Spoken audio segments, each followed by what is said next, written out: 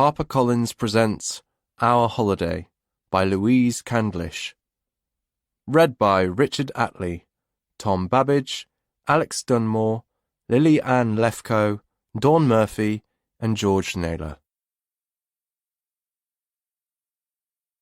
Part 1. Chapter 1. Robbie. Monday, 28th of August, 7 p.m. This is going to sound completely mad, but a house is falling off the cliff. I mean, seriously, right in front of my eyes. It's up on the headland on Pine Ridge Road, the highest residential spot in town. The highest prices, too. Exclusive, swanky, famous Pine Ridge Road. Because if you didn't know it before this summer, you definitely will now, and that's partly down to yours truly. Robbie Jevons is the South Coast rock star of Zoomer activism. The Guardian, no less. So anyway, this house is literally sliding out from behind a tall green hedge and heading for the cliff edge. And the crazy thing is, I'm the only one who seems to be seeing it. I'm on my own in the dunes behind the stage, the beach to my left, village to my right, the headland a way off but in my direct line of sight. Everyone else has their backs to it as they watch the band. 1,000 people or more, all with these blissed-out looks on their faces like they're in the presence of, I don't know, Harry Styles or someone, not some random act from Weymouth doing old rock covers. Smoke on the water, I mean, come on. But no. Houses don't move. They don't slide. I've smoked a bit of weed and had a few beers, so maybe I'm hallucinating. I'm kind of dazed from other activities too, but we won't go into that. To test myself, I look away, focus on a couple at the edge of the crowd. He's knee-deep in the sea, strong as a tree, the tattoos on his pecs gleaming like alligator skin. She's sitting on his shoulders, thighs clamping his neck, arms swaying from side to side to the music. I don't think I know them, but we're all mixed in together, locals and blow-ins and day trippers. Today, like the message on the placard abandoned at my feet, no human is taboo.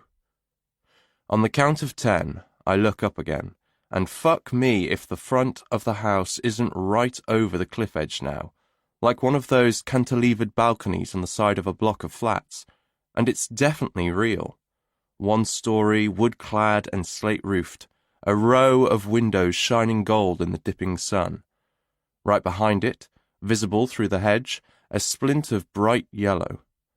I get to my feet and stagger down the dune and along the beach to where Shannon's dancing on the side of the stage. "Fire in the sky!" she chants, all loose-limbed and dreamy, and she reaches out to take my hand.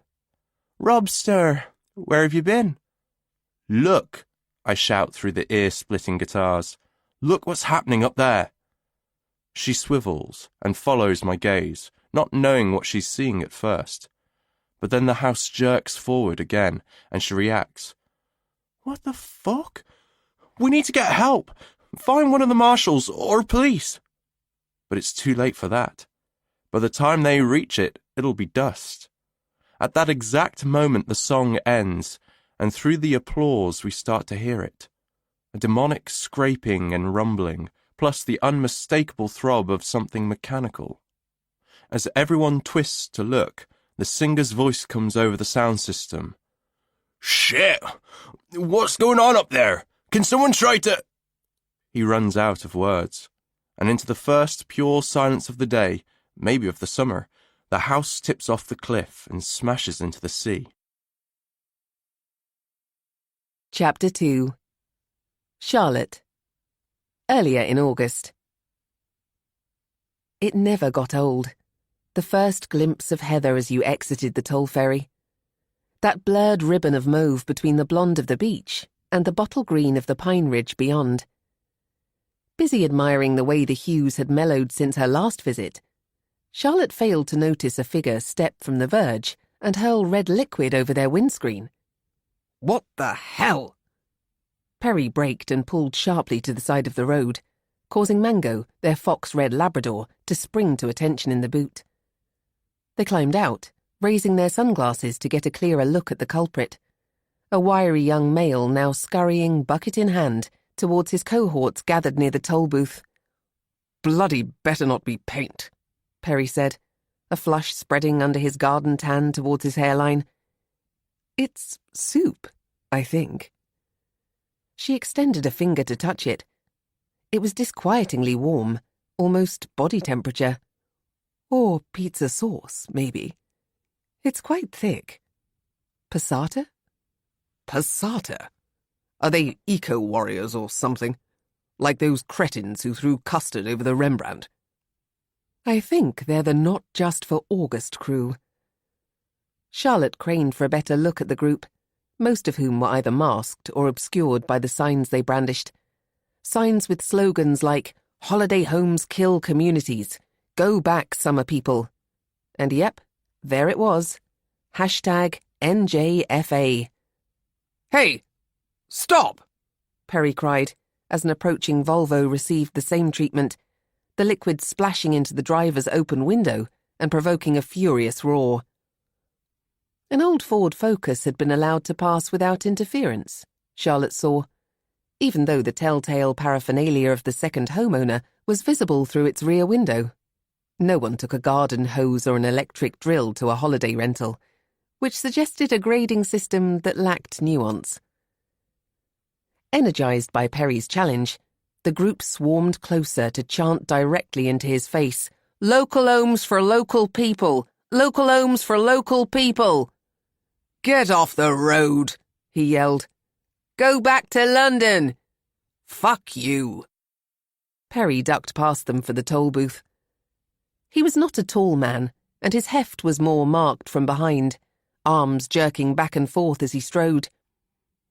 Further back, car horns blared at the delay, upsetting Mango, and Charlotte opened the boot to calm her before locating a roll of kitchen towel and removing enough of the gloop to facilitate a safe onward progress. She nodded good-naturedly at a hovering protester who'd become separated from the pack and raised his placard like a shield.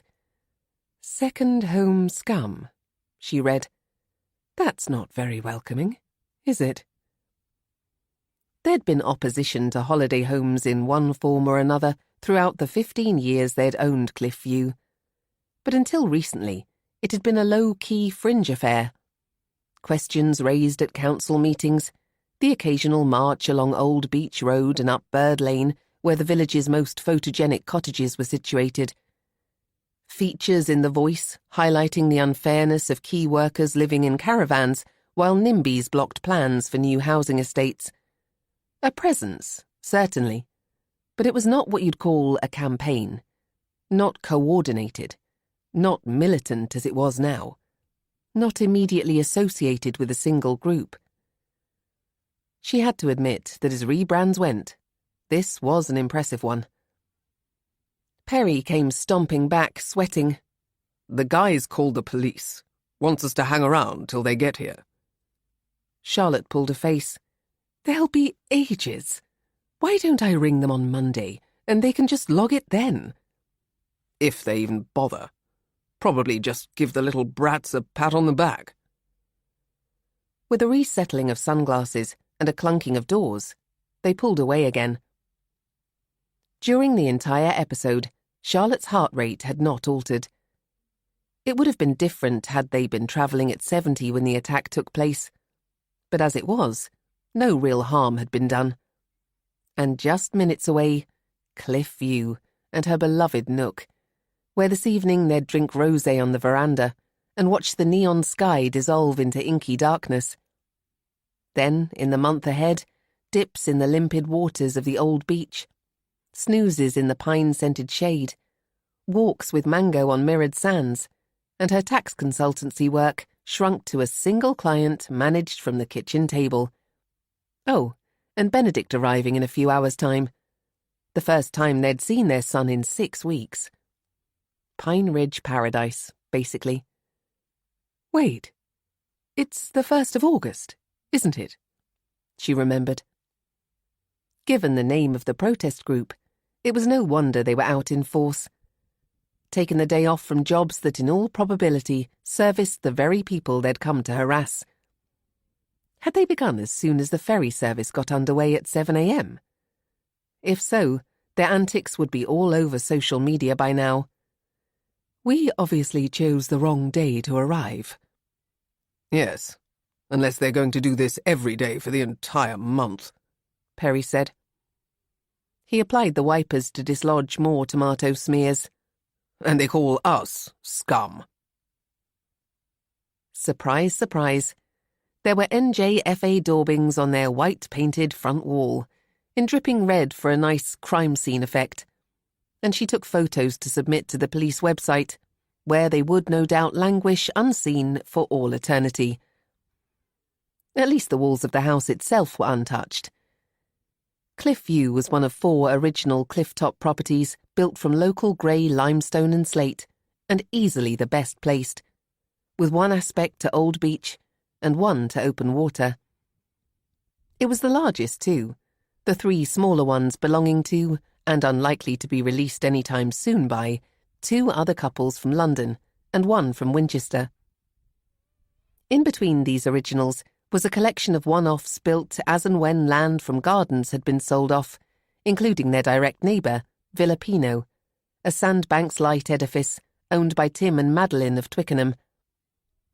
Thanks to their sensible decision to install railings rather than a wall, they tended to escape the vandal's paintbrush. Leaving Perry to unload the car, she took Mango for a little tour, reacquainting herself with the many period features: flagstone flooring, vaulted ceilings, huge inglenook fireplace. They're cleaner. Charlotte had always employed locals rather than using the housekeeper's agency and pool that most holiday homeowners favoured. Had been in to run the Hoover around and make the beds, which meant her only job was to slide up the sashes to let in the sea air. It was divine today, fresh and salty, almost astringent, curative. Next, she headed out back to check on the nook. Just a few feet from the public footpath, and defended only by a low wooden fence, their summer house was far more vulnerable to vandalism than the main house, not to mention more exposed to a potential audience. Walkers passed frequently along the mile-long path that linked Old Beach to Little Bay and the area's best hotel, the Needles. It was, everyone agreed, a treasure. Its 8 windows and stable door were glazed with antique leaded panes, and the lines of the slate roof designed to echo those of the main cottage. Both the cladding and veranda were painted the colour of summer cloud. She'd see pictures of it sometimes on social media, hashtagged Dreamhouse or hashtag Coastal Crib. But she wasn't possessive of its image. If you were on public view, you had to expect to share. Peering through the glass, she saw that the bed had been made up in here too, even though it was unlikely to be used this trip. Their only guests were Benedict and his new girlfriend, who'd be sleeping in the main house. She stood for a moment on the deck, positioning herself so that all she could see was sea and sky. Stainless, limitless.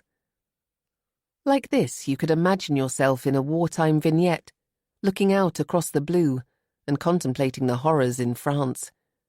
Thinking yourself, knowing yourself, to be one of the lucky ones. It certainly put the passata into perspective.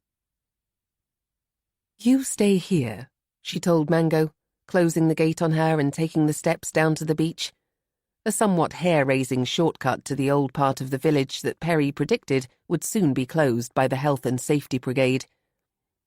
No sign of trouble on the sands, only the familiar rows of buttercup yellow loungers and umbrellas for hire, a patchwork of towels and throws for everyone else. Parents smearing lotion on toddlers' faces while 20-somethings toasted inked skin. Could you still get cancer on skin tattooed with dragons? And others queued for the Aperol spritzes and locally churned gelatos served from attractive wooden counters. What else? Beach tennis, volleyball, that new ball game involving a mini trampoline. A cluster of smiley people in life jackets being briefed at the water's edge before a paddleboard lesson. Not an activist in sight. She was queuing at the deli on Old Beach Road when Amy messaged, You've landed. Just saw Perry with his paintbrush. Anxious crying emoji. LMK, when you're free to play. Free to play meant free to invite us over, or at least that was how it had been at Easter.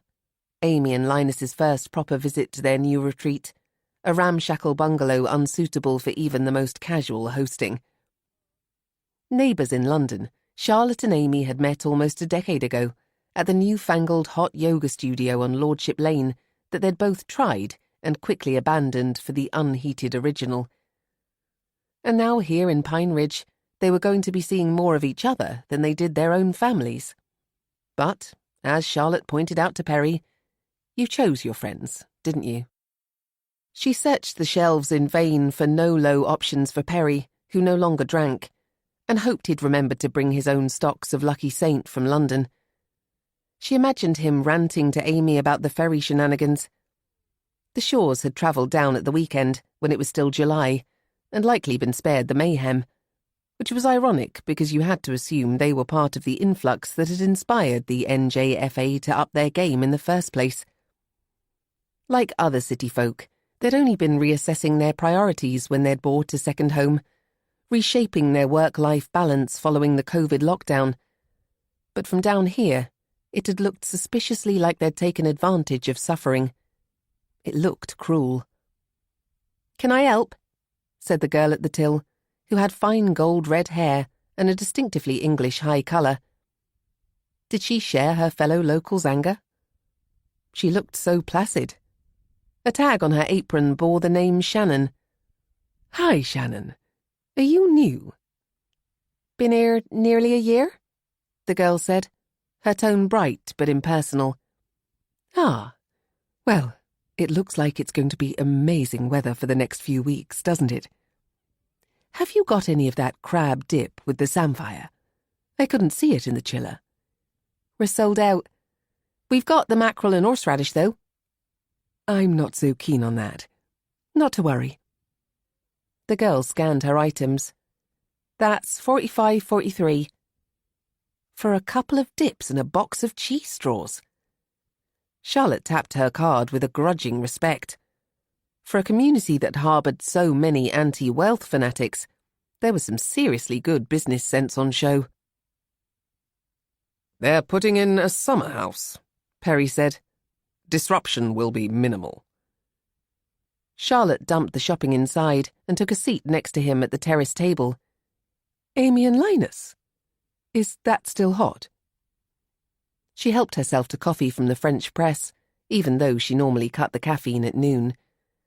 It was Le Creuset, Marseille Blue, one of the items she associated so strongly with Pine Ridge, she could experience an almost erotic sensory lurch if she came upon it in John Lewis. "It's a flat pack number that goes up in a few hours. If they can get it delivered quickly, they might even sleep in it this trip," she said. "Or let the kids.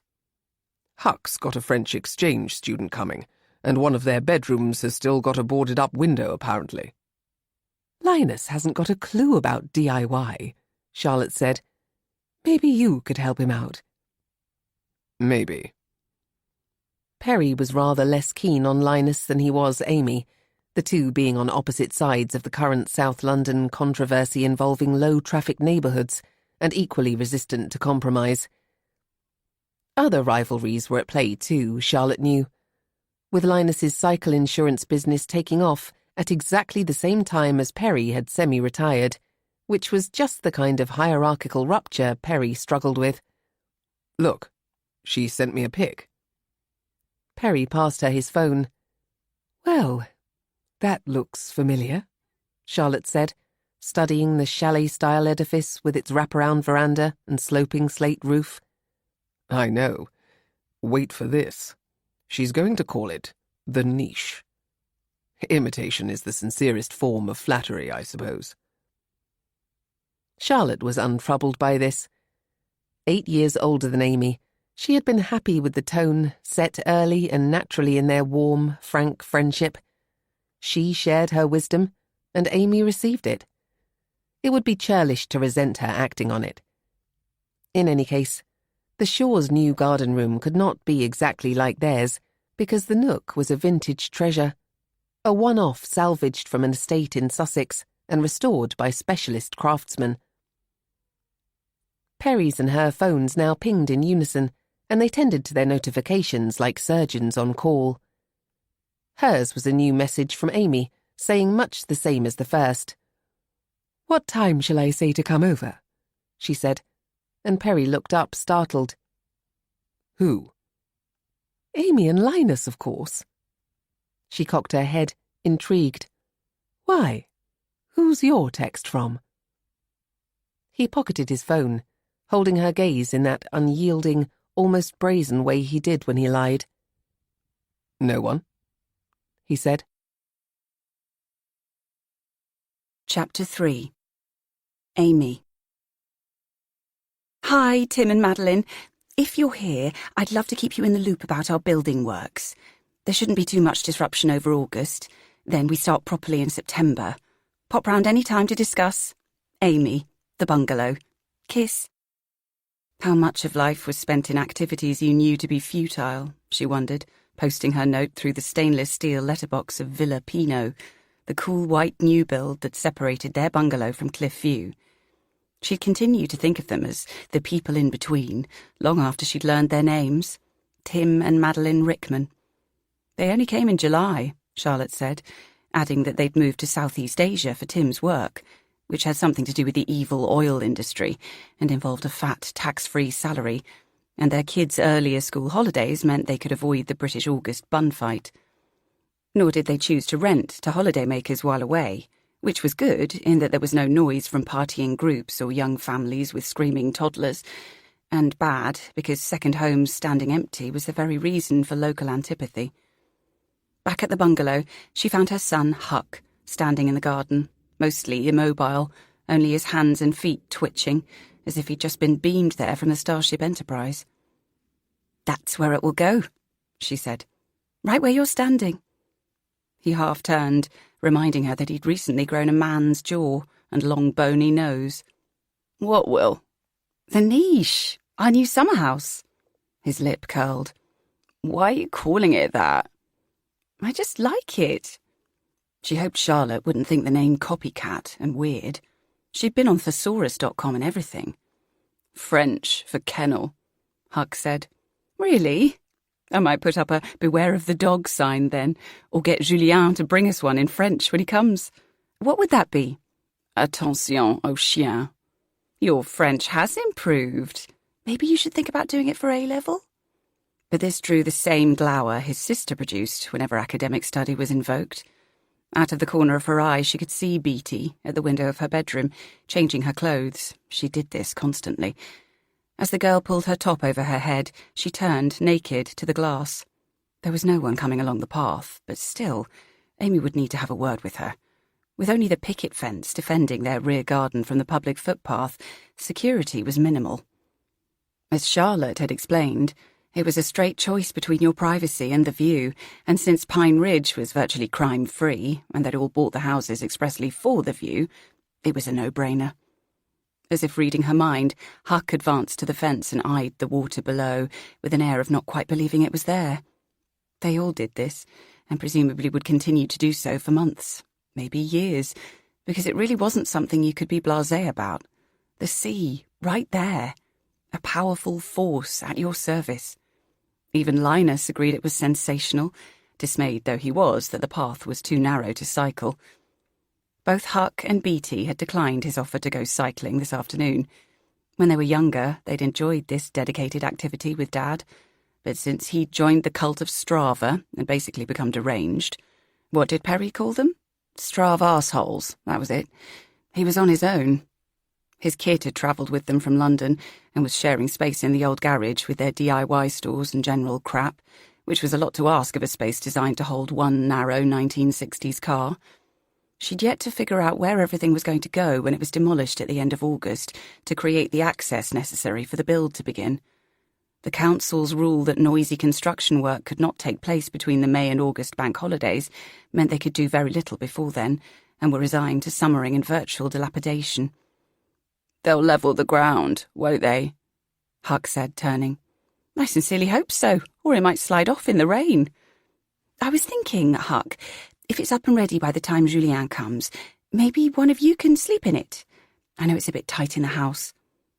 When Huck had stayed with his French counterpart earlier in the year, he'd been hosted in a historic property in Rennes. Not super grand, but it had certainly boasted a full complement of windows. Or you could camp out, she added. The French love camping, don't they? Huck made no reply. She patted the pouch of her dungarees for the tape measure she often carried, but found only a wad of leaflets she'd picked up from the doormat when they'd arrived. She added no junk mail sign to her mental list for the B&Q run tomorrow. Other than offers to trim hedging or clear guttering, most of the flyers involved calls to action against the very people they'd been delivered to, which struck Amy as another act of futility. Triple council tax for holiday homes. Sign the NJFA petition to stop second homes. In preparation for their month in the spotlight, the NJFA activists had left their mark on several of the front walls up and down the street, including Charlotte and Perry's. Poor things. Just awful to have to deal with graffiti on the first day of your summer holiday, not to mention that business at the ferry that Perry had told her about. They've stepped it up, he'd said. Got themselves a proper game plan. But if they think they can intimidate me, they've got another think coming. In its current state, the bungalow didn't attract the vandalism directed at the flashier holiday homes. Maybe that was why the flyers had been posted through their door. Hopes of a cuckoo in the nest, perhaps. A double agent right in the seat of privilege. She continued through the flyers. Join Citizens Against the Elite. Vote Vicky Marks for councillor if you want the DFLs out. She hadn't even known what DFL meant when she'd first seen it. Is that like do not resuscitate? She'd asked Charlotte, who had chuckled. They wish. No, it means down from London. But how could they get us out? I don't understand. They can't. Last time I checked, English councils can't actually seize a person's property. What they mean is no more. Cap the numbers. What, so me and Linus might be one of the last to be allowed to buy a house here? If they get their way, yes.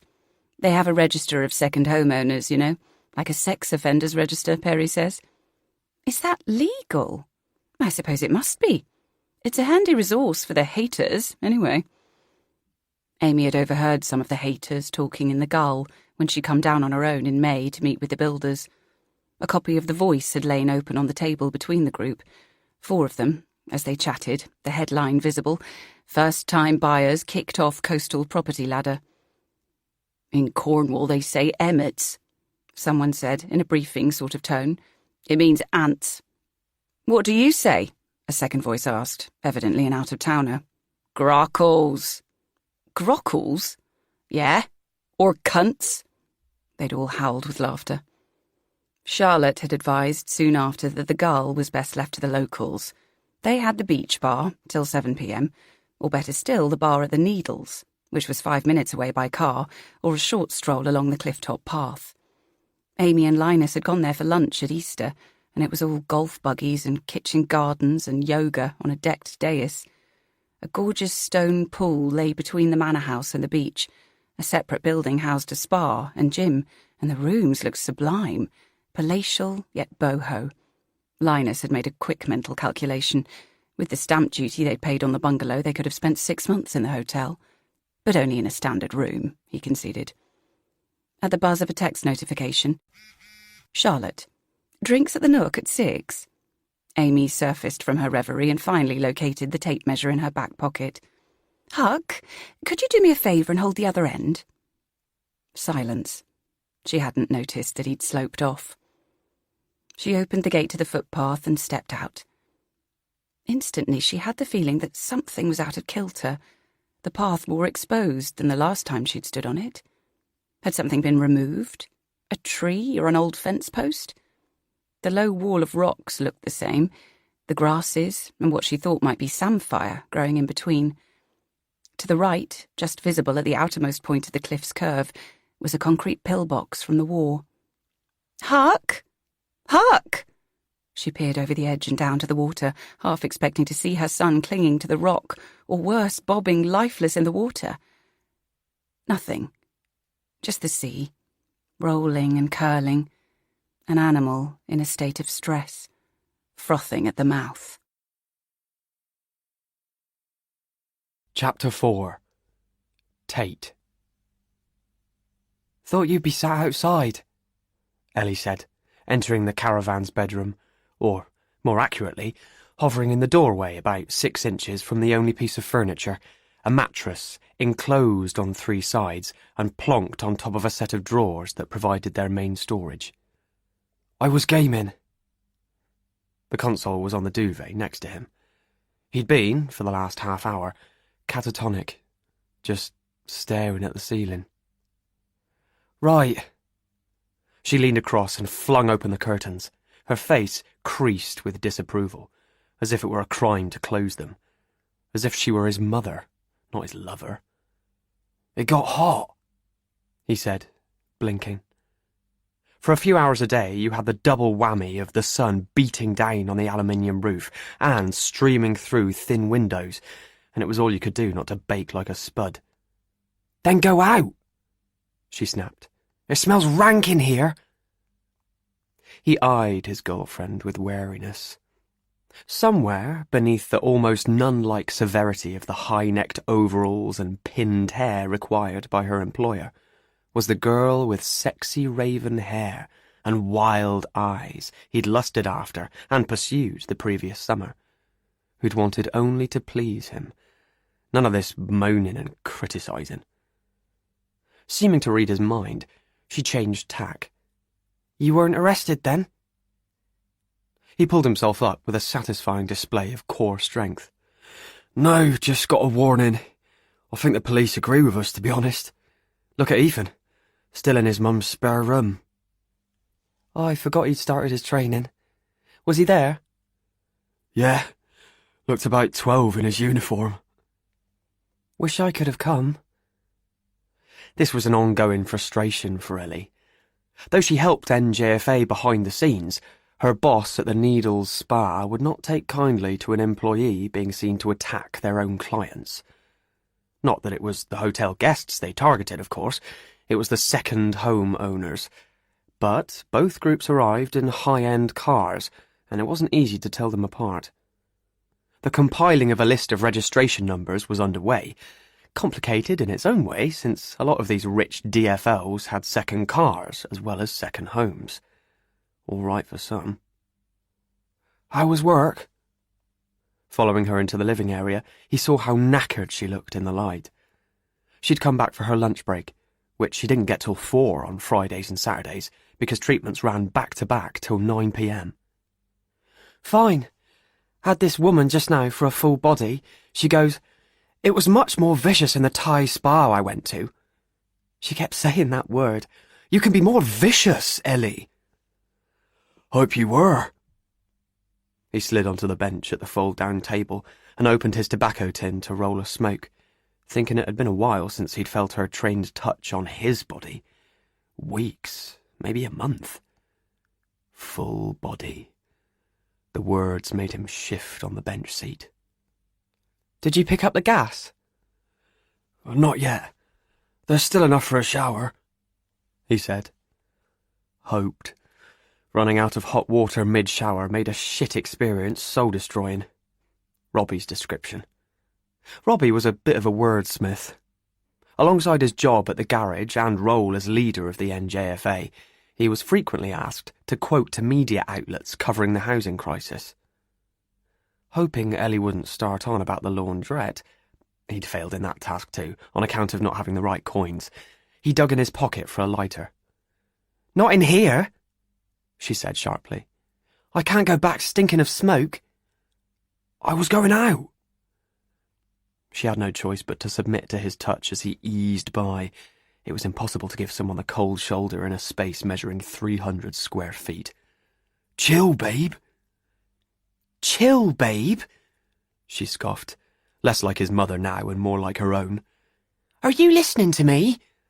That was Tracy's catchphrase as she henpecked Phil, who, sap that he was, gave every impression of getting off on the arrangement. Well, Tate didn't. "Don't say it," he thought. "Don't say it or I'll be out of here and you'll never see me again." Fine, so she'd be able to find him easily enough at work at the beach bar. Seeming once more to read his mind, Ellie settled on an instruction. "Get the gas while you're out, yeah?" Normally, he smoked at the white plastic table and chairs under their awning, but this time he felt the need to put some space between Ellie's mood and him. His own mood was harder to escape as he walked down Adventure Way. What adventure did they have in mind, the clowns who designed this place? Lined on both sides with the 50 or so tourers, occupied by a mix of summer workers, illegal permanents like them, and actual holiday-makers, before turning onto the main gravel road through the site. Paradise Avenue. What a joke. On his left was the statics section, housing mainly older people, who would sit outside in their tiny decked squares, sometimes all day long, in the heat and dust, like there weren't beaches and dunes and meadows less than a mile away. They were noticeably friendlier to young locals like Ellie and him than they were to the seasonal workers, though the most hated group, according to Robbie and Shannon, who'd experienced the arrival of a 10-strong convoy in the neighbouring field earlier in the year, was the travellers. After a brief battle with the permanents, they'd moved on, leaving behind a ton of litter and shit. Tate was in range of the shower block and toilets now. Easier to go there than use their own chemical toilet, which involved yet another chore. And the office and shop, which was often closed, and usually out of gas or whatever else it was you needed in a hurry. He'd drop in on his way back. He noticed how his legs knew how many paces there were between his van and the gate. How comfortable he was here now. Like this was it. Tragic. As if his body had stopped resisting, stopped striving. Even the NJFA stuff, he couldn't say what was in it for them, besides the political protest, the being on the right side of history. No more second homes? Fine, but if those properties were offered to the market as long-term lets, would their rents ever come down to anything near the £400 he and Ellie paid here? "We're paying it forward," Robbie said. "Doing it for the next generation." For all his knowledge of the facts and figures, and his own family history, which was totally, undeniably grim, Robbie retained a capacity for optimism. Speak of the devil, he was already at their favoured picnic table on the mound across the road from the entrance, smoking. The garage closed mid-afternoon on Saturdays. Yo. Yo. The choice of greeting was not so much ironic as ingrained. They'd been addressing each other like this for 2 decades. Ellie's dad called them Beavis and Butthead, which, if Tate could be bothered to take offence, which he could not, he would say was fucking rude. "They can't take this away from us," Robbie said, gesturing with his fag to the view of the sea, a thick band of blue curving south from Pine Ridge to Little Bay and beyond. "Well, they can," Tate said. "They could sell this land to some developer." No one would want to build a house 20 feet from a caravan park. "They could sell the whole park, push us back even further, back by the A-road probably." "Someone's full of the joys," said Robbie, whose wry, knowing tone— he had no accent either, or at least it had been so neutralised as to no longer register to Tate's ear— contrasted with his dangerous bulldog looks. He slipped out his phone and began thumbing. "This'll cheer you up if you haven't seen it already." It was the video posted on social media of the morning's stunt. A 30-second clip of an Audi A8 crawling into range, then the sudden, shocking bloom of red. Brakes, angry voices. "What are you doing? You're a disgrace!" Then a voice Tate knew to be their mate Rio's. "No, you're the disgrace, twat!" A chorus of, "Not just for August! Not just for August!" "Golden," Tate said. Robbie was right. It did cheer him up. It also answered his question about what he got out of this. Tribal energy. The release of frustration. "How many cars did you get?" Robbie asked. "Oh, loads. This one bloke rolled down the window and got it in his face. What a loser. How was the garage? Any slashed tyres to sort?" This remained a preferred method of Crowland-based pressure group, citizens against the elite. There'd been a time, before Robbie turned a bunch of resentful barflies into a pressure group who understood realpolitik. Well, he understood it anyway, when it had been theirs too. But Robbie had seen that what got attention now was not rendering vehicles immobile, but throwing stuff at them, the brighter the better, and trying to get the video of it viral. In London, the Just Stop Oil people had just spray-painted the windows of a showroom full of Lamborghinis neon orange. It was all over the news. First rule of NJFA: no death threats. Not for them the stories coming from other coastal hotspots of councillors too intimidated to eat in local restaurants, or estate agents calling the police about suspicious packages slung on their doorsteps. As well as the food throwing, graffiti was acceptable, and stickering, yes, but not smashed windows or other destruction. No dog shit through letterboxes either. That was beneath them.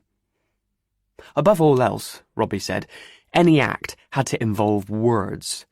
If the message wasn't evident, it was a wasted opportunity. They were laser-focused activists, not some rent-a-mob. Robbie pocketed his phone. Glancing up, he gave a low whistle. Look at this, mate. A tall, slim girl of about 20, maybe late teens, was strolling up the lane. She wore flared jeans, tight as a second skin on her thighs, and a tailored shirt with a psychedelic pattern unbuttoned low enough to give a glimpse of bra. Her hair was long and shiny, like someone had poured maple syrup over her shoulders, and her face was, well, now it came closer, it was lovely, dazzlingly lovely. It was perfect. Tate felt a whoosh of adrenaline and lust, possibly his favourite pairing of bodily sensations. But at the caravan park gates, the girl stopped and looked about her, and the dismay on her face as she clocked the sight punched him in the gut. This was how normal people reacted to this crap, low-grade place, to his home. Robbie seemed not to have noticed. He called down to her, all cheerful. "You all right there? You look a bit lost." I think I am, actually." Posh voice, easy smile, straight teeth. Figured. Some influencer staying at the Needles. "Where you headed, the Needles?" "Yes." Maybe she was the chick who'd wanted the vicious massage. Tate felt a response in his groin at the thought. "Sorry to have to break it to you, but this is about as far from there as you'll get," Robbie told her. "Really? But my mum—" She corrected herself. I was told it was only 15 minutes away, and I've already been walking longer than that." "I meant aesthetically," Robbie said, smirking. "Philosophically." Tate flicked him a look. He liked to do this, display his knowledge, his vocabulary. I might be a mechanic living in a caravan, but that doesn't mean I'm not educated. Tate, on the other hand, was the looker. It had been this way since the two of them were at school together. Smart cop, hot cop. He was aware that he needed to speak. If he didn't, she'd forever know him as Robbie's mute friend. "Tell you what, you can check in here and we'll only charge you a tenner. Special rate for models." He gave her his best smile. Helpless, boyish, a touch of brooding. She blushed. I'm not actually staying at the hotel. I just wanted to see what they've got there." "What they've got? They've got everything." "His girlfriend works there, so he should know," Robbie said, with a hint of slyness only Tate would catch. Why did he have to go and say that? Robbie stepped towards her and gestured to the way she'd come. "If you came up from the village and down Crowland Road past the meadow, you must have veered off to the right instead of keeping straight on. Go back down here, then take a sharp right. A few minutes down and you'll see the sign for Little Bay, and the hotel's right there." "Okay, awesome. Thanks." They watched her retreat. Her bum was incredible. Probably the best Tate had ever seen, and in his line of work, he'd seen thousands. When they turned back to each other, he gave his friend an unimpressed look. "What?" Robbie said. "You know what." "Horny bastard. She looks a bit young, do you think?" The caution in his voice was mild but unmissable. "Gorgeous, though. I'll give you that." "I'll give you that." The phrase struck Tate as profound, though he couldn't say why. But he sensed it then, within himself, the knowledge that he was going to do something this summer that he would almost certainly come to regret, and yet had absolutely no capacity to prevent. "She's a fucking goddess," he said. Chapter 5. Charlotte. Benedict's taxi pulled up just as the first bottle of rosé was uncorked and plunged into the ice bucket, the unerring instinct of the student. They greeted him at the door with tight hugs. He smelled of the crowded Saturday train he'd arrived on, of clothes and hair in need of a wash, before turning to welcome the petite, dark-haired girl by his side. "This," he said, and he paused for effect, "is Tabitha." "It certainly is," she said, and the two of them dropped dusty, swollen backpacks to the floor with the air of wanting nothing more to do with them. "Hello, doggo," she added, spying Mango, who remained aloof, as she always did with newcomers. Tabitha, who was 2 years older than Benedict and about to start her master's at Bristol, had an intriguing sense of contradiction about her, Charlotte thought. An impish smile to soften the impact of a sharp, intelligent gaze. A well-cut playsuit of pink and silver vertical stripes, undermined by battered yellow Crocs. Fine white fingers sharpened with punky, dark green fingernails. She looked fragile, but Charlotte could already intuit was anything but. "Welcome to Cliff View. Benedict's been coming here since he was little." "He told me. It means a lot to him." She had an attractive voice, melodic and warm, as she complimented the sequence of cosy rooms she was now steered through, finishing in the kitchen with its view of their beautiful garden, of the ornamental grasses and rugged stone paths and slender pines, and, of course, the glittering water beyond. She turned to Benedict. "What trees are they?" Pines. Pine Ridge, yeah?" "Is this the ridge?" "No, that's at the back of the village," Charlotte said. "You probably came the beach road way, did you? There's an upper road as well, over the ridge, but the pines are everywhere." The students seized the glasses of rosé Perry handed them. "Yay, bitch diesel," Benedict said. "You'll be drinking a lot of this while you're here, Tabs." "How was your drive down?" he asked his father in that new adult way he did since leaving home. Sometimes it was hard not to feel wonder for what was natural, even mundane. "Fine, until we got off the ferry," Perry said. "Then we met a load of troublemakers, or social justice warriors, as I believe they prefer to be known." Benedict sniggered. "Watch what you say, Dad. Tabs is one of those." "I am," she agreed. "You're looking at the new chair of the Bristol Uni Progressive Society." "Oh." Perry's gaze narrowed. "Were you one of the ones who tipped the Colston statue into the harbour during lockdown?" "No. I was back at my mum's place then. We were online that year. Wish I had been, though. They were total legends." "Where's your mum based, Tabitha?" Charlotte asked. After she had replied, near Rutland Water, and yes, they had done the full circuit hike many times, though a disappointing portion of it was not on the water, Perry said, "What issues are you interested in?" as if the women's exchange had not taken place, and Charlotte had a sense of where this evening, this holiday, might be going. "I guess I'm drawn to anything to do with DEI," Tabitha said. "That's diversity, equity, and inclusion," Benedict translated. "Thank you, darling," Charlotte said, but I did just do some work for a protein drink brand whose MD is 35, an uber millennial, so rest assured I've been re-educated. Hard to know how humanity managed its moral compass before millennials, Perry said. I'm not sure it had one, Tabitha said with a glorious smile. Why don't you take your drinks down to the Nook? Charlotte said. I'll organise some snacks. Good plan, Benedict said. Wait till you see it, Tabs. It's dope. Are you coming, Mango? Tabitha cajoled, and the dog took a pace back. Stranger danger, Benedict said, laughing. I hope this isn't one of those, tropes where the baddie has everyone fooled except the family pet.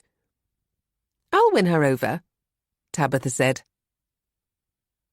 The tide had that effervescent quality it sometimes did, rousing in Charlotte a false sense of camaraderie as she approached the summer house, as if it were rallying expressly to support her, and not simply going about its business as a deadly expanse dominating most of the Earth's surface. Interesting that she should already feel in need of support. The tray of nibbles heavy in her hands, she arrived on the veranda just in time to catch Perry's defensive growl in response to something Benedict was saying. She was going to have to remind him to go easy on the youngsters, especially Tabitha. Benedict was, after all, smitten with the girl. In every conversation they'd had this last term, however brief, he'd brought up her name. Are you, Dad? He teased. I bet you are. Bet he's what? Charlotte said. The deck was deep, the rattan seating arranged in a sea-facing crescent around a narrow driftwood table, upon which she now placed the various bowls and plates before settling next to Perry. Their son, taller than both of his parents, was on the sofa, his outstretched legs a tripping hazard, and Tabitha sat next to him, cross-legged, barefoot. Her toenails were the same green as her fingernails. Trolling Sadiq Khan on Twitter, Benedict replied, scooping baba ganoush with a breadstick and crunching down on it. Perry placed his phone face down on the table. I admit he's top of my list of public servants I'd like to send to the tower. But no, I wasn't trolling anyone, just having a quick shufti. He began rolling up his shirt sleeves. Wait, can I still use that word? Is that cultural appropriation? Just quaint boomer slang, Dad. I told you he was addicted, Benedict added to Tabitha. Charlotte had looked at Perry's feed once or twice to see what kind of thing he posted, and his echo chamber appeared to be one of motorists who despised cyclists.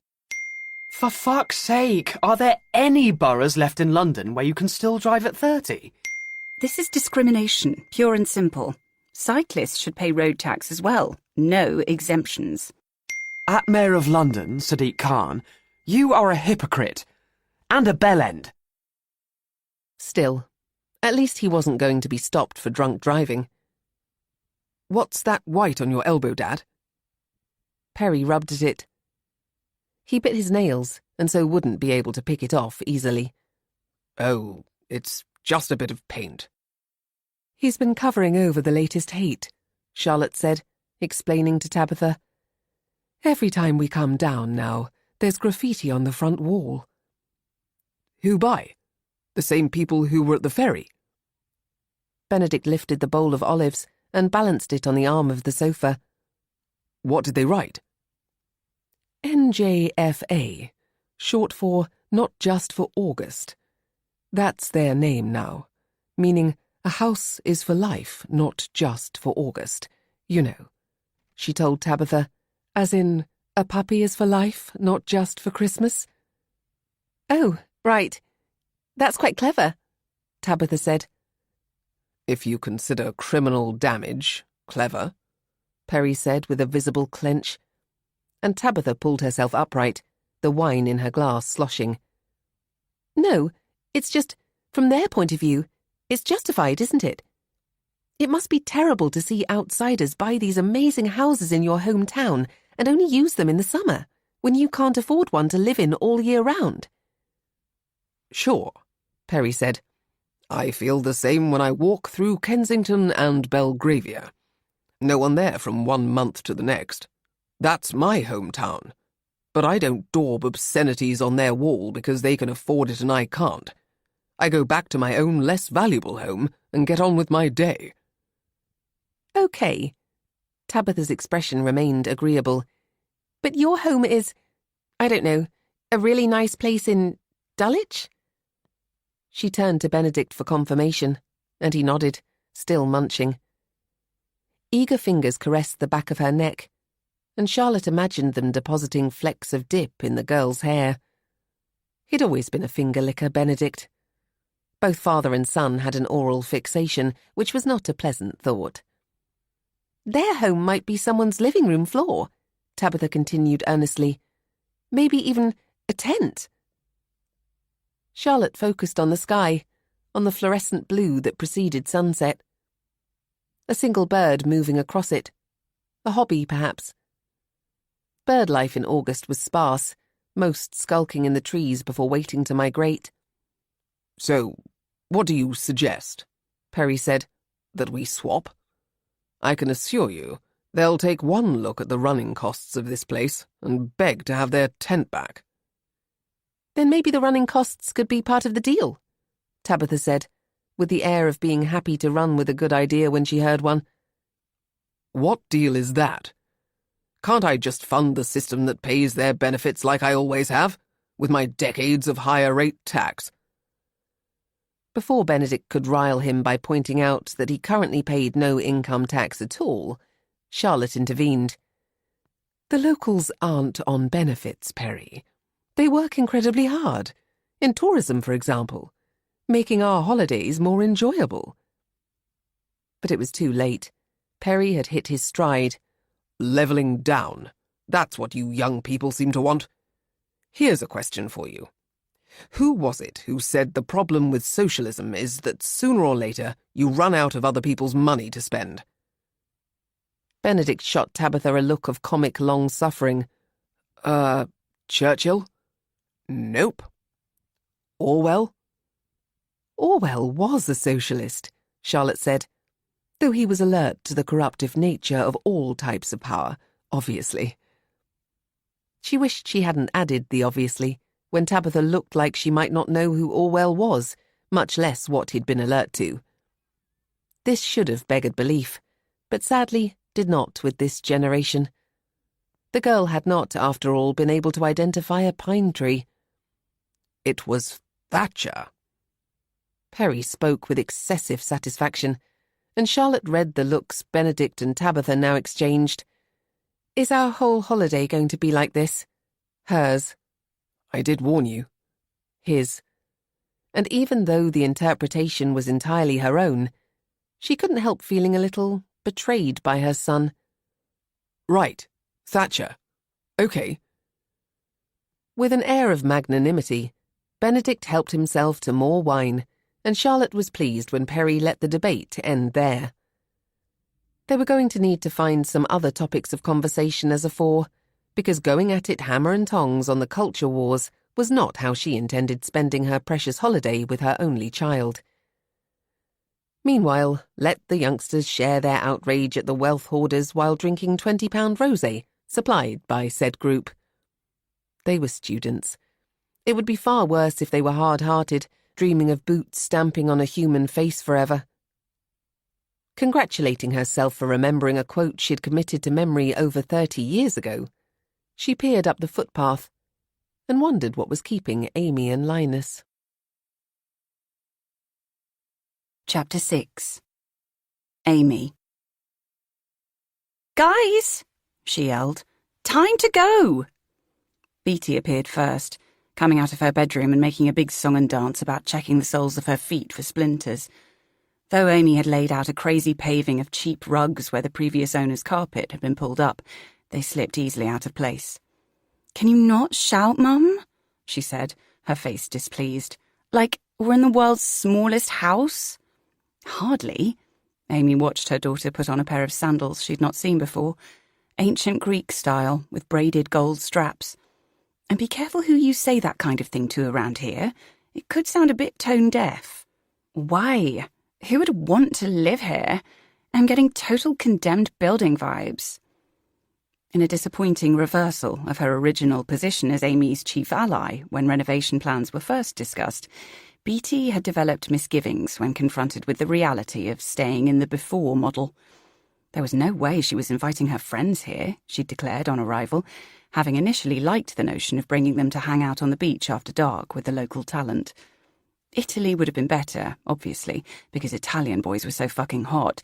But yeah, it'd be sick, or fire, or whatever the latest import was.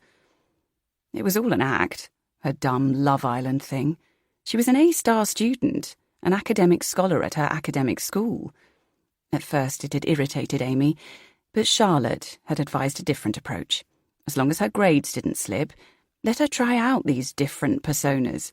In the end, it was only clothes, makeup, language. It wasn't her soul.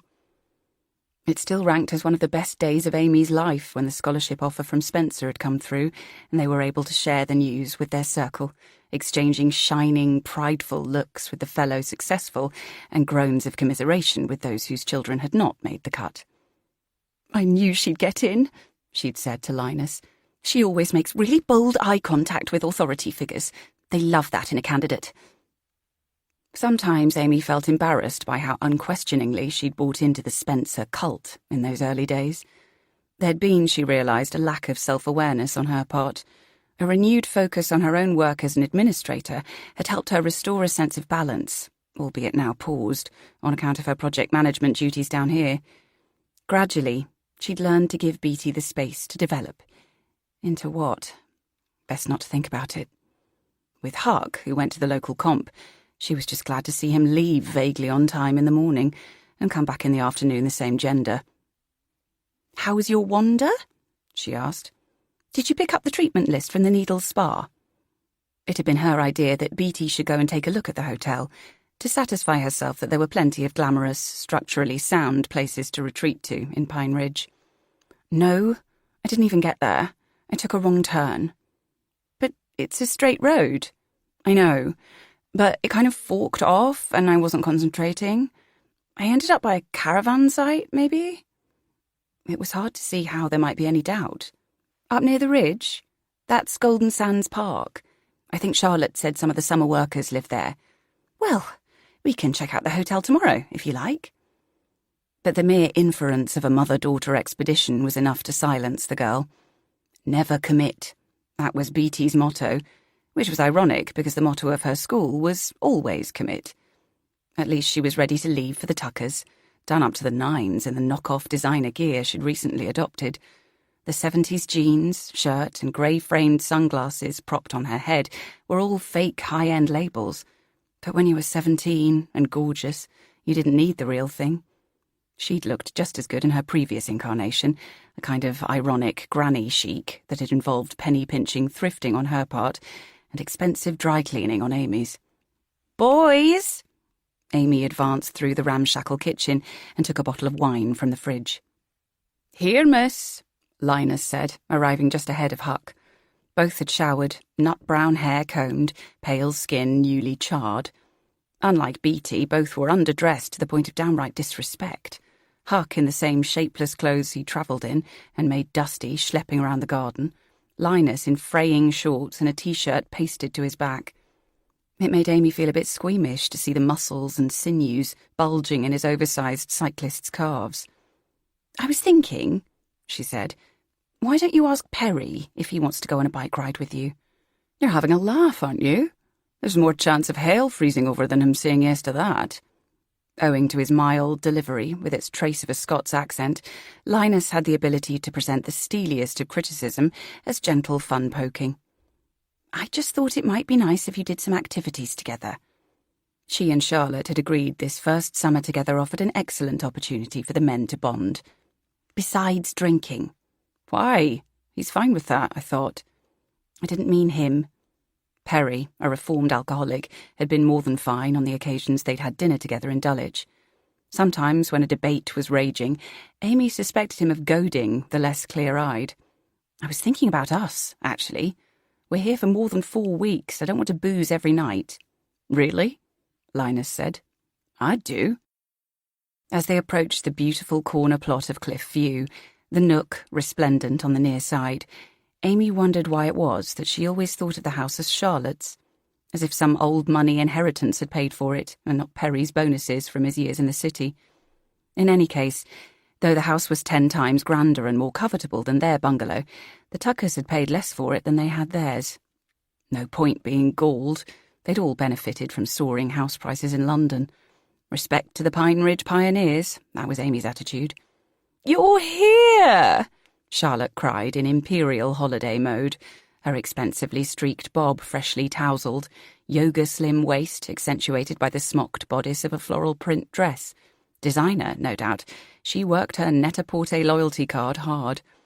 She made introductions for the benefit of the slight, pretty girl cosied up to Benedict, and Amy, Huck and Beatty squeezed into the remaining seats. Linus stayed standing, however, his back to the railing and the sea, as if he didn't intend staying long. "Heard about Passatagate?" he said to Perry. "Let's not confer a grandeur on the episode it doesn't warrant," Perry said. "What would you call it, then?" "I'd call it infantile nonsense. I blame Greta Thunberg for all this food-throwing. It's tantrums, basically. I mean, why in God's name would you want a teenager as the leader of a global movement?" "I agree," Charlotte said. "What about Roger Federer, now he's retired?" "No, wait, hasn't he got a private jet? He'd have to give that up." "Not at all. Hypocrisy is overlooked, if not actively encouraged." This was standard Tucker banter, but Amy could tell Linus was going to play it straight, to rile Perry. "It wasn't about the climate, though, was it? This protest at the ferry?" "No, it was about HHH, Perry said, casting a glance at Benedict's new girlfriend. Holiday home hostility, for those unaware of the phenomenon. "You need to drive down in your Peugeot," Linus said. "Range Rovers are always targets. Can't think why."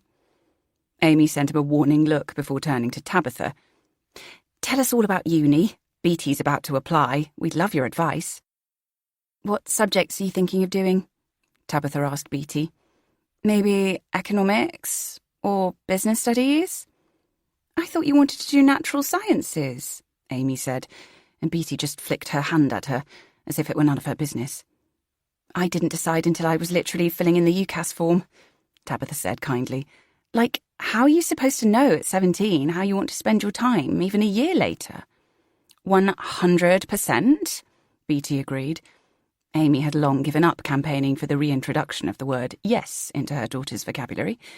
The way she arranged herself, one arm hooked around a weathered wooden post, the dusk sky behind her, she looked like a starlet magnanimously opening her home to Architectural Digest.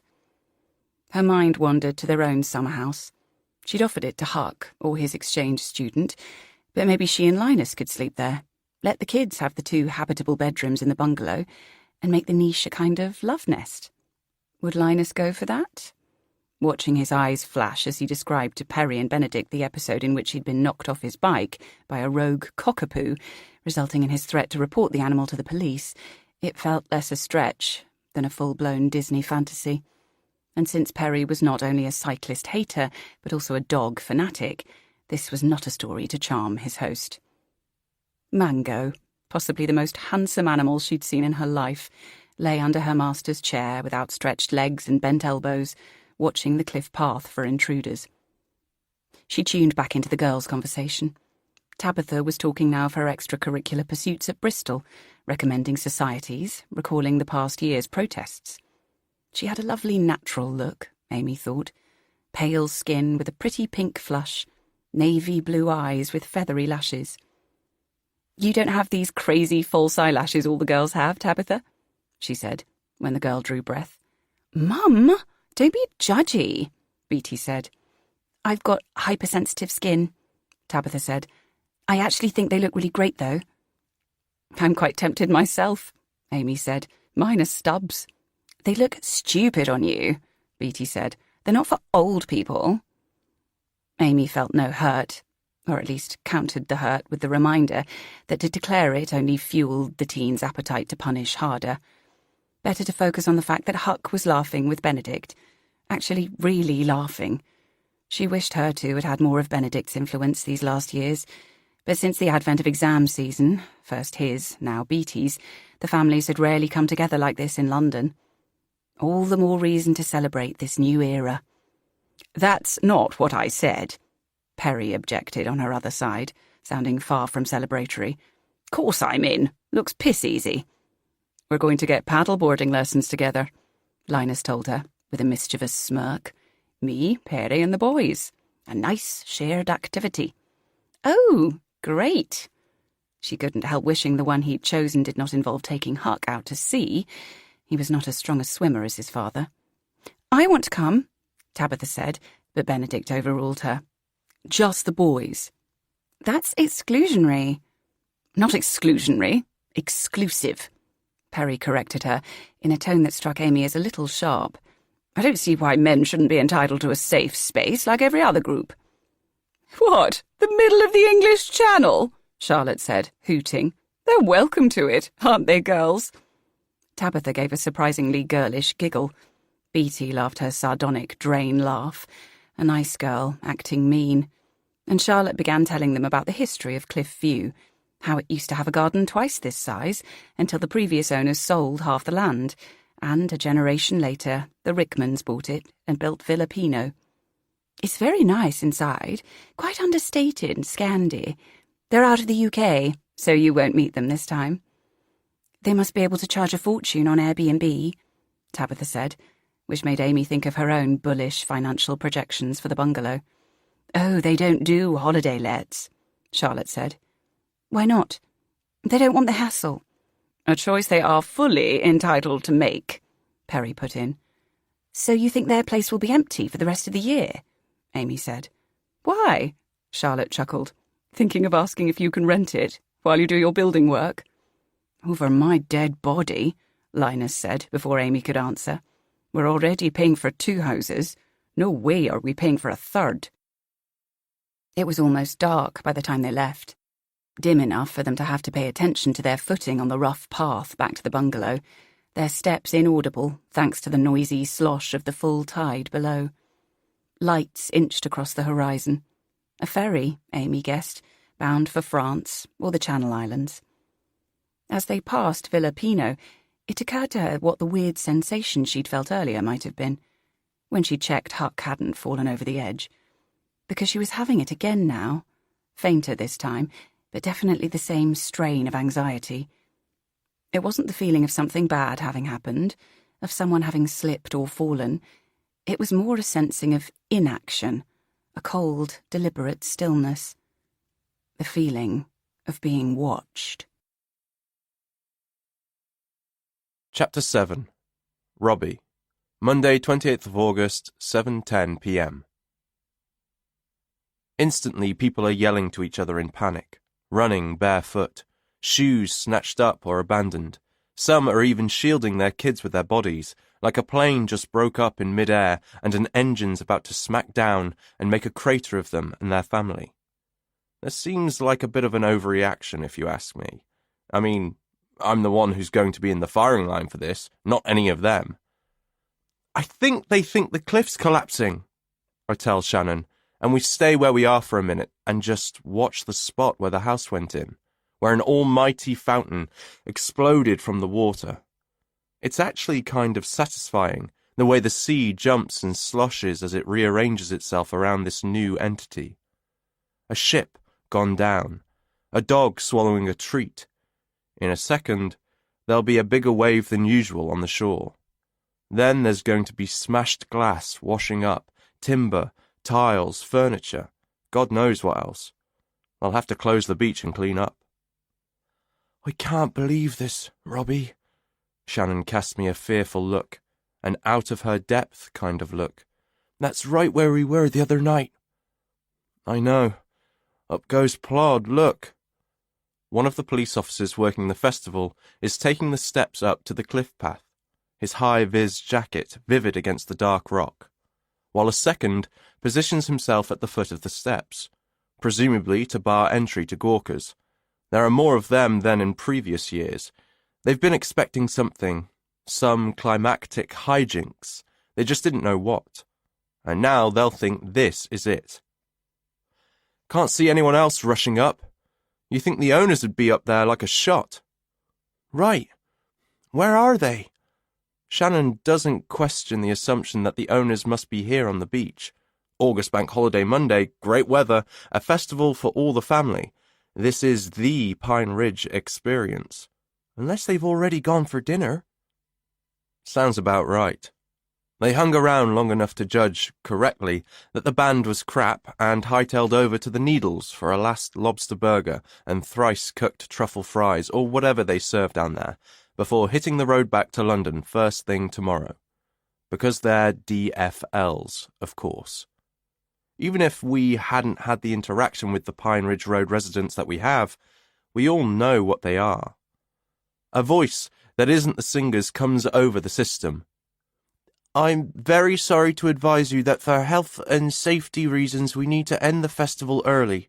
We apologise for any disappointment this causes. Please be patient exiting the car park. There's a hideous screech of feedback, and then the mic cuts out. After that, the band starts packing up, and the remains of the crowd start making their way to the car park and bus stops. Looks like the bar's stopped serving. Pints left on the tables half drunk or dropped on the sand. There's no sign of Tate, so he must be out back or, not ideal, on his break. Just so long as someone can vouch for him. I fish my phone from my pocket and put in a call to him, but it goes straight to voicemail. Let's go to the Gull, I say to Shannon. I'll see if the others are around. Rio was here a minute ago, wasn't he? As we head over the dunes towards Old Beach Road, I look back across the beach and notice a new arrival at the foot of the cliff steps. Young, female, up on tiptoes as she cranes over the shoulder of the officer.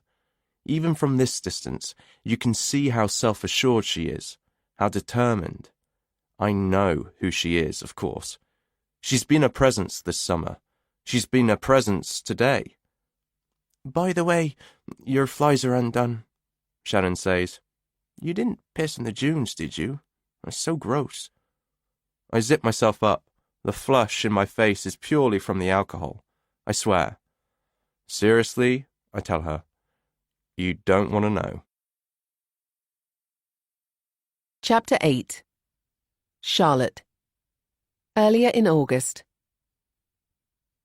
As Beatty Shaw got to her feet and began flicking grains of sand off her long bare thighs, Charlotte thought of that old Stranglers song about beaches and peaches, because there was not a male eye in range that did not swivel in the girl's direction.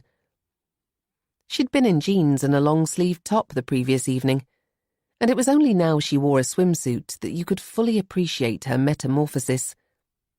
When it had taken place, Charlotte wasn't quite sure, for Beatty had been absent for most of Easter, away on a school trip, and in any case, it had been too cold for swimwear. But last summer, when the Shaws had rented a cottage on Bird Lane, she'd been fleshier, paler, draped in oversized hoodies even when on the beach. Now she was the product of regular gym workouts, fake tan of some sort, high quality, no smears, and wore an extraordinary plunging black halter-neck swimsuit with a hornbuckle at the waist. Her honey-coloured hair was partly pinned on her head, partly loose on her shoulders, with cute bleached tails. Truly it was like Bardot had rocked up in Pine Ridge. What must Amy think? What must Linus think? Well, nothing right now, since they'd driven on this glorious August afternoon to the B&Q in Bournemouth. Charlotte remembered those early months, years really, of holiday home-owning.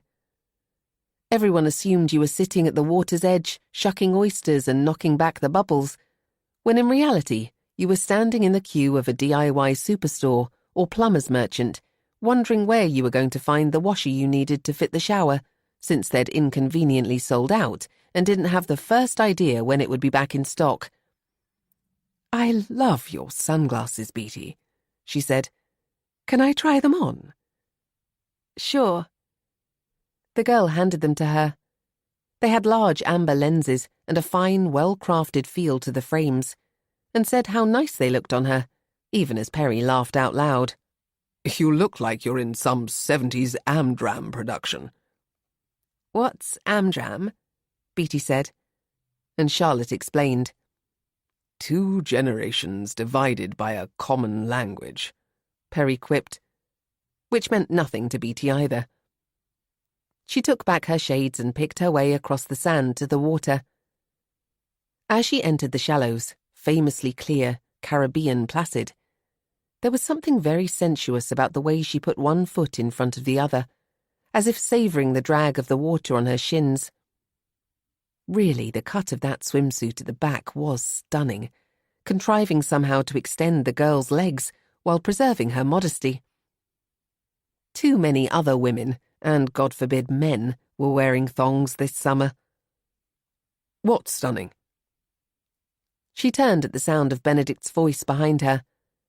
She hadn't realised she'd spoken out loud, and looked across her husband's prone figure towards the 2 students. Benedict was on his front, Tabitha her back, her head propped up on a wedge-shaped inflatable.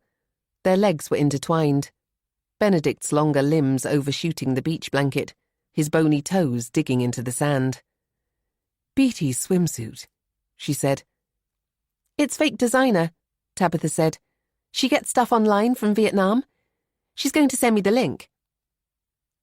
She seemed to catch herself, presumably realising that consuming counterfeit fashion was a little unethical for someone with her credentials.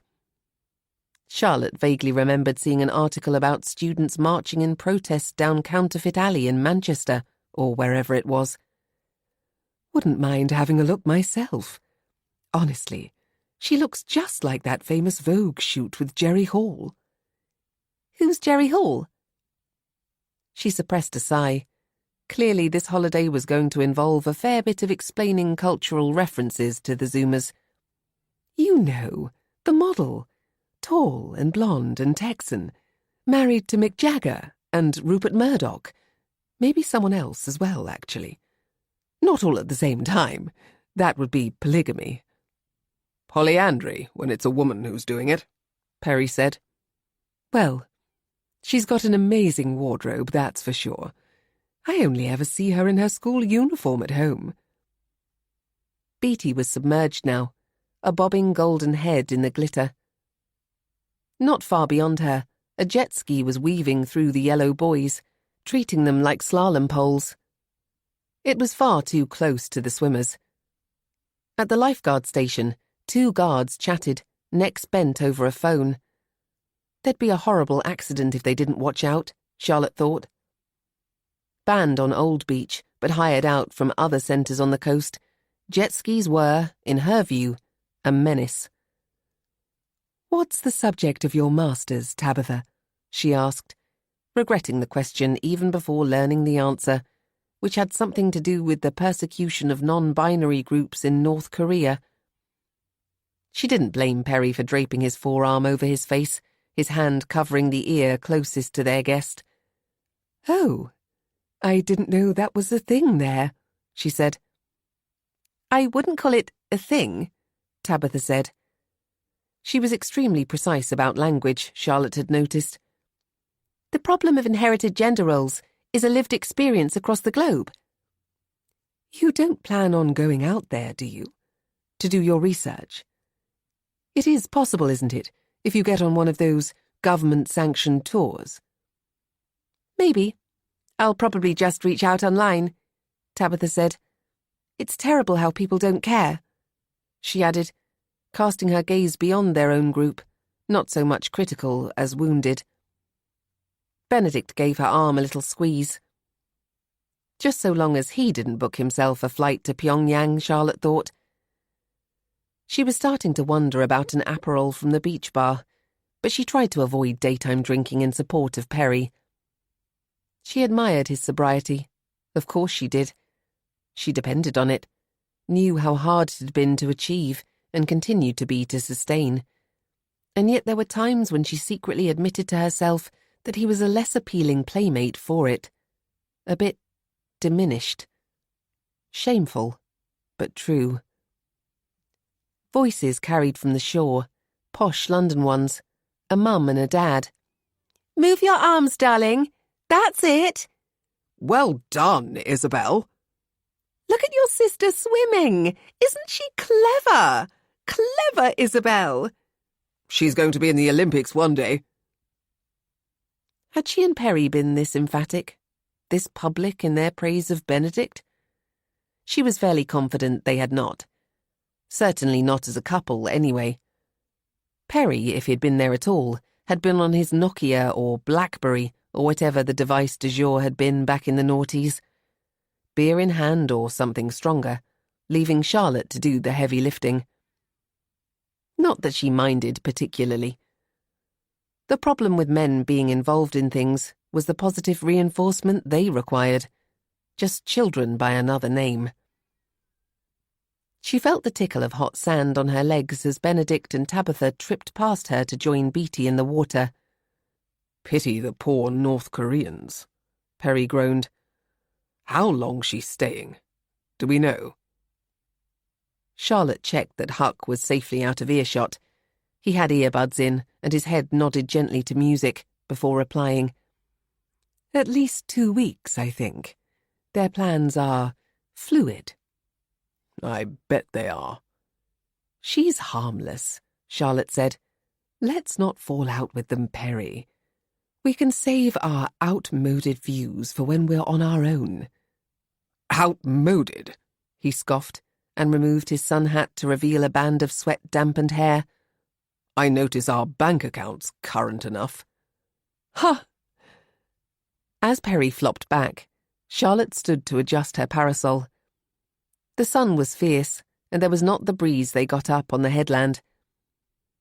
Before resettling with her book, she reached to touch the sarong Beatty had left on her towel in a jewel-coloured pool.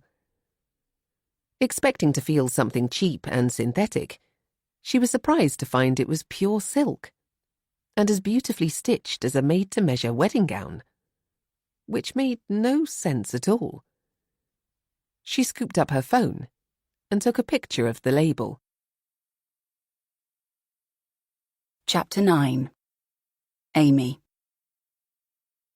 Settling in the hollow where the top of the cliff steps met the barrier of granite chunks that protected pedestrians from the drop, she pinched the screen of her phone and zoomed in as closely as the camera app would allow. She wasn't the type to spy on her teenagers, God no, but occasionally she burned with the primitive need to know they were still alive. Maybe it was to do with that weird turn she'd had last night. It had occurred to her on waking that there might be an obvious explanation for this feeling of being watched. The Rickmans might have let Villa Pino after all, and one of the occupants been standing at the window. But when she tried the bell that morning, there'd been once again no response. The windows had plantation shutters, so it was impossible to peer in. The scene on the beach looked innocent enough. The couples on the posh yellow hire loungers, some sharing with toddlers in sunsuits and hats. Elsewhere, round-bellied, spindly-armed older men and their younger counterparts, with the reverse, narrow waists and bulked-up arms. The middle-aged women in impressive nick, their daughters lean and lovely, except for their terrible tattoos. Tattoos were Amy's greatest parenting fear, bordering on a phobia. She'd Googled it and found it was called tattooisophobia, which sounded made up, to the extent that she could no longer watch dramas involving Yakuza or look at those photos of prisoners in El Salvador's mega-prisons. The breeze blew a strand of pale hair over the camera, and she tucked it behind her ear. Ah, there was Charlotte, stretched out on a lounger in a blue swimsuit and straw Panama hat, hardback novel propped on her bent knee. And Huck, only half parked on a ruched-up towel, relaxing with his music. She hoped it wasn't grime, like the vile song she'd heard coming from his room about Maine hoes sucking elephants, or whatever it was. Linus had had to have a word. It had been the effect on Huck when they'd first come to Pine Ridge for a weekend with Charlotte that had led Amy to set up the alert for the Coastal Home Agency and the other property sites. Withdrawn and sullen for the whole of Year 9, he'd been relaxed and cooperative during their stay, with significantly fewer disaster documentaries consumed. A subsequent 10-day stay in an Airbnb on Bird Lane had elicited a similar boost to his mood. Once the decision about the holiday home had been made, there had been quite a wait for a property to come up. Agents were getting thousands of calls a day, the media reported, sharp-elbowed city folk buying places sight unseen in a bid to base themselves somewhere more bucolic. She still remembered holding her breath as she read a travel piece in the Times entitled 10 Best Beach Villages for Lockdown Leavers. Mercifully, Pine Ridge had missed the cut. It was only as people were trickling back to the office that the bungalow had come up. Having not been modernised since it was built in the 60s, it was not listed on Coastal Home or the smarter sites, but that hadn't stopped it from being grossly overpriced. Amy's friend Julia, who worked for one of the big estate agencies in London, said that even though everything that came up for sale on the south coast was either vastly overpriced or disastrously flawed, it still went under offer instantly. It was literally money for old rope, she said. Well, only if the house is made of rope, Amy said. Actually, the bungalow had rope incorporated into its garden design, but she'd already torn that out. Nautical styling was the ultimate holiday home cliché, according to Charlotte. Predictably, Linus had balked. That can't be the right price. For a place that size? 1 floor? I'd expect a massive beach house with a pool for that. Come on, even Perry and Charlotte haven't got a pool. They devalue a place, I read. The running costs put people off. Plus, this is right on the cliff path. It would destabilise it. Wait, Pine Ridge Road? Then it must be right next door to their place. Not right next door. There's a house in between. Oh, well, he said. In that case, they won't find it creepy at all. I genuinely think it will make all the difference to Huck. The only times in the last year I've seen him look happy were when he was down there. London can be very harmful to more sensitive teens, and we all know how demonised middle-class boys are right now. We don't want him rebelling, Linus, getting mixed up in county lines or something, doing drugs. Linus's eyebrows shot up. Drug abuse, the dead-eyed injecting themselves between their toes, was to him what tattoos were to her. Then let's talk about moving out of town. Get somewhere decent, not this wreck. We can't take Beatty out of Spencer. Besides, all their friends are here. And ours. True. A business plan had been produced to illustrate the vast sums they could earn in holiday rental once the place was done up. For the next 3 years, their visits would be restricted by school terms, which left most of June, July, and September to let it out at high season rates. A few reminders about the challenging cycling routes inland, and Linus was persuaded. The mortgage was added to the existing one on the Dulwich house, swollen with equity. The cash deposit, a series of small inheritances that had become quite sizable with investment, was supposed to be for the kids' first flats. But they were only 17 and 15, and Julia said the average first-time buyer in the UK was now 34. Plenty of time to build the fund up again. Finally, she thought, there she is. Beatty, up by the water sports kiosk, at the centre of the cluster of young people that included Benedict and Tabitha, all with wet hair and sunburnt faces. She was in her new black swimsuit and that lovely teal and pink sarong Amy had admired that morning. Pario, not sarong, Beatty corrected her, and even though Amy suspected they were the same thing, she thought to herself, imagine knowing the word pario at 17. Perhaps Beatty was destined for a career as a fashion entrepreneur, which would be a shame, given her talent for science. But the girl wasn't quite so self-involved as to have missed the growing profile of her father's start-up, and was likely inspired by that. She was certainly proving adept at sourcing bargains. Her pulse picked up. Just a few feet from the group stood a man who was weirdly unnaturally still, watching Beatty intently, not even hiding the fact, shading his eyes with his fingers to get a better look. "All right there." She jumped at the weight of a palm on her shoulder. Perry, hot-faced from the climb up the steps. "Perry, hi! You gave me a fright. You're not on the beach with Charlotte?" He gave her an amused smile. Well, obviously. "Checking on Mango. Poor thing, cooped up here. Charlotte mentioned the petition about allowing dogs on the beaches all day, did she? The 10 a.m. rule is absurd." "Yes, I've signed it," Amy said. "What are you doing? Getting a few pictures for the socials?" Actually, I'm a bit worried there's some guy staring at the girls." "Sorry to have to break it to you, but males are biologically hardwired to stare at Totty." Totty? Sometimes he lapsed into what she assumed was his 90s banker parlance. Banter, mockery, casual misogyny. Stories of when he and the boys got spangled on private planes to Vegas, a hooker on each arm at the roulette wheel. Charlotte had confided that he'd been known to refer to #MeToo as #MeNeither, purely for shock effect, of course. I don't care. There's a point where it's harassment. She handed him her phone, guided it to the man in question. The one in the turquoise shorts. A vile, staring pervert. There are pervs everywhere, Amy, especially on beaches. If you go down past the Needles, there's a nudist beach. Did Charlotte tell you that? Not that I'm saying nudist to perverts. Just, more liberated than most. That's where I'd go if I really wanted to stare. He gave a hoot of laughter. Amy suppressed a sigh. Do you know him? Is he local? I have no idea. For a couple who'd had a holiday home here for 15 years, the Tuckers knew very few people beyond their neighbours on Pine Ridge Road and the other second homers. Their policy was to keep themselves to themselves and avoid local politics, unless it involved campaigning for an art house cinema or for dogs' rights to pee on sandcastles 24/7. Linus was shaping up into broadly the same beast, bar an interest in local road races, but Amy had different instincts. In her 5 months of ownership to date, she'd already attended 2 community meetings and planned to go to another this month that, according to The Voice, offered the opportunity to pose questions directly to the council's housing committee. The incidents at the ferry, the graffiti, the flyers, it couldn't be more obvious that there were serious issues. Perry handed her back her phone. He'll be gone by the end of the day. Supposed to rain this evening. As if rain deterred a sex offender. She tried to ignore the prickling suspicion that this man might have something to do with yesterday's mood of unease. Perry headed on, and she allowed herself another minute before returning to the bungalow, where Linus would by now have taken stock of the B&Q hall and be wanting to share the news that they'd forgotten something crucial and needed to go back. She reactivated the camera.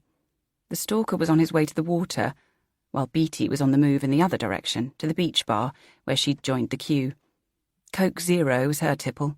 She'd be getting one for £3, even though Amy had stocked them in the fridge to save unnecessary expense. Heading home, she noticed open shutters at the windows of the top floor of neighbouring Villa Pinot, the ones that opened onto a little sun terrace. It had views to die for, Charlotte said, though it was not for those with a fear of heights. Strange. Amy could have sworn all the shutters had been closed when she'd passed earlier. Chapter 10. Beatty. She recognised him straight away, the dude from the caravan site. So he worked at the beach bar. That was a nice surprise, since she planned on hanging here on a daily basis. There was nothing else to do, after all. Staying up at the bungalow only got her roped into cleaning or helping her brother with some science project he would never have bothered with if their mum hadn't been totally fixated and constantly threatening to get him a tutor. Queuing, she thought how much hotter he was than she remembered. A total snack. Not super tall, but an inch or two more than her 5'9", with wide-set dark eyes, straight brows, a mouth that curled at the corners. He looked just like that singer from a million years ago who got screwed over by his creepy manager and they just made a movie about it. Elvis, that was it. There were 2 of them working the bar, but she got Elvis while his colleague served the group behind her. Hey, you're not lost today then? He spoke in a low growl, lifted by a cute local accent. Not yet. Nice office, she said, with a half-turn to the idyllic setting. She saw him check out her bare shoulders. She'd crossed her pareo over her swimsuit and tied the ends in a halter neck, which made her shoulders look muscular and strong. Best beach on the south coast, they say. She detected scepticism in his tone. What, you don't think so? Hard to say when you grow up here. You're just used to it. He shoveled ice cubes into the plastic cup for her Coke Zero. He had amazing Japanese tattoos all up his arms, with masks and blossoms and some kind of cool fish with perfectly drawn scales. He handed her the drink, held out the card reader. Beatty paid and took a slurp. The ice bobbed against her upper lip. There was no one waiting, so she stayed where she was, swaying slightly to the song playing on the bar's speakers, Female of the Species. Cool playlist. Yeah, my boss is pretty wedded to his 90s dance. Says it makes the Gen Xers spend more, So, are there any, clubs in this place? She already knew the answer, of course, because Benedict had been coming here for years. Last summer, she'd gone out with him a couple of times, and it had all been beyond lame. Probably not anything like you're used to, he said, smiling. Which is? London clubs. They're a million times better. She flared her eyes at him, aiming for playful, maybe a bit wicked.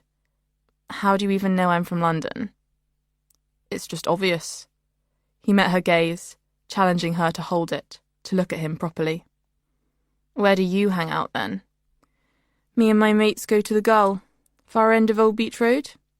He leaned across the bar to gesture to the newer part of the village, coming close enough for her to feel his body heat. The pub was in the distance, slightly elevated, grey and ugly. You should come. They might ID you, mind. How old are you? I've got ID, she said evasively. Not that being 17 was a problem, as far as she was concerned, but he looked a bit older, mid-20s maybe. She saw him glance over her shoulder, where some old guy waited to be served. You want me to go? No, stay. I'm almost on my break anyway. He directed the man to his colleague, then returned his attention to her, mouth curving. A lick of black hair fell onto his forehead, and he pushed it back with long, tanned fingers. Missing your boyfriend, then, up in London? No. Let him decide whether that meant no, she wasn't missing him, or no, she didn't have one in the first place. She already knew he had a girlfriend, because the guy he'd been with when they met had said so. Your girlfriend, who works at the hotel? What's her name? He drank from a bottle of water before answering. Ellie. Do you live with her? It was bold to ask, but useful to know, since she had no meeting place to offer, and, in any case, she'd found boys responded well to direct questions. Then, when he nodded, What, at the hotel? He chuckled. No chance. I mean, there is some staff accommodation, but we're in a caravan, in Golden Sands Park, opposite where we saw you yesterday. She sublets it from her parents' mates. I'd be homeless if I wasn't shacking up with her. This was a surprising admission, and she was fairly sure not just a line to make her think he wasn't really attached, but in fact a free agent. It was more like an unplanned confession to a stranger. Why would you be homeless? You've got a job. Yeah, but there's nowhere to live. No rentals, no council properties, not in Pine Ridge anyway. They're all holiday lets now. You grow up here, and you either stay with your mum forever, or you leave. We're not even meant to be in the caravan longer than a month, but management turn a blind eye, and the council, to keep us off their backs, because when there is a rental, there's 200 people going for that one place. That's terrible. Beatty knew better than to ask about the possibility of buying, because she knew from her parents' endless discussions that prices down here were almost on a par with London, even for the dump they'd bought. Her mum had already hinted that she'd get help for her first flat. Is it all right? I mean, is there water and electricity and stuff? Yeah, though apparently the pipes freeze in winter, so it can get pretty rough. I've only been there since April, so we'll see. Where are you staying? You said you're not at the Needles. Are you at the Staywell then? No, my mum and dad have just bought a house here. Seriously? He gave a short laugh. Not bitter, more ironic. I shouldn't be fraternising with you then. I'm a member of NJFA. Oh. She knew this was the anti-second homes group, but couldn't remember what the initials stood for. Is that the people who throw, ketchup over cars down by the ferry? It's soup, but yeah. We're against people buying houses and only using them in the summer. They're empty the rest of the time, while locals have to, like I just said, slum it in caravans and shit. Wow. She breathed out, gave him an apologetic smile. Looks like we've got a conflict of interests here. His gaze lingered on her mouth. I'm all right with that if you are. It wasn't a question, and was so much sexier that way. Behind her, a tremendous shriek rose from somewhere on the beach. Human or seagull, she couldn't tell, and neither she nor he looked up to find out. So, how long are you around for? He said. She shifted her weight from one foot to the other, felt her thighs meet. The whole month. Amazing. If you give me your number, I can let you know if I hear about any parties. What do you girls call them? Motives? Her smile widened. If we're time-travelling back to 2018, sure. I'll bring my Glossier boy brow. I have no clue what that is. Remember, I'm just a yokel. He grabbed his phone from behind the bar, held it aloft, smirking back at her. She told him her number, and he tapped it in. I'm Tate, by the way. Beatty, she said, spelling it out. She wondered if his girlfriend checked his phone for female contacts. He had to be the hottest guy in this place. She must be a bit possessive. Beatty was unusual, though, so maybe he could pass it off as male. Promise I won't send you dick pics or any of that crap you probably get at uni, he said. Sick form college, she said, and watched for his reaction. He looked cool with the information. His gaze left her to take in a couple who'd arrived beside her and were surveying the drinks list. The woman was wearing a gorgeous bikini. Beatty had 3, one white, one pink, and a multicoloured one with swirls, but this one was nicer, black with red and white beads on the ties. She picked up her drink. Bye then. Bye, Beatty, he said, and he gave her a sexy, slow burn look she knew she'd bring to mind later when she was alone. As it was, she tripped away feeling really quite woozy, the beach and everyone on it lost for a moment in the post-Tate dazzle. God knew where they would hook up, if they did, because it was impossible to imagine him in her horrible little bedroom next to the kitchen, even if the bungalow was empty, which it never was. In her absence, a new blind had been fitted to her window. Her mum was in dungarees again, her thin blonde hair scraped back so you could see bits of grey in the roots, which made Beatty feel a bit queasy. Make sure you keep it closed when you're undressing. You can see it from the footpath. What are you talking about? There's no way anyone's looking from all the way down there. Well, they're neighbours as well. I thought I saw someone at the window next door. Gave me the creeps a bit. You're really selling it, Mum. Anyway, Benedict's mum said next door's empty all summer. I'm not sure about that. At the sight of her mum's pinched expression, Beatty felt a bubbling of irritation. You always do this. Do what? Get all paranoid. When have I ever been paranoid? Like when I lost my passport and you thought someone was going to steal my identity and run like frauds in my name? After a short period of crisis, the passport had been found in Beatty's rucksack from her biology trip to Costa Rica. Scoff all you like, her mum said, but one day you'll cross paths with one of these fraudsters and you'll wish you'd taken me seriously. These people are sociopathic, Beatty. They empty bank accounts and destroy lives without a thought. I'm sure they do, Mum. Beatty turned away. Honestly, her parents were maniacs. I'm sure they do. Chapter 11. Tate. After his shift finished, he took the path along the dunes to the far end of Old Beach for the NJFA meeting and the Gull. With every step, his eyes drifted to the right, to the girls still splayed out in the evening sun, and it seemed to him that every flick of the hand was an invitation, every glance his way a come-on. Seriously, there were times when doing this job, spending all day handing iced drinks to women in bikinis and watching drops of condensation slide down their wrists to their elbows, made you feel like a fucking sex addict. His boss, Gav, said it was the opposite with him. All that nudity, summer after summer, had desensitized him. He was a surgeon who had learned to overcome his natural revulsion for human innards. Tate thought that made him sound like a real psycho. It helped, sometimes, to focus on the marks on the bodies rather than the bodies themselves. Moles, insect bites, patches of leg hair missed by the razors, tattoos. He saw a lot of ink in an average day.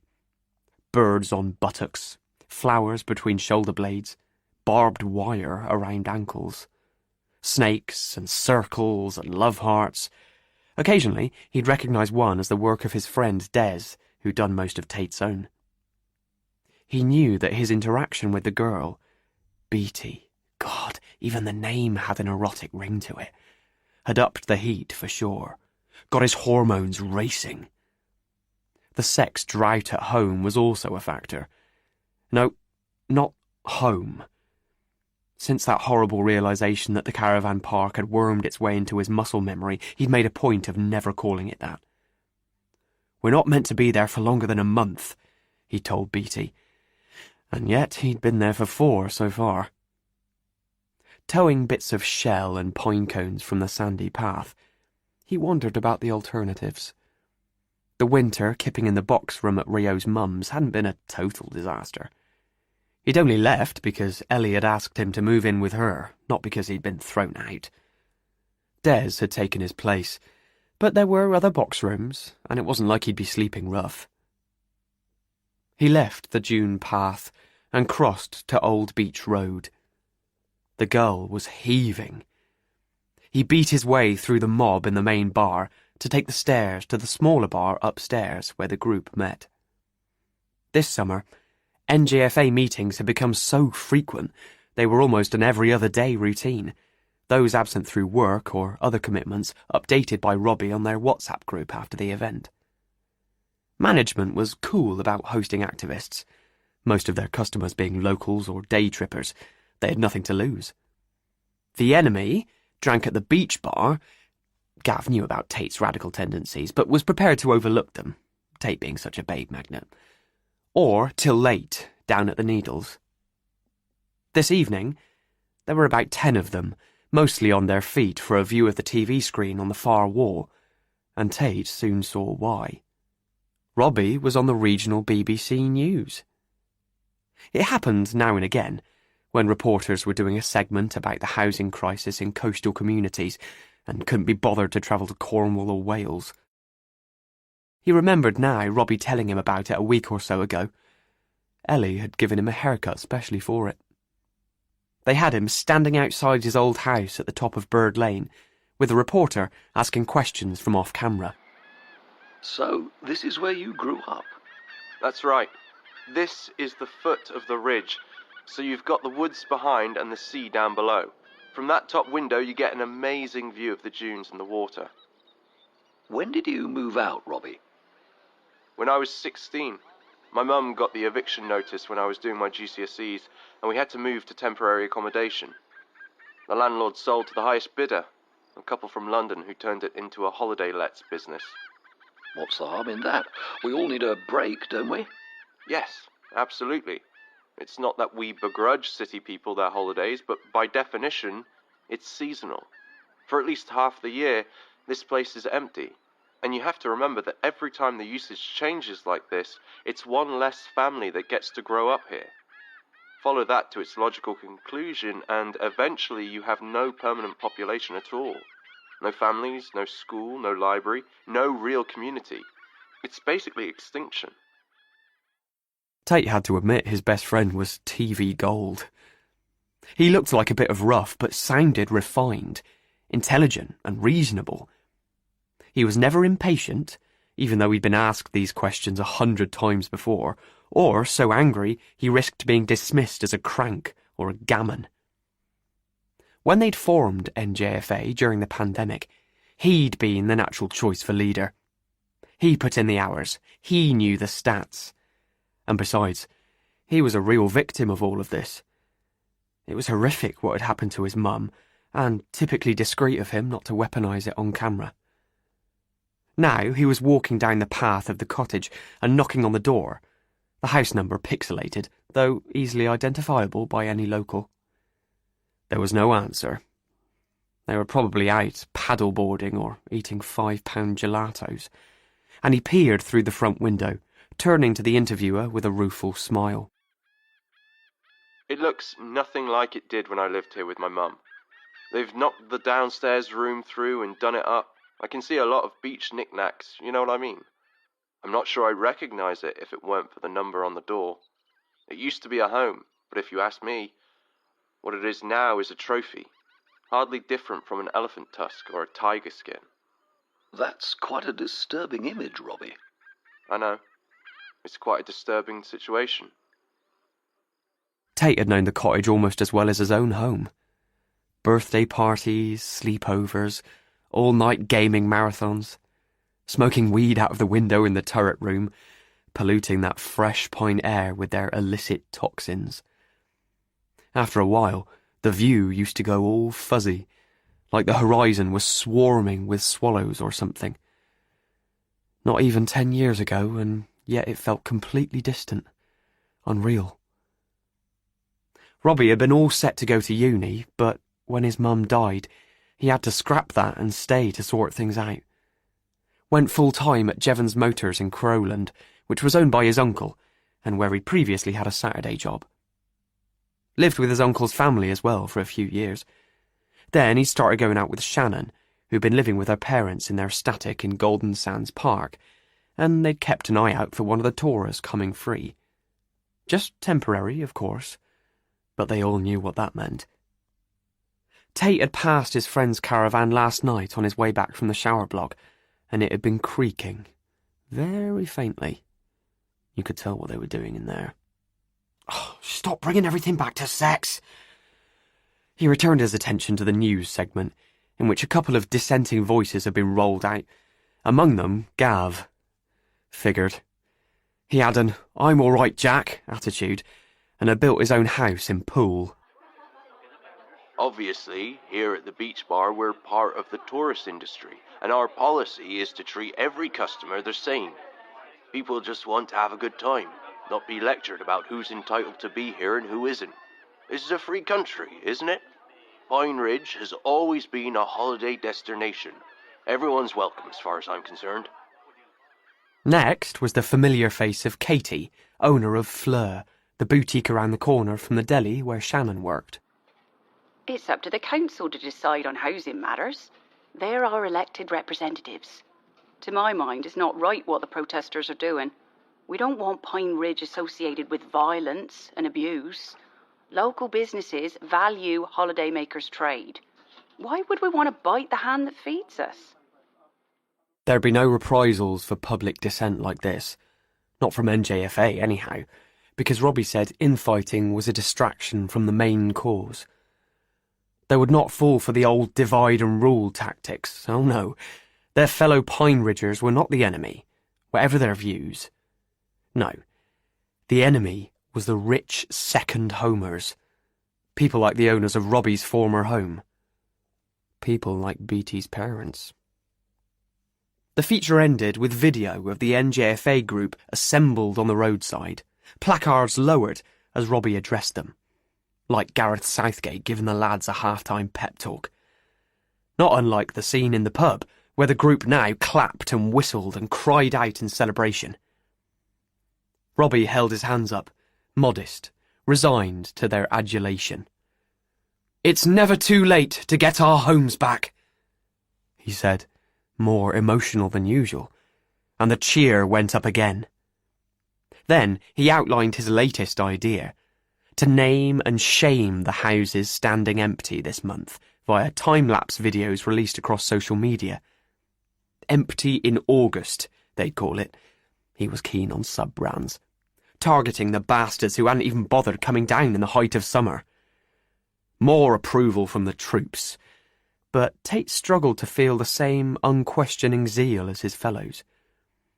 Robbie's mantra was that it was never too late, but it seemed to Tate that this was exactly what it was, not least because none of the locals ever squared up to their own complicity. The people of Pine Ridge, people like Robbie's mum's old landlord, born and bred in the village, had not had their properties seized by a fascist state. They'd not had family members held hostage till they signed on the dotted line. They'd willingly sold to the highest bidder. Simple as that. He tuned back in. "Wait till you hear the really genius idea," Robbie was saying, drawing fresh energy from the group. "It's going to take a bit of persuasion, mind." "Who of, Rob? The council?" Robbie snickered. "No, the missus." Tate left the meeting early, claiming to be meeting Ellie, but, in fact, going back down to the beach and hanging out by the water sports hut. It was closed for the evening, the kayaks and pedalos stored on the sands in multicoloured stacks. He watched the last of the girls roll up their beach blankets and slip on their flip-flops and smooth their long hair over burnished shoulders and all the other things girls did, and he thought again of Beatty. She was up for it, that much had been clear. He took his phone from his back pocket and texted her. "What you doing?" Maybe he could get her to come and meet him. Get to know each other a bit. There were plenty of hidden places in the dunes, as well as the pillbox on the cliff top down past the meadow. There was not a person who'd grown up in Pine Ridge who hadn't taken refuge there for one reason or another. He waited for a reply, his foot tapping. He thought of Robbie and his innate command, the way he oozed purpose, and it made him feel aimless by comparison. He waited a bit longer, but there was still no reply. The last of the girls were walking towards Old Beach Road, so he got to his feet and went after them. Chapter 12. Perry. "Right, everyone ready?" "Yes, Rio," they chorused, and his ear singling out Linus, Perry was pretty damn sure he detected a challenge in his tone. They and their sons stood on the shore in a ragged little sun-beaten squad, life vests fitted, paddles adjusted to the correct length, while Beatty and Tabitha took photos from the water and mocked them. He tried not to think of his pale breadstick legs being disparaged by strangers on Instagram. His nerves felt disproportionate to the experience ahead, as if they were about to be whisked to a crocodile-infested island for some survival reality show. Who of the four of them would triumph in a male-only arena? Would father sacrifice son, or son father? Would Linus savage Perry, or Perry Linus? It had been too much to hope that talk of paddleboarding remained just that, or even just a one-off. Linus, not content with racing the country lanes on his $8,000 bike, it hadn't taken long for him to drop that little nugget, had booked a course of 4 and paid in full, non-refundable. Their instructor dragged his eyes from the girls, now sauntering past and back to their towels, and led the group into the shallows. Rio, too young to have been named after the Duran Duran song, Perry thought, so it must have been Rio Ferdinand. They waded after him, getting used to the sensation of the leash around their ankles, and copied his technique for mounting their boards and finding a kneeling position. Perry had kayaked a bit with Benedict when he was younger and had forgotten how peaceful it was once you got past the pedalos and the swimmers. Only the louder voices carried. "The water's so clear! My turn! Can you still touch the bottom?" Then, causing a pang that felt unique in its treachery, "Time for a beer!" And Rio's voice, closer. "Everyone feeling steady? Stay spaced out!" he called as Benedict drifted a little too close to Huck. As the shore shrank, you really appreciated how undeveloped the coastline was, the ugliest buildings being the Gull and the Staywell, the latter up behind the new village, the mostly 1970s zone where the locals lived, and even that was discreet enough not to impinge on the ridge skyline. Best was the view of Cliff View. You could tell it had been there for centuries. It owned its spot.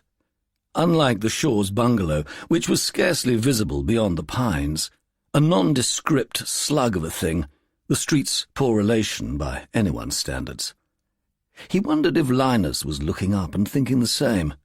Probably not, since he was struggling to keep afloat, in contrast to Huck, who'd picked it up fast and was the first to his feet. Meanwhile, Benedict's height seemed to disadvantage him, or maybe he was exhausted by all that sex with Tabitha, the sounds of which were unmissable every night. Probably the only time she stopped going on about the oppressed. It had been too much to hope that the girl's well of causes might run dry once she'd surrendered to the luxury of privilege.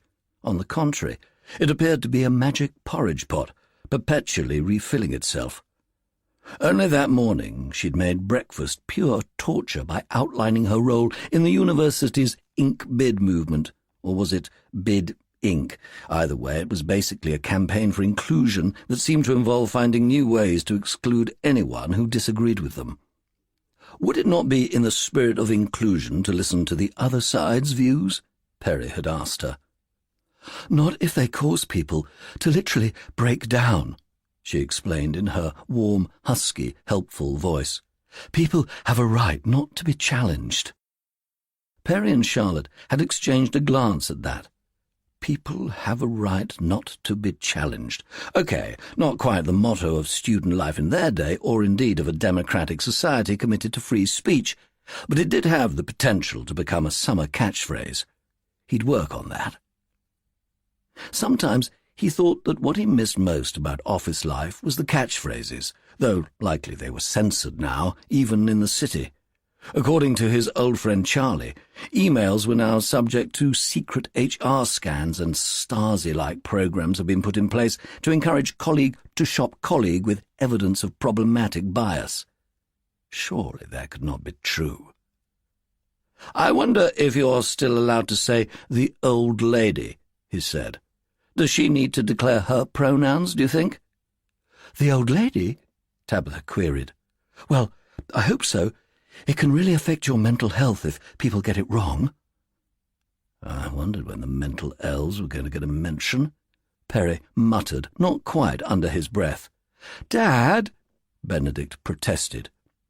He means the Bank of England, Charlotte told their guest. The old lady of Threadneedle Street, where the Bank of England is located. Oh, Tabitha said with a show of goodwill, as if getting into the swing of their vintage brand of conversation. Under the table, Perry saw, Benedict trailed his fingers over her thigh. Linus was noticeably frustrated as they returned to the shore, his scowl an anomaly among the ranks of carefree holidaymakers. It was obvious he had expected to be a natural. What was cycling if not balancing? It didn't help that Rio said they'd need another session, maybe 2 of their remaining 3, before they could safely venture beyond the still waters of Old Beach and into more challenging currents. Perry couldn't help crowing. Not as easy as it looks, is it? Yeah, you're holding us back, Dad, Huck said to his father. Everyone will benefit from more tuition, Rio said. But by your final day, we'll be confidently heading down to Little Bay and beyond. You were great, Benedict told Perry as they returned their boards. Solid as a rock. Must be those extra pounds around the middle, Linus said in his joking but not really way. Natural stabilizers, like the QM2. Steady as she goes. He was such a sore loser, and quick to add that he had to rush straight off for a Zoom with the board. Hope you get on better with that kind than this, Perry said, matching his faux affable tone. Huck wanted to get ice cream, so Perry and Benedict wandered back up to the house on their own, zigzagging past the parasols and blankets and cool boxes, avoiding a quartet of vigorous, sleek-bodied athletic types playing spikeball. Near the cliff's steps, a table had been set up by the NJFA to collect signatures for a petition, and Perry stopped to see what it was all about, as if there could be any doubt. No more property sales for holiday homes. He scanned the signatures. They collected a fair few so far. Just seeing if there are any names I recognize, he told Benedict, winking. Names beginning with T, if you know what I mean. Dad, Benedict said, don't get all triggered, but can you ease up on Tabs a bit? Like, you don't have to challenge everything she says. Because people have a right not to be challenged, Perry said, thrilled at so early an opportunity. No, because people have a right not to be challenged constantly. A firm concur to that, especially if it involves foodstuffs being thrown at windscreens. They waited while a line of walkers came down the steps, boots dusted with sand, and continued. You know, I had to take the Range Rover to the garage for a valet clean. Oh, my God, Benedict groaned. Could that be any more the kind of thing people would expect someone like you to say? Someone like me? I'm not apologizing for having a decent set of wheels, Ben. Perry thought for the 1000th time how strange it was that people should object to success. Yes, envy was natural, but emotions, or deadly sins aside, didn't people know that it was the taxes paid by the successful that funded the services they took for granted?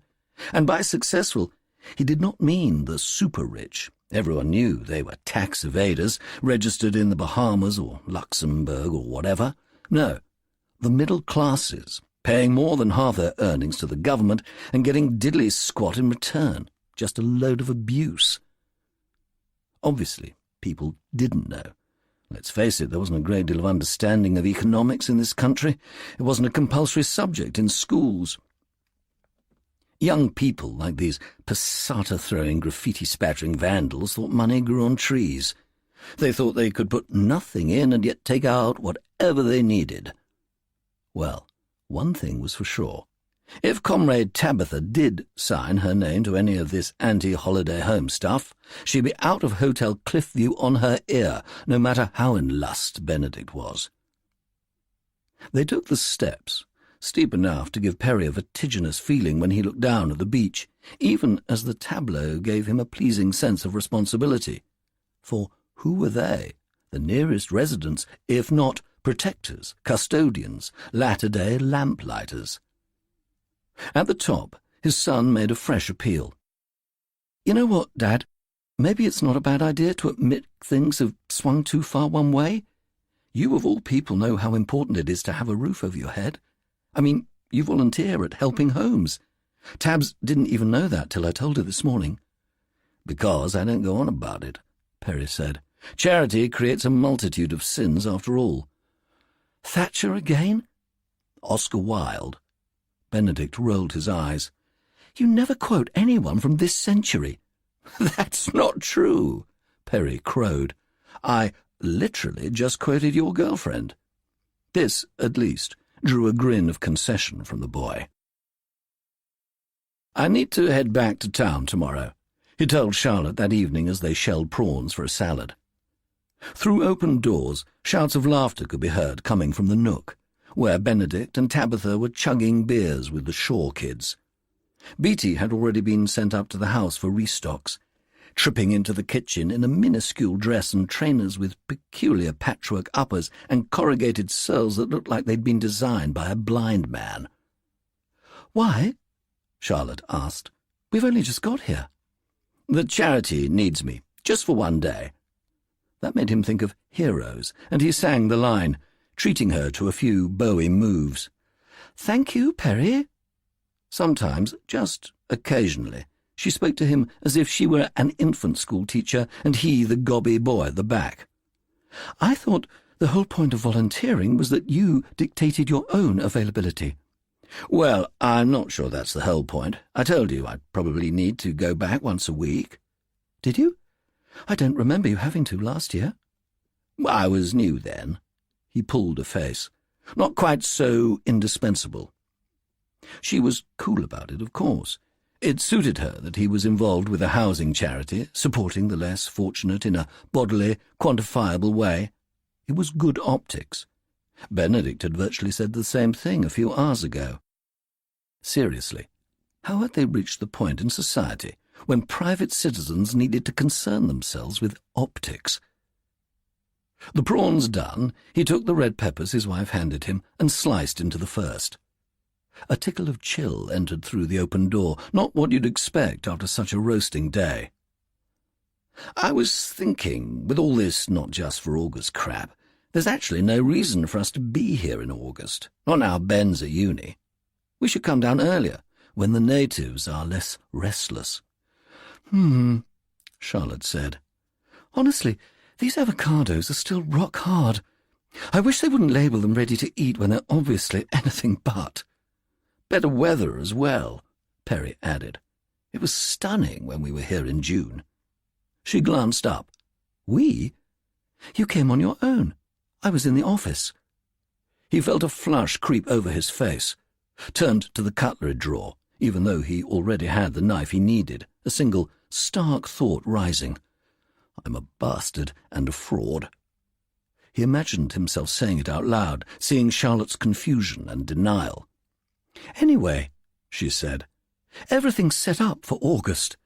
The night market, the bank holiday festival. We miss it all. What about your paddleboarding? Haven't you got a lesson tomorrow?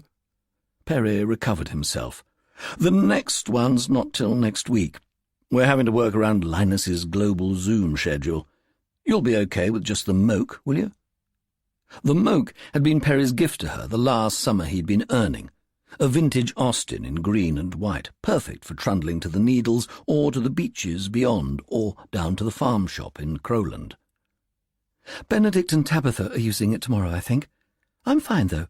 Always happy to get my steps in. She raised her left wrist, displaying the narrow black Fitbit she wore day and night.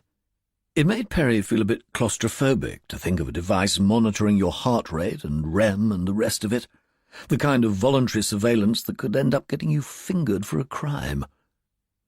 Well, don't let them hog it if you need it.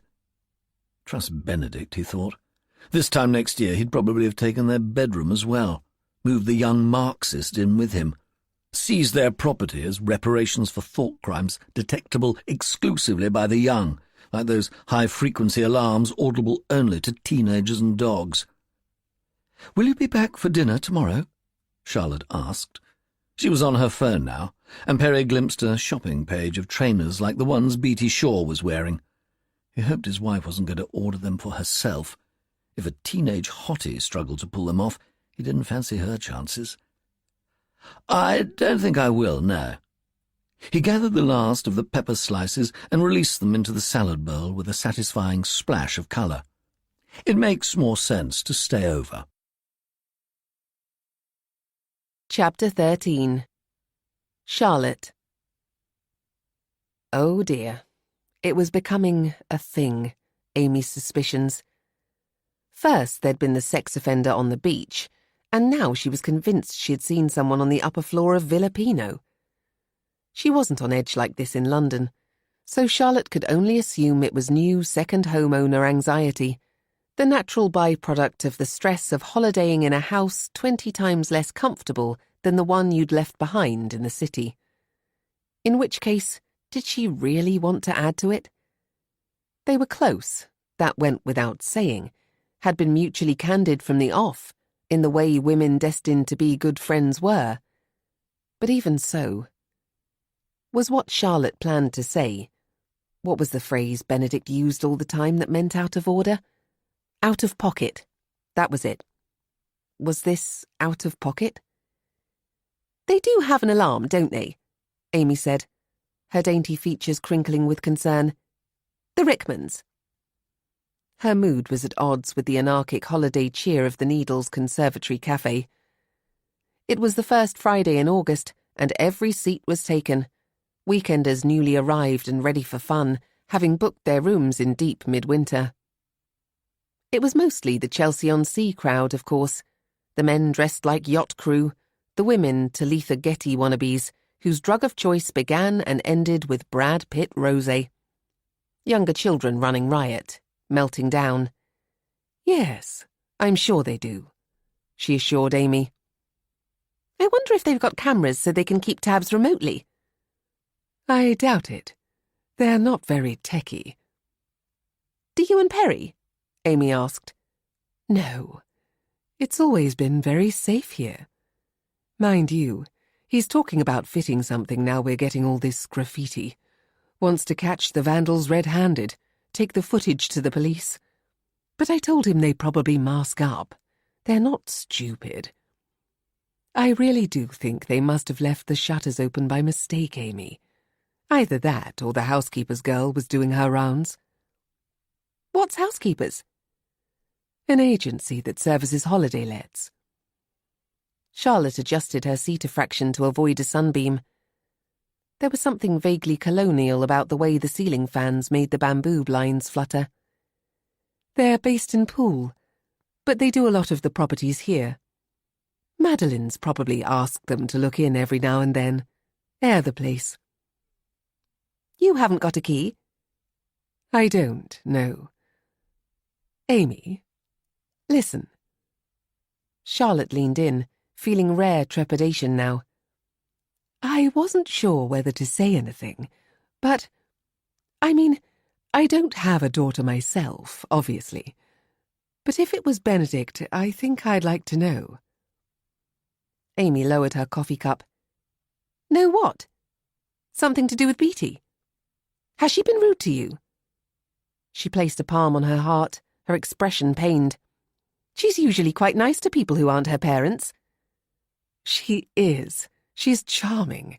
Absolutely. It's just, well, those clothes she's wearing this holiday, the shoes and bags and sunglasses.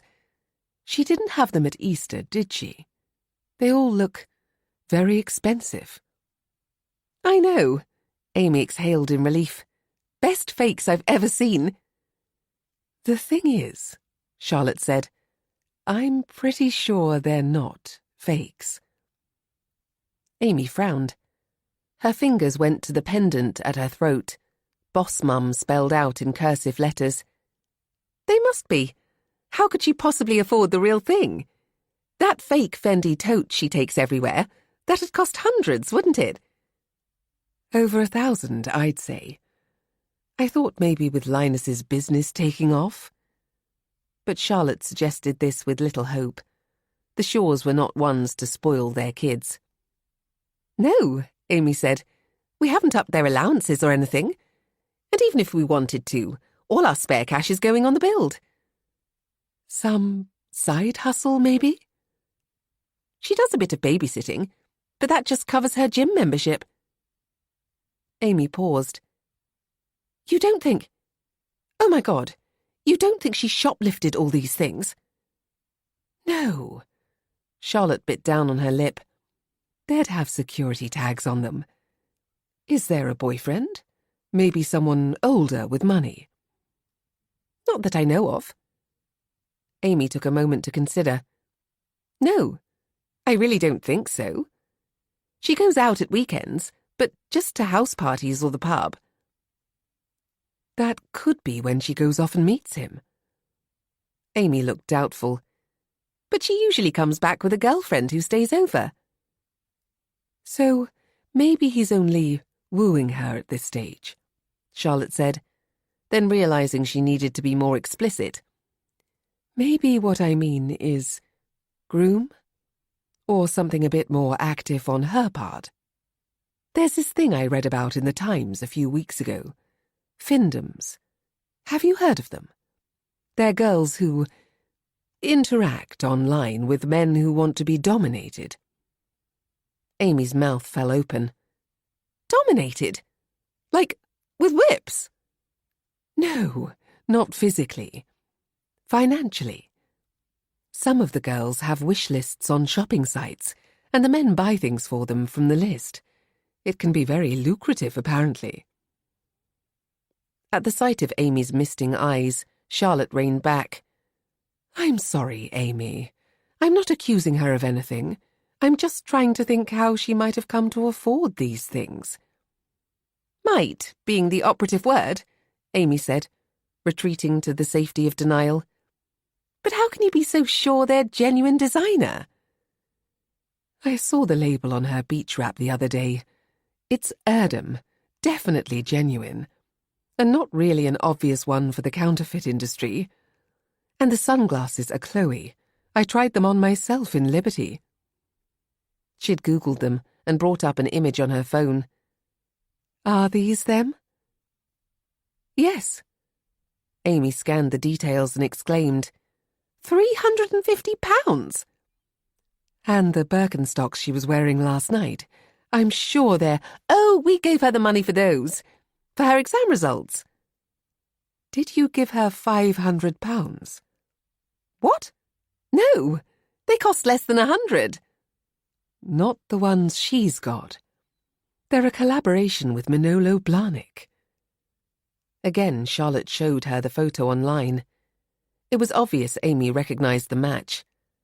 And those trainers she had on the other night, I'm pretty sure they're Loewe. They're 600. Loewe? How would she know these brands? Let's look up the Fendi bag. As Amy scrolled, her eyes grew wide with disbelief. There's not a single one under £1,000. Here it is with the embroidery. Bloody hell, Charlotte, £1,200. She gave back the phone, her hand trembling. I think I'd better look into this. Charlotte nodded.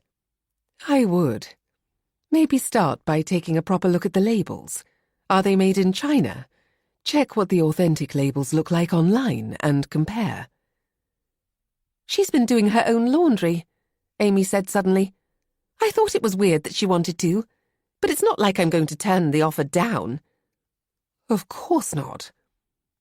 No need to rake over old complaints of Beatty weaponizing homework assignments to get out of domestic chores. Benedict had been just as sneaky. Do you have access to her bank account? She's still under 18, isn't she? She uses an app. She'd never let me see. But did you help her set it up originally? You might have the login details somewhere, and you could get in via the website. Make sure you use the same device you used to sign her up, so she doesn't get an alert. My laptop. I've got it back at the house. Amy brightened a fraction. Good. Then you can look at the statements, see exactly how much she's spending, and where the money's coming from to fund it all. But if it was with this wish list thing you just said, the transactions would be the man's. That's just one possibility, Charlotte said. This is a process of elimination. Amy nodded. The only problem is, the folder with the login details is back in London. I could get Perry to go round and pick it up. He's in London today.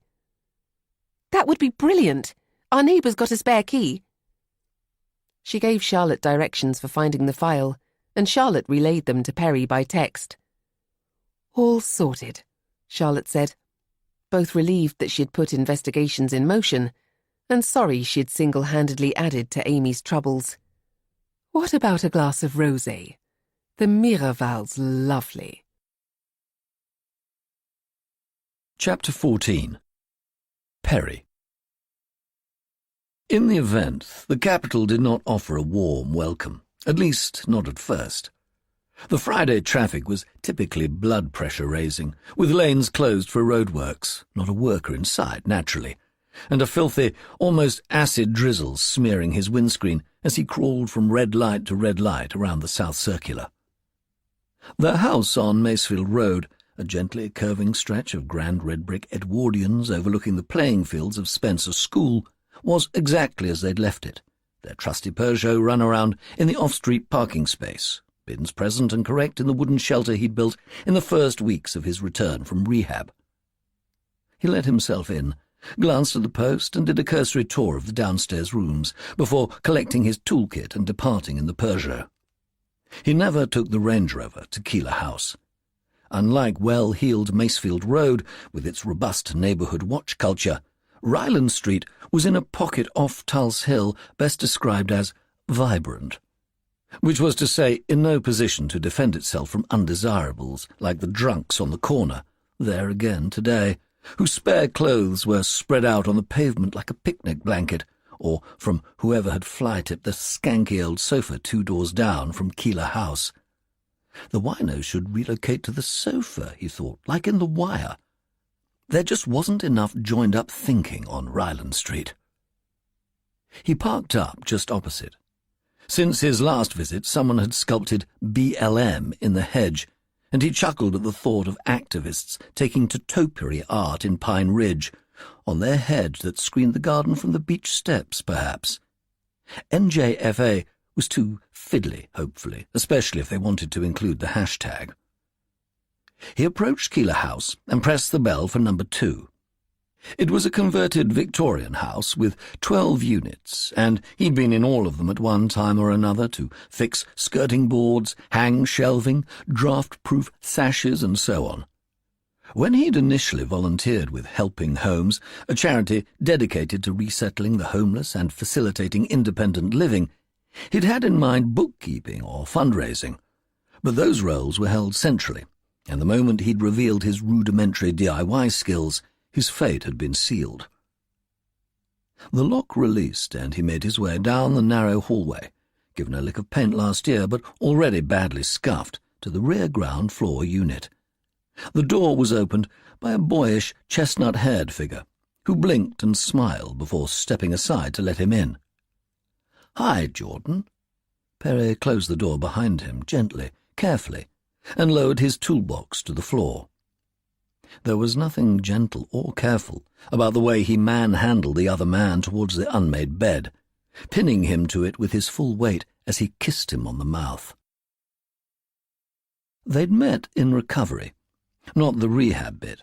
Perry had been to a private clinic for that, but in the sessions at the local community centre that he'd come to rely on since and still attended when at home. He'd noticed Jordan straight away, for he was easier on the eye than most, good-looking in a pale, fine-boned way. He spoke in private, under his breath, tones that meant you had to lean in to catch even half of what he said, which generally opened with a negative. "Nothing else to do," he'd say, or "No one told me," or "Never heard that." At 25, he was both heartbreakingly world-weary and almost juvenile in his helplessness. Not an uncommon contradiction in those who attended the meetings, but the only instance that provoked in Perry the desire to intervene. "Where do you live?" he asked him. "Nowhere." "Nowhere?" Jordan shrugged. "I'm on a mate's couch in Brixton, just temporary." "Then I think maybe I can help," Perry said. Soon after, he'd had his new friend rehoused by Helping Homes, who arranged for a support worker to check in on him weekly. In retrospect, it had perhaps looked all too easy, given Jordan the idea that Perry was not so much a mentor as a fixer. As for anything more intimate, there'd been a sense of come-on from the day he was installed, but Perry had assumed flirtation was the young man's standard operating procedure, as it usually was with the physically blessed. But given their age and economic differences, plus, let's face it, little chance of their getting shit-faced together and benefiting from the magic of disinhibition, he'd had no sense that it might ever transform into the carnal. But it did, in this very room. Jordan had been leaning out of the window, smoking a roll-up while smouldering over some perceived injustice, every inch the young shorn pen, when he turned to stare at Perry as he completed his task, plugging gaps with wire wool, if he remembered, following the sighting of a mouse. "What?" Perry said. "What?" Jordan repeated. "I asked first." He'd tossed the fag end out of the window and moved towards him, not so much self-assured as lacking the belief that he had anything to lose from rejection. Almost too surprised to resist, Perry did not. Jordan tasted of cigarettes, his tongue rough, halfway between human and cat, and his touch infectiously lewd and satisfying. It had become a regular thing. It was unsavoury, obviously. Not the gay bit per se. Even an upper-end Gen Xer like Perry knew this was a sexual preference to glory in. All the champagne socialists of Macefield Road flew the pride flag with, well, pride on designated days. Nor even the fact of the adultery, how Charlotte or Benedict might feel if they discovered the existence of this double life.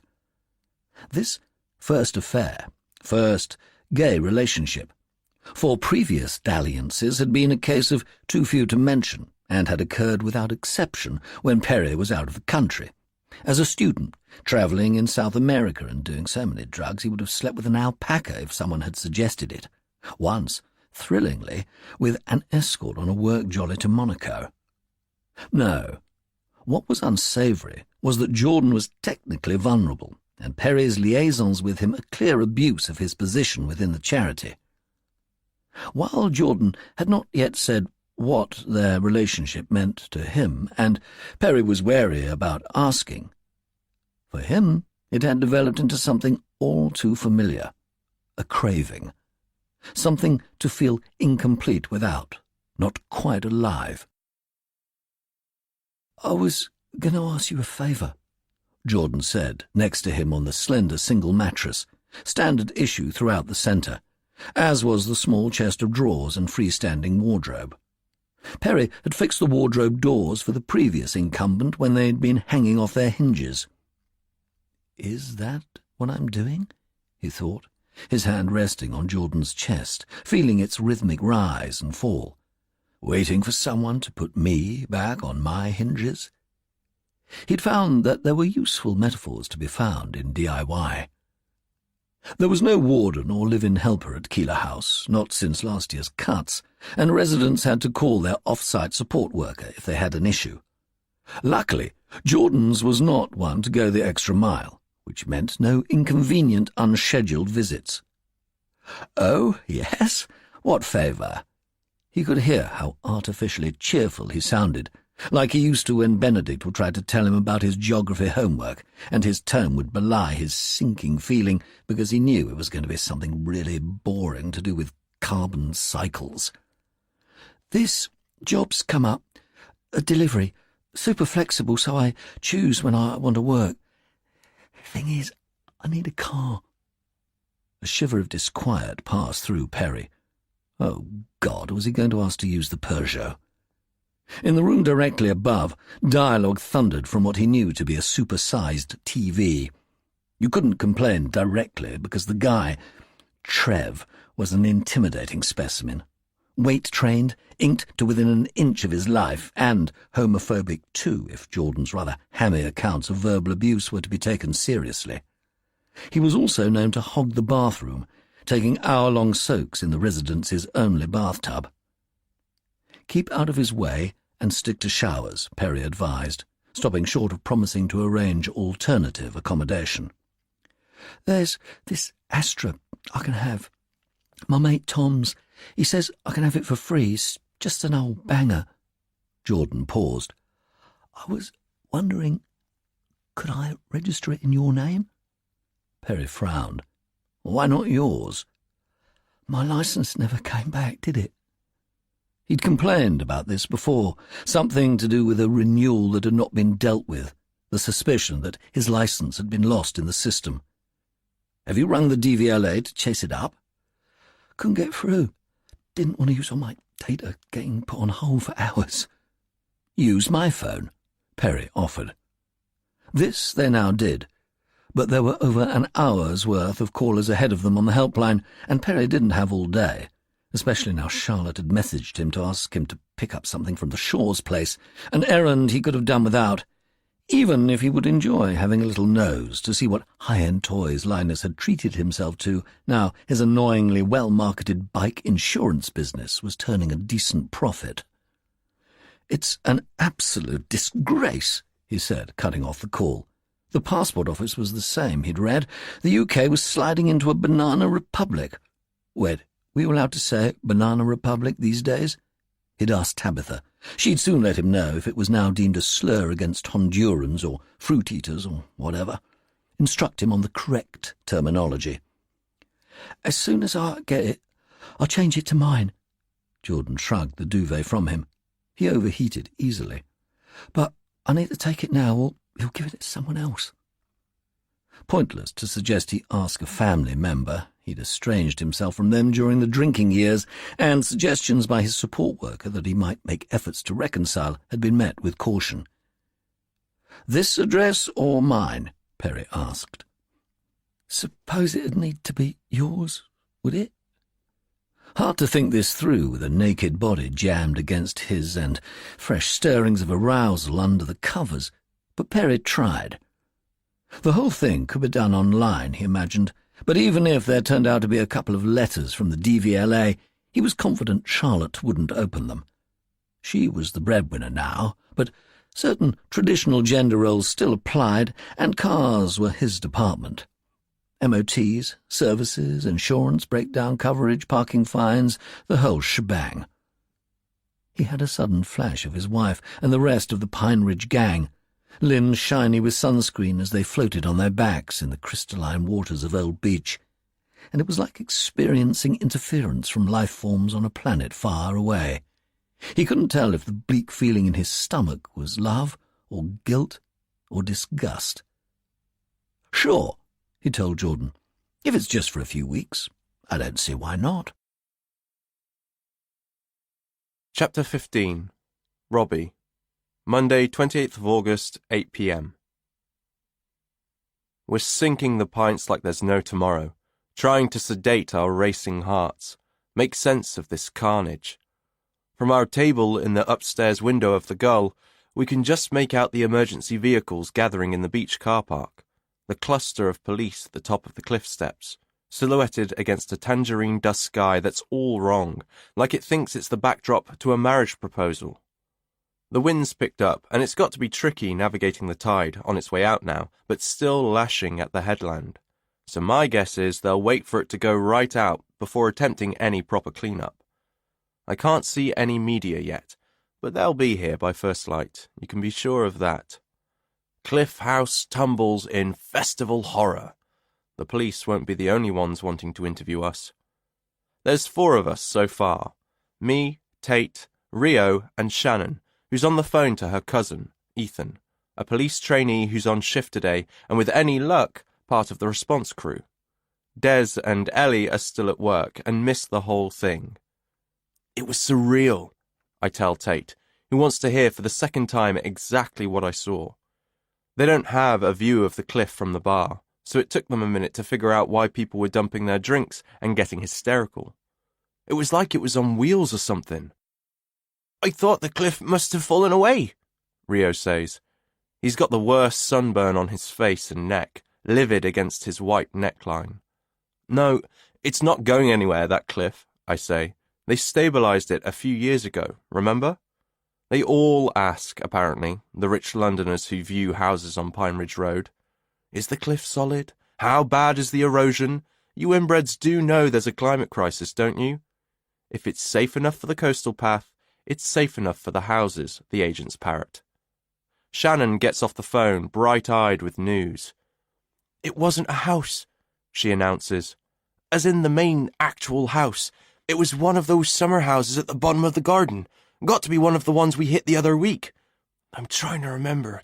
There were 2 right next to each other at the beach end, weren't there? A summer house.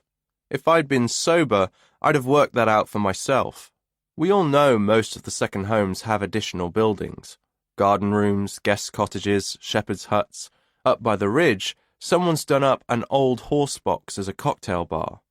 As we suspected, the property belongs to a posh couple from London, though Ethan is either unable or unwilling to confirm any names. Maybe it's the bloke who lamped you, Rio suggests, and my tongue explores the swollen side of my mouth, pretty much healed now. Maybe. Good job you were on the beach, otherwise you'd be suspect numero uno. Probably still will be, I say, chuckling. They'll say I was a digital avatar, and the real me was heading for the M3 in the JCB. JCB? Rio looks confused. Yeah, large objects don't move by themselves, do they? That summer house wasn't pushed off the cliff by a mobility scooter, I'll tell you that for nothing. So, if it wasn't one of us, then it must have been the citizens. I was thinking that, Shannon says. Explains why they've been so quiet this summer, been saving themselves. So you don't reckon it could have just been an accident? Rio says. An accident involving a JCB? Yeah, sure. In which case, someone take back their license before they shovel the whole fucking village into the sea. We snigger into our drinks, all except Tate, who's gone very quiet, grey around the gills as well. Finally, he breaks his silence. There's been construction kit up there this weekend. At the old bungalow, I think. The bungalow? Rio grimaces. That's my paddle-boarding guy's place, Linus. Who's married to Amy, who just happens to be the DFL I dislike more than any other. It's unusual for me to differentiate one from another, to think in terms of an individual rather than group dislike. But from the minute she arrived back in the spring, she got my goat. She came down more often than they usually do, mostly on her own, and that seemed to be all it took to make her feel like a proper native. That, and reading The Voice, and turning up to council meetings, where she talked about the environment, And what was it again at that last one? Understanding our plight. That was it. Back in May, there was an open forum about the rental crisis, and she stood up, her face all twisted with sincerity, and went, "I'm new to the community. Tell me what I can do.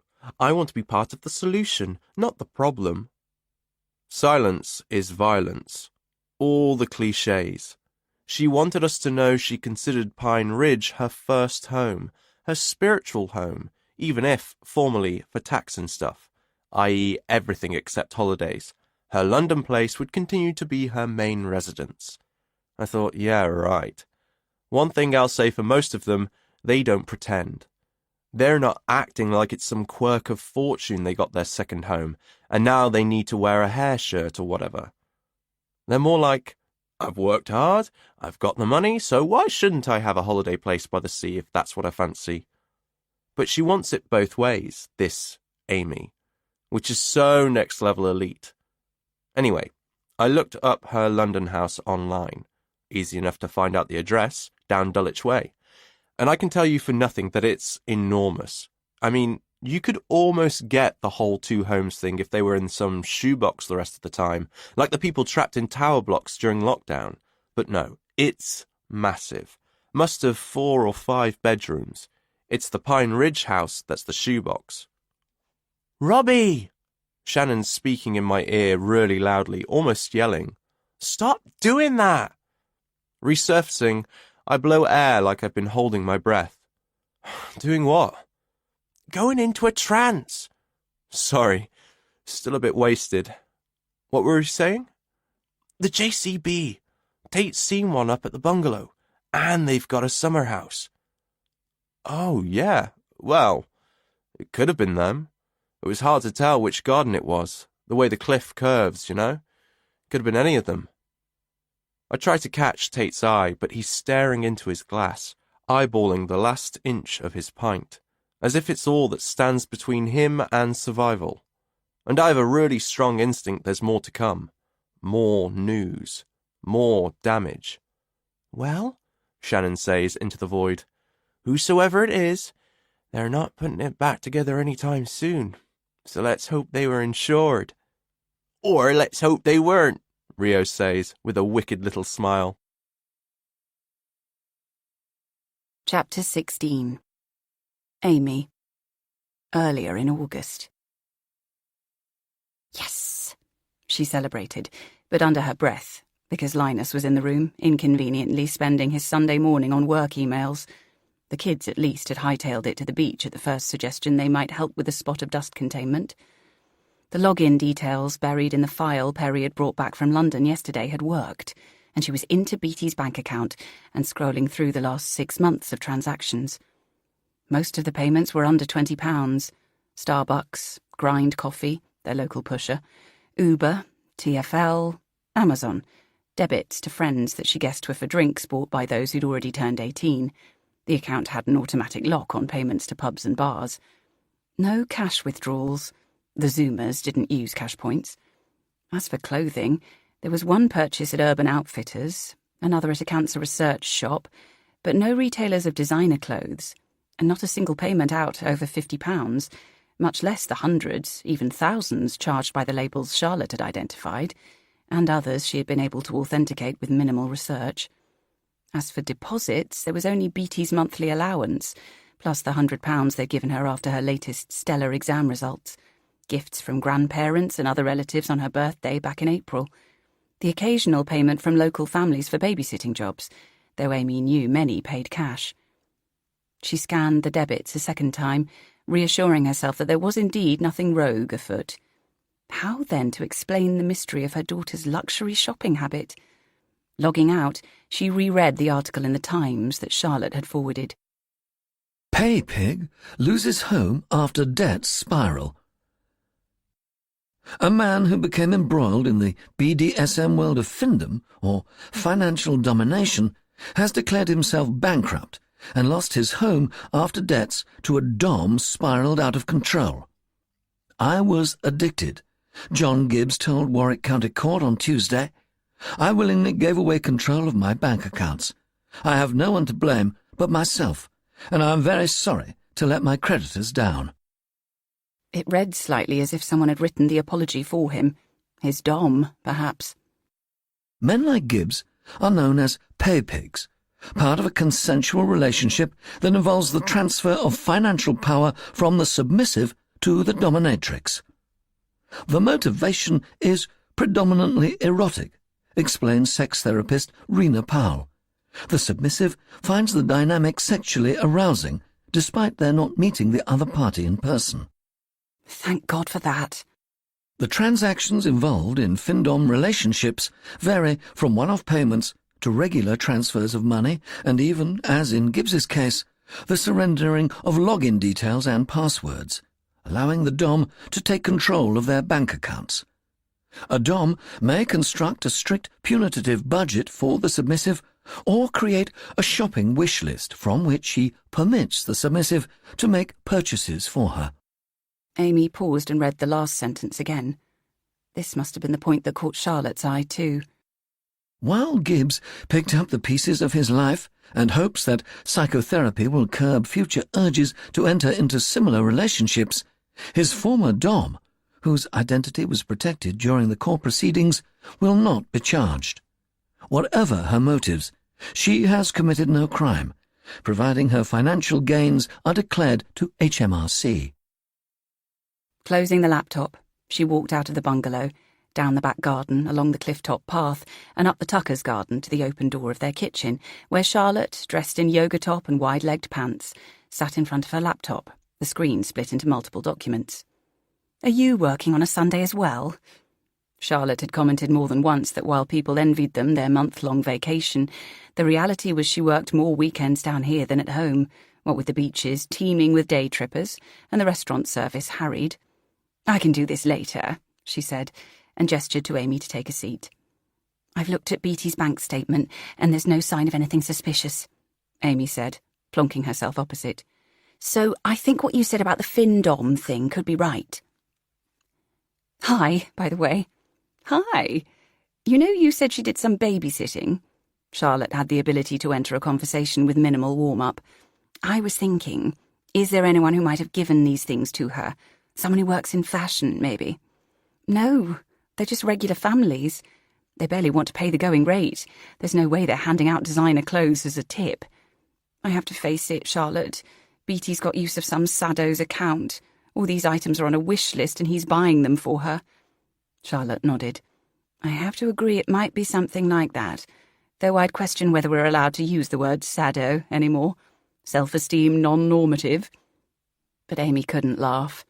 Instead, she felt a horrible fluttering in her heart as adrenaline surged through her. The question is, exactly what does she have to do to get a Fendi bag? Even if it is just online. There must be images involved. He buys her the clothes and wants to see her in them? Or taking them off? Oh God, are there videos of her out there?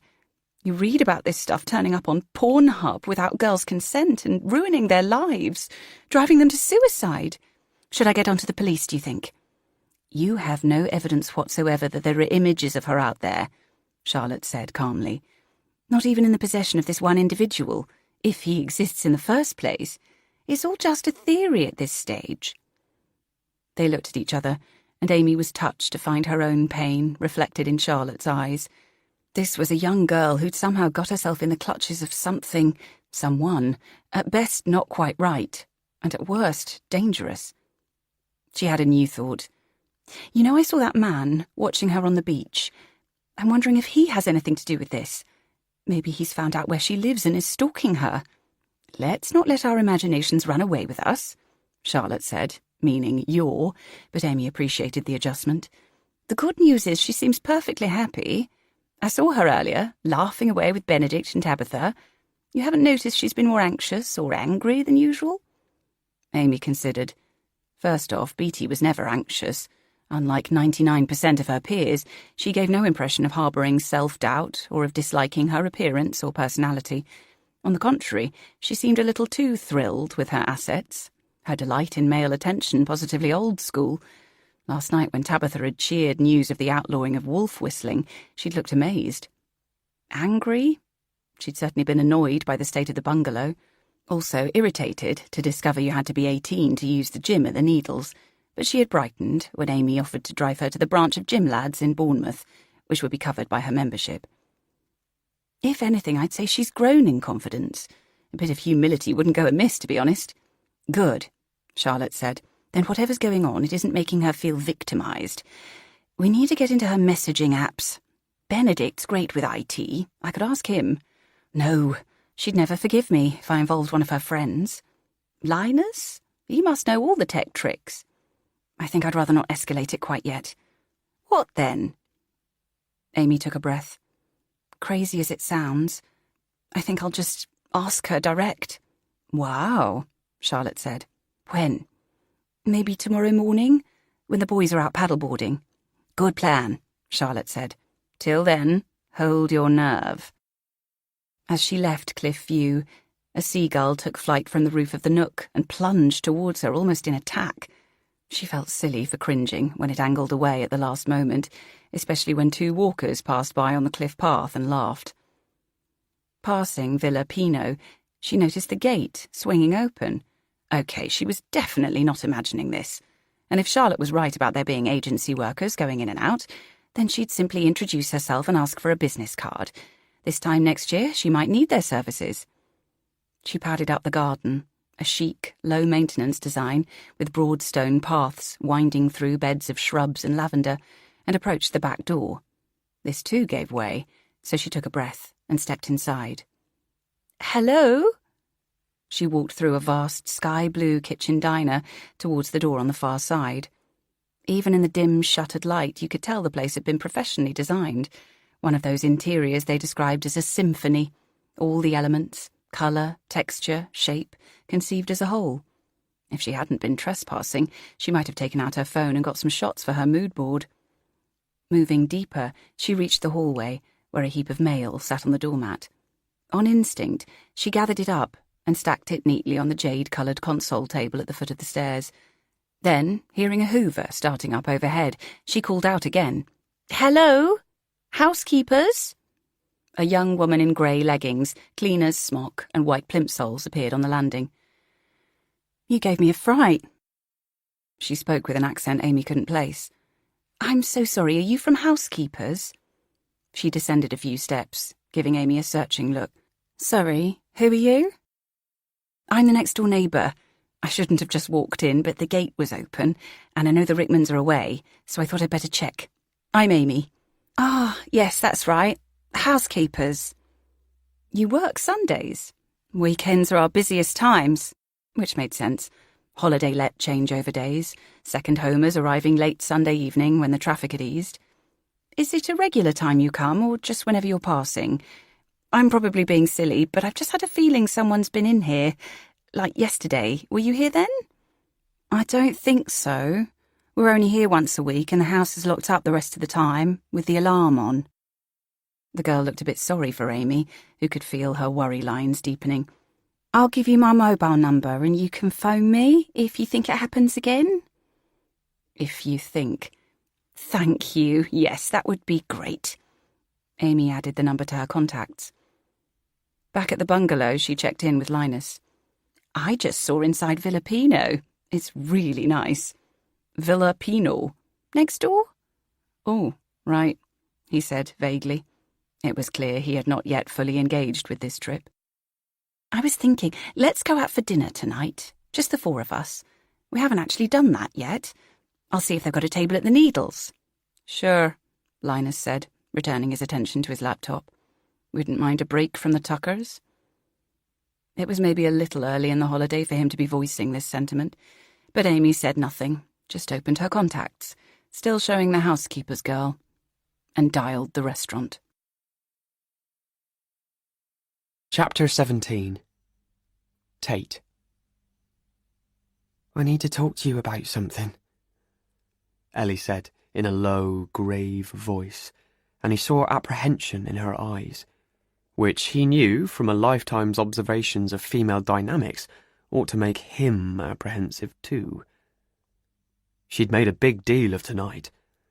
The comped meal in the brasserie, food only, not drinks, which were double the price of the beach bar, Some kind of reward for having attained a certain level of client satisfaction. The great table her mate would fix for them on the terrace, which was obviously the prime spot. The view across the sloping lawn to the pool and sea had a Mediterranean glamour to it, with fairy lights twinkling everywhere you looked. Strings of them wound around the trunks and branches of the trees. Not just pines, but imported palms as well. They clinked glasses. He had a vodka cocktail, and she had a glass of very pale pink wine that caught the light as she raised her glass and glowed like a gemstone. "Never seen such a tiny amount of wine in such a massive glass," he commented. "It's fine," Ellie said. "I'm not up for a session." Shame. He hoped what she wanted to talk to him about wasn't to do with his flirting with the girls at the bar, which was not only encouraged by Gav, but also an impulse beyond his own control. To ask him to stop was like asking him not to breathe. "Did I tell you I saw Robbie earlier? He's decided on Thursday for his stunt. Says he wants it front of mind at the housing meeting the week after." "Where's he going to do it?" "Up on Pine Ridge Road. There's a couple of places that have been empty all season, apparently." Despite being the resort's premier road, Pine Ridge Road hadn't had much of NJFA's attention this summer, other than the first day of the month graffiti, partly because they'd been concentrating on the new builds at the edge of the village, up past the staywell. It was far less picturesque a zone than the main village, but nowhere was safe from DFLs now, not since the Needles had opened. It was their gateway drug. They came for a weekend and left with thoughts of a permanent habit. It was paradise, this place. Or, as Robbie said, paradise lost. "I'll see if I can swap my shift so I can come along to that," Ellie said. "Great." Tate rubbed at an itch in his nose, smelling beach bar lager on his fingers. You couldn't get rid of it with tepid showers. Same for Robbie with oil and petrol from the garage. There were worse smells. Imagine working in a sewage plant or something. He smeared butter, green butter, what the fuck, on a piece of warm bread and popped it in his mouth. "So, what did you want to talk about?" But the hostess was seating people at the next table, and Ellie seemed to want to wait for this to finish before spilling. A couple in their 40s, the woman gushing about how heavenly the terrace was, the guy agreeing as if conceding the point, and a teenage boy, dressed like he surfed but who had probably never seen a wave over 5 feet his entire life, making no comment. And now, appearing in Tate's eyeline, oh fuck, the girl from the beach, the girl, Beatty the Beautiful, in a white dress with bits cut out at the sides, like those paper snowflakes they'd made at infant school. In the days since they'd first chatted, they'd exchanged a few texts, and pictures, that had fired his imagination in a big way, made him sweat, in fact, but had not yet led to a plan to meet. She saw him straight away, clocked who he was with, what this was, and looked away. "What?" he asked Ellie a second time, and she gave a nervous laugh. "I genuinely have no idea how you're going to react to this." "To what?" How many times did he have to say it? "I'm pregnant." It was how he imagined being taken down by a sniper. Out of nowhere, fast and deadly, robbing him of breath, of a heartbeat. "Say something," Ellie said. "Think. I can't deal with this. I definitely can't deal with this when the girl I'm obsessed with is sitting right there, almost in touching distance. Say something. Anything." "You can't have a baby in a caravan," he said finally. She frowned. "You?" "Big mistake. We can't have a baby in a caravan. It's not a proper home." "Okay, well, I was thinking We could see if we could move to a static. Shannon's on the wait list, and I thought if one came up, she might let us jump the queue. He grimaced. A static.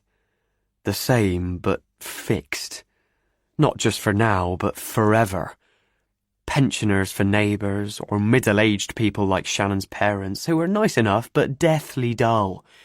The smell of nappies on top of the stink of the chemical toilet, and the food odours that never cleared no matter how hard you scrubbed.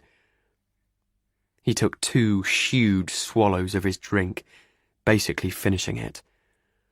Or we'd get on the council's emergency list, probably, Ellie said. A couple with a baby gets priority. It wouldn't be in Pine Ridge, obviously. More likely Crowland. The council's emergency list. It was so fucking sordid. Not to mention surreal, discussing it in this high-class place, where a room for the night probably cost more than whatever their monthly rent would be in said new emergency accommodation. A couple with a baby. He wasn't sure he even wanted the couple part, let alone the baby. At the next table, wine was being tasted, approved, poured. Even the younger kid, Beatty's brother, he assumed, was allowed some. Tate would be sacked if he was caught serving alcohol to an underage kid at the beach bar. But here it was different. No one challenged posh parents. He rose to go to the loo. "You're not leaving?" Ellie said in alarm. "No, just need a slash. Order some more drinks, will you?" The loos were quite a distance from the restaurant, through the bar and down a corridor that smelled of something sweet, caramel maybe, and down a short flight of stairs. In the men's room, he stared at himself in the mirror. A father? The idea was ludicrous. He'd barely stopped being a child himself. He had a seasonal job earning minimum wage, one step up from a kid's paper round.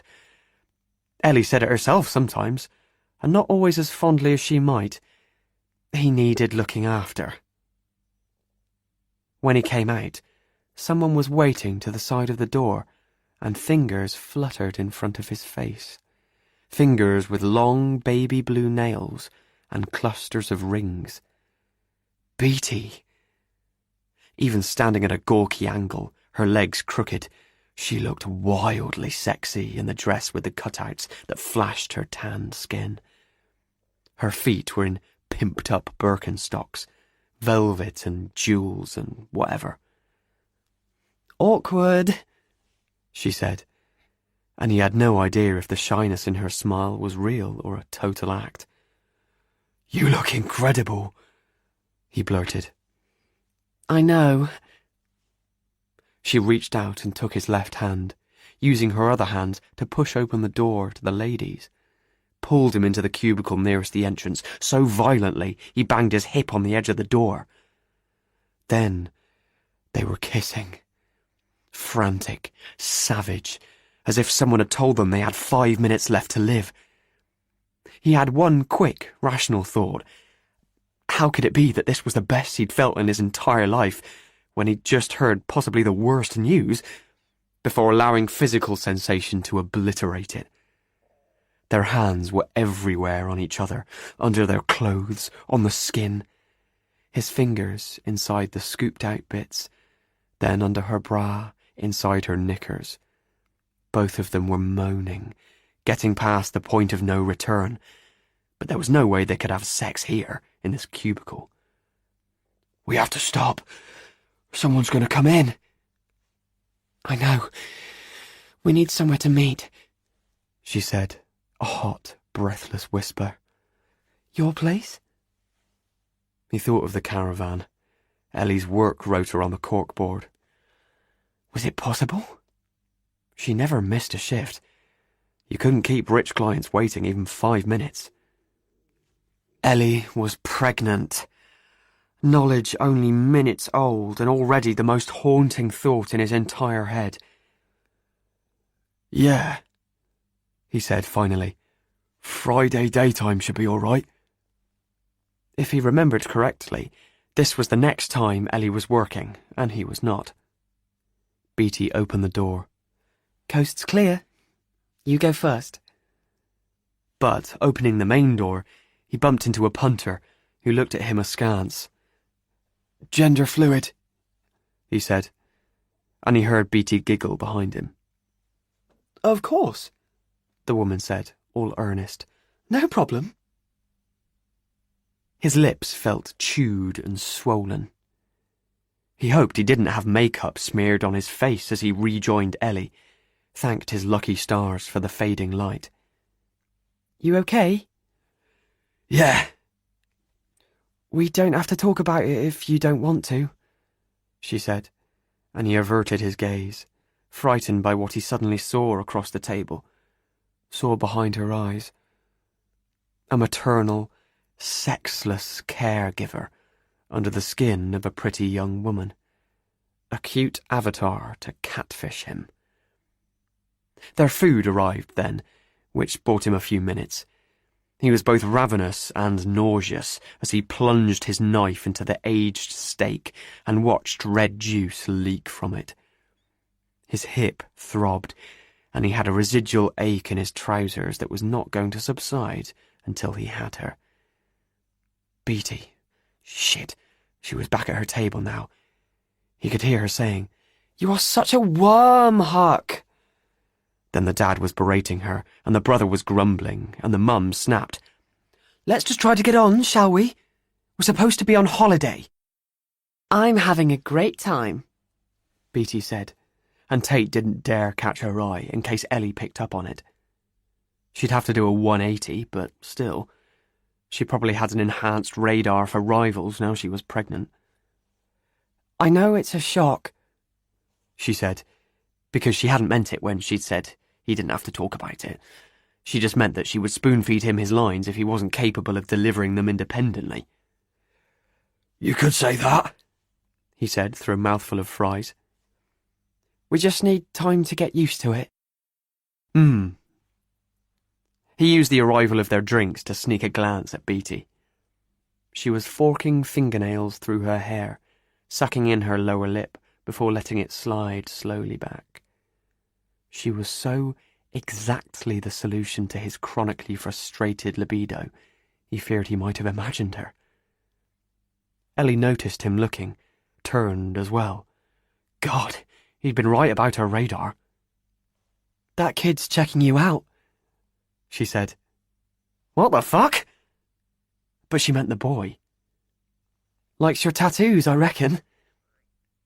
The mum followed the kid's gaze and said, Over my dead body, Huck. What? Dad's got one. His is tiny and on his ankle, not covering his whole arm like that. Nice, Ellie said, flaring her eyes at Tate.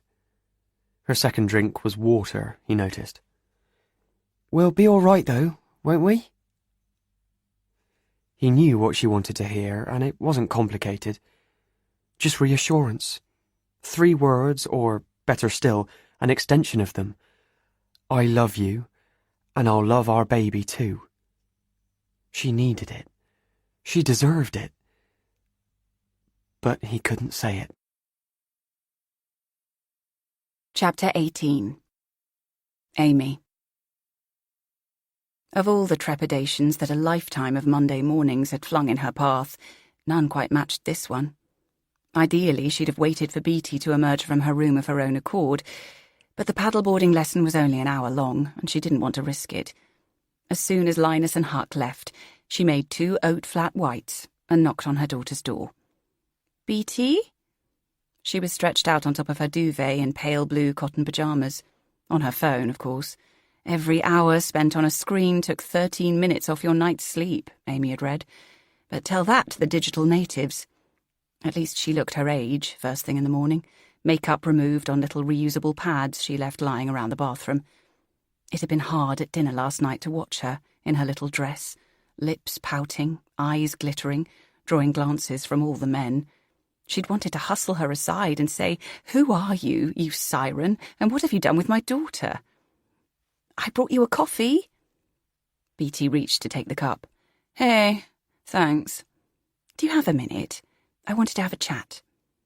Instantly the girl's gaze darkened. She made no attempt to help as Amy cast about for somewhere to perch. The only available chair was heaped with clothes, and so Amy transferred these to the foot of the bed and sat on it. Beatty took a sip of her coffee before speaking in a husky drawl. Seriously, whatever you want to say, I've already covered it in PSHE. Have you covered FinDoms? There was a beat of surprise. What? FinDom. Financial domination. I have no idea what that is. Beatty sounded genuinely puzzled.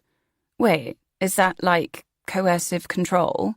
We had a talk about domestic abuse and raised money for that shelter in Stratham. Was she bluffing? Amy couldn't tell. No, this is girls who have online friendships with men who want them to control their finances. Sometimes they have access to their banking and dictate all their spending. They call the girl a financial dominatrix, and the man a pay pig. And there's a sexual element to it. In no way would the girl be to blame, she added, especially if she were young and had entered into it sort of accidentally, you know, if she'd been groomed. Beatty continued to frown. Is this like OnlyFans? Mum, whatever site you mean, I'm not on it, I swear. It was the trace of pity in her voice that made Amy believe her. Pity for the tragic middle-aged woman diving headfirst down another internet rabbit hole. Out of touch, clueless. What social media do you use these days? Beatty proffered her phone, and Amy itched to take it, but she knew it was a trap. To accept only signalled her mistrust, inviting potentially terminal consequences. She'd already trawled through the girl's banking, which had been risky enough. What if Beatty had been alerted to the access? It's okay, she said. Before it was withdrawn, the screen lit up with a notification, too fleeting for Amy to read the message, but she caught the sender's name. Tate. Who's Tate? Beatty shot her a defiant look. Just one of hundreds of skanky old men I'm fin-domming, or whatever it was you just said. Want to give him a call? Ask him if I've taken control of his bank account and paid his gas bill on time? Amy felt her cheeks flame. There's no need to be so challenging, Beatty. You're the one who's challenging me. The girl's eyes flashed with outrage. Why would I even want to do something weird like that? Amy breathed deeply and took a beat. She remembered how decisive she'd sounded when discussing it with Charlotte. I'll just ask her direct. It struck her that she'd asked the wrong question. Can we start this conversation again? Beatty slurped her coffee. If you want. I need you to tell me where you're getting all your expensive clothes from. I know you don't have much money of your own, so I'm worried someone is buying them for you, hence my questions about FinDoms. Which I obviously got wrong, and I'm sorry. But I do want to know how these things came into your possession, and I think it's reasonable to ask. Beatty lowered her cup. A flush rose in her face as she glanced at the heap at her feet. Amy looked too. Sod's law, the top item was a cheap nylon top from H&M. Her gaze returned to Amy, steady again. I told you, they're fakes. I don't think they are, Beatty. At least they may have been sold as fakes, but they are actually genuine designer. The Fendi bag, the Chloe sunglasses. And before you object, I haven't been snooping. You leave stuff all over the place, and I've just used my eyes. Or Charlotte had. In any case, there was a fractional concession on her daughter's part. I suppose some could be. The ones I got from charity shops. In fancy places, you know, like the King's Road in High Street, Ken. Amy remembered the cancer research item on the bank statement. Just one. Had there been several, she might have gone along with this undeniably attractive line of defence. Lord knew she didn't want the answer to be sordid. There's loads of, billionaires out there, Beatty continued. Arabs and Russians and stuff. They buy something in the wrong size and they don't bother taking it back. £1,000 is I don't know, 50p to them. That's how I got the bag. The shop didn't even know it was worth so much. I didn't. How could a bag be the wrong size? I don't mean literally every single thing. Just, that's how these people think. They buy something, it's not right, so they give it away. Amy found this hard to believe. No wealthy person she'd crossed paths with deposited untouched designer handbags in charity shops. What about the Birkenstocks? I can't imagine you wanting to buy shoes second-hand. I got those new. You and Dad gave me the money? Come on, Beatty, I looked them up and they're limited edition and on sale for £500. Please be honest. I am, she said with a flare of indignation. They're seconds and not even this season. I got them on an auction site. I told you this when you gave me the money. Amy was certain she had not, and nor had anything resembling an auction site appeared on the bank statement. But she could hardly say this. What auction site? Beatty scowled. It's called a miss. You won't know it. OK, if you show me a receipt, that would put my mind at ease. I can't. Lexi ordered them on her account. I paid her back. In cash from babysitting, she added with preemptive pique. You're always making everything into some mystery, like you want me to be in a crime ring or something. A crime ring? That took Amy aback. It also dislodged a distant memory of a movie about teenagers in LA who broke into celebrities' houses and pilfered their clothes and jewellery. I don't want to talk about this anymore, Beatty said, returning to her phone. I'm getting like weird obsessed vibes here. Amy considered her position. She was by no means any clearer on the source of her daughter's shopping budget, but she was at least satisfied the girl wasn't being sexually exploited, and that was enough of a win for now. OK, but just be aware that if you're going to swan around Pine Ridge like a Kardashian, there's tension between us and some of the locals. Economic tension.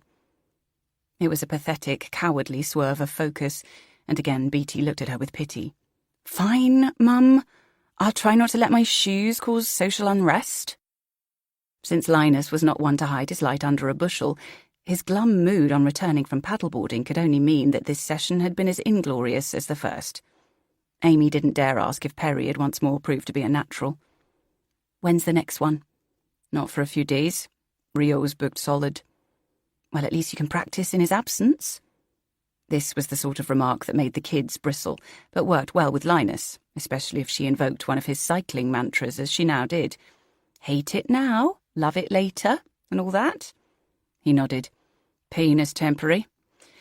Everything okay with Beats? I haven't seen her today. Fine.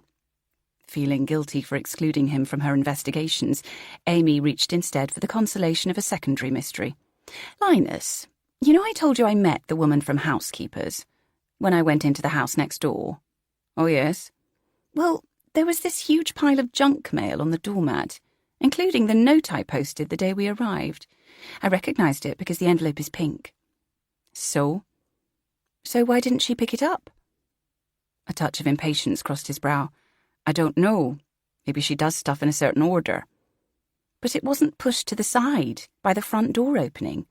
The back gate was open, so I think she came in that way, which means she came up from the beach, or all the way along the cliff path from the meadow. Why would she do that? Everyone comes the roadway, except the residents themselves. Ourselves. But Linus just gave her a droll look before turning from her, his mind already on the next task. The riddle of the cleaner's routine. There's an episode of Sherlock right there, on the cutting room floor. Chapter 19. Beatty. This was going to be the last time. Definitely. OK, so last time was supposed to have been the last time, because there'd been that notice up that had literally made her heart stop, but she'd been looking online, and there were a few more things she had to have. If she was going to do this, if she was going to have sex with Tate when they met tomorrow, she knew exactly what she wanted to wear under her Adidas X Gucci dress, the most expensive item in her collection. What she wanted him to remove. And that underwear was not available in Pine Ridge or Bournemouth, even if the conditions in the branch of gym lads she'd used down there had been right, which they had not. She'd ended up just doing a workout and leaving. I have to go up to London, she told her parents. I've forgotten some textbooks I need. Can't we just get new ones delivered down here? Her dad said. They're too expensive to buy again. Plus, I want to see Sienna. She was careful to reference a different friend from Lexi, in case her mum started going on about S&M gimps and receipts for shoes again. She got the feeling her dad wasn't in on these pervy suspicions, but there was no way her mum had worked out that the stuff was properly designer on her own. Her idea of a luxury brand was the Sweaty Betty sale. No, someone was on to her, and the sooner she shut this down, the better. It turned out Benedict's dad was driving up to London again, and he offered to give her a lift. He was okay, Perry. One of the less handsy dads, even though he literally worked as a handyman, which was pretty funny. "Why is he going up again?" her dad asked her mum. "He's already been once." "He's needed to do stuff for his housing charity, I think." "What stuff?" "He just put shelves up. He's not even paid. He's completely economically inactive." "Don't say that," her mum said, meaning not in front of Beatty, which was such a joke when everyone knew how judgy parents were. "I'm economically inactive as well. It doesn't mean we're not valued citizens." Her dad looked caught out, which was always fun to see. "You're just taking a few months off while you sort out this place. It's game over for him." Beatty's mum sighed. "I feel for him, Linus. It can't be that easy." "Looks pretty fucking easy from where I'm standing," her dad said. The Tuckers had a seriously posh car, with creamy leather seats and aircon you could barely hear. Everything was clean and soft and swishy. With her pods in, she wouldn't need to speak to Perry, but they weren't even at the ferry when he was already trying to get the conversation going. She plucked the pod from her right ear. "Sorry?" "I just said, do you want to listen to the same music, since it's just the two of us? We always do when it's just me and Benedict." Okay." Idiot. She should have said she was listening to a podcast for school. Adults never questioned schoolwork because they were all so super competitive. It was the one thing that was untouchable. "You choose," he said, kind of pathetically pleased. "Do you have a playlist or something?" "No, whatever you want is cool." He fiddled with the display and chose a radio station called 80s Smash. Some weird folky thing with fiddles filled the car. "Do you know Dexys?" Perry asked. I don't think so." "This wasn't their best, actually. I was just a kid when they were big. In case you're trying to work out just how prehistoric I am." She wasn't, but she smiled politely. They managed the ferry crossing and drive through Poole without any more chat, but then they stopped at a red light, just as the radio signal went all crunchy, and Perry took this as his cue to try again. "Got a lot of reading this summer then, have you?" "Not much." Then, remembering this was the reason she was so urgently returning home, yeah, quite a bit. I've got uni applications next term, so I've got to say what I'm reading in my personal statement. The light changed and the car reared forwards, making her stomach flip. "I'm sure Benedict will help you if you need any advice on that," Perry said. "No, wait. You're an academic scholar, aren't you? It's all coming back to me, your amazing GCSE results. You must have been over the moon." "Yeah, super gassed," Beatty said. GCSEs were 100 years ago. After that, there was a good hour, maybe 2, when Perry didn't say much, just hummed along to the songs. The occasional bit of commentary. "I'm not sure this one stood the test of time," and "We used to think Adam and the ants were the dog's bollocks." There were sweets in the glove compartment, he said, if she fancied one. They were the fruit ones in a tin with icing sugar, like you'd have if you were in a care home or something.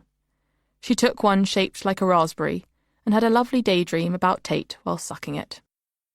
"So, what are you youngsters watching on TV right now?" Perry asked. "That druggy one, Euphoria, is it?" She squirmed a little. "Loads of stuff." "Like?" He was getting all animated, like he did when the families were together and he argued with Benedict and Tabitha. "Go on, what was the last thing you watched?" Probably Dharma?" "The serial killer guy? You didn't find it a bit disturbing?" She shrugged. "Wow, that blows my mind." She waited for him to explain. I'm just surprised you're not sickened by something like that." "I'm not sickened," Beatty said. "I just think the show is good. Makes you see how he came to be this weirdo monster. Are you doing psychology at A-level? He asked. No, why? I just thought that might be why you're interested in serial killers. It was bizarre, the way parents thought you were only interested in something because there was a link to what you were doing at school. It was the opposite, mostly. I'm doing maths, biology, and chemistry, she said. But it seemed like he hadn't heard, because he checked his mirrors and made an aggressive overtaking manoeuvre before saying, I've developed a bit of an interest in psychology myself. You probably know I used to have a problem with alcohol. Still do, he corrected himself. Oh. This was interesting. She turned to him, the sweet tin in her lap. What's it like to be, an addict? I mean, do you still get, tempted? He nodded like she'd said something really insightful, and his eyes checked the mirrors. The simplest way I can describe it is it's like a wound that's going to take your whole life to heal. You have to know the tools to stop yourself from picking at the stitches. It was a horrible image, and she didn't reply. Just looked at the cars weaving in and out on the motorway like this was F1. She'd like one of those vintage Porsches, she thought, and imagined herself gliding past all the middle-aged people with their questions and their tracks that hadn't stood the test of time. It's always there, Perry continued, as if minutes had not passed since he last spoke. That yearning, like a lover lost at war or something. You miss them. You didn't get a proper goodbye. Hearing himself, he laughed. Listen to me going on. She took another sweet and held the open tin close to Perry so he could take one without crashing the car. Benedict liked the lemon ones, he said, but he chose his randomly, and it was so coated in icing sugar she wasn't sure which one it was. He crunched it rather than sucked it, and when she looked at him in surprise, he explained, I don't like that feeling when you've rubbed away your upper palate. Again, she could think of nothing to say in response. They didn't speak again until they were in London, and she recognised the A-road off which Sienna lived. You can drop me here, she said. I'm seeing a friend before going back to the house. Sure thing, Perry said, pulling over on the red line, so the driver behind got mad and blared his horn, and even before she'd jumped out and closed the door again, he turned the music up and gave this freaky little cry of joy, like finally there was a song that made him feel how he wanted to feel. Chapter 20. Charlotte. When the trespassers arrived, her first instinct was relief that Perry was out of town, even if she did suspect him of disappearing this second time purely to demonstrate to Linus that he too had work to do, clients to service. Of all of them, he was the most easily wound up, the most apt to overreact. Then again, there was such a thing as being too tolerant, too passive in the face of invasion. She happened to be out front when it came lumbering into view. A caravan about 20 feet long, towed by an old Skoda Yeti. At first, she assumed the driver had taken a wrong turn and would now set about making a painful reversal or three-point turn before continuing up to Golden Sands Park. She even lingered in case they needed any help judging clearances. Instead, they drew to a halt opposite the Shaw's bungalow, and a young man jumped out of the passenger seat, a pair of bolt cutters in his hand. He crossed the road to Villa Pino, and without a glance in either direction, broke the chain holding the padlock on the driveway gates. He then opened the gates, and as the Skoda's engine roared back to life, gestured for the driver to enter. Charlotte strode towards him, thinking there was something familiar about his hustling, tenacious demeanour. "Hello? Can I ask what you're doing?" But he held up a palm to her and continued directing the vehicle into the Crescent Drive until the tourer was satisfactorily positioned, pretty much parallel with the front of the house. The driver killed the engine, got out, and joined him. He was older, with similar colouring, possibly a relative. "What's going on?" she asked again. though it was as plain as the nose on her face that they were disconnecting the tow. Once that was done, they set about securing the caravan's wheels with yellow clamps, intending, presumably, to leave it there, immobile, immovable. They were staging some sort of sit-in. The younger one, who'd broken the lock and now directed the clamping, finally looked up and deigned to engage with her. "Nothing to worry about," he said, his eyes squinting in the sun. He had the calm and persuasive manner of the born liar. "Well, I think it is something to worry about," Charlotte said. She was starting to sweat under her cotton leopard print dress. "You can't just abandon a random caravan here." "It may be random to you, but it's not to me. It's my home, and I'm not abandoning it.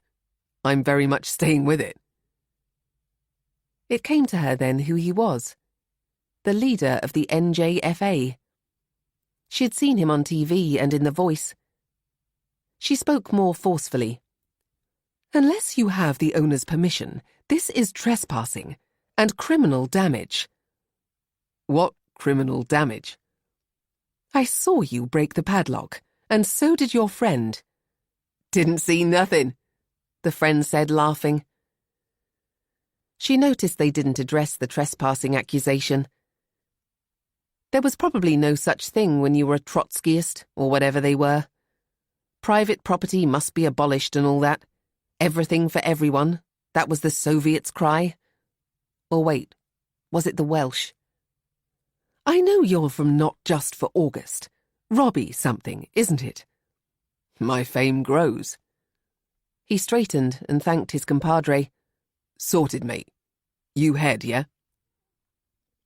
Moments later, the car departed, and Robbie unlocked his caravan door and went inside.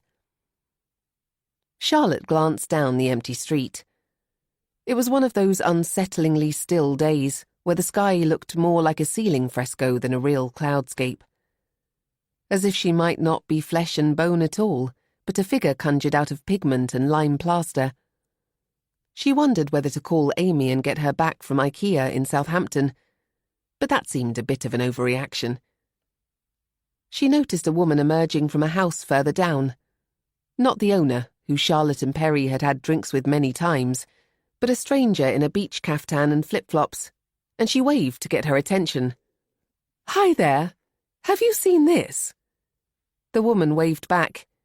"We're just here for the week," she called apologetically. For who would want to waste one of their precious 7 days involved in some neighbourhood wrangle? "Not to worry." A few cursory knocks at other doors revealed exactly what you'd expect of a beautiful afternoon in August. Everyone was out. Returning, she found that a banner had been affixed to the Rickman's railings. "Empty in August, #NJFA," in huge red letters. That explained the selection process. And to know Villa Pino was empty, they must have been watching the place. She went inside to find her phone and call the police. By the time she came back out, Linus had arrived home from a bike ride and was in discussion with Robbie, sweat rolling down his face.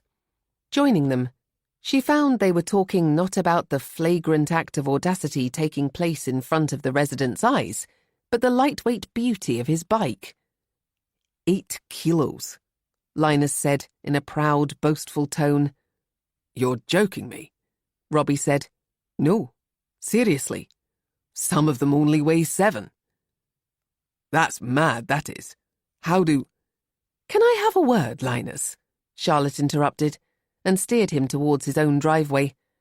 He was giving off serious body heat and smelled very animal. "That man is the leader of Not Just for August, and this is some sort of stunt." "I gathered as much, Charlotte." "Well, you don't seem very bothered." "I'm not. He says he's only here for a short while." "What does that mean?" Until the stunt served its purpose, she supposed, which must mean media coverage. "Do you think he's planning on staying overnight? He's got no utilities." Linus paused to ponder this. "They use gas canisters, if I remember." What about the loo? And please don't tell me you're going to offer your facilities. Amy wouldn't like that. She's already worried about Beatty getting attention from the locals.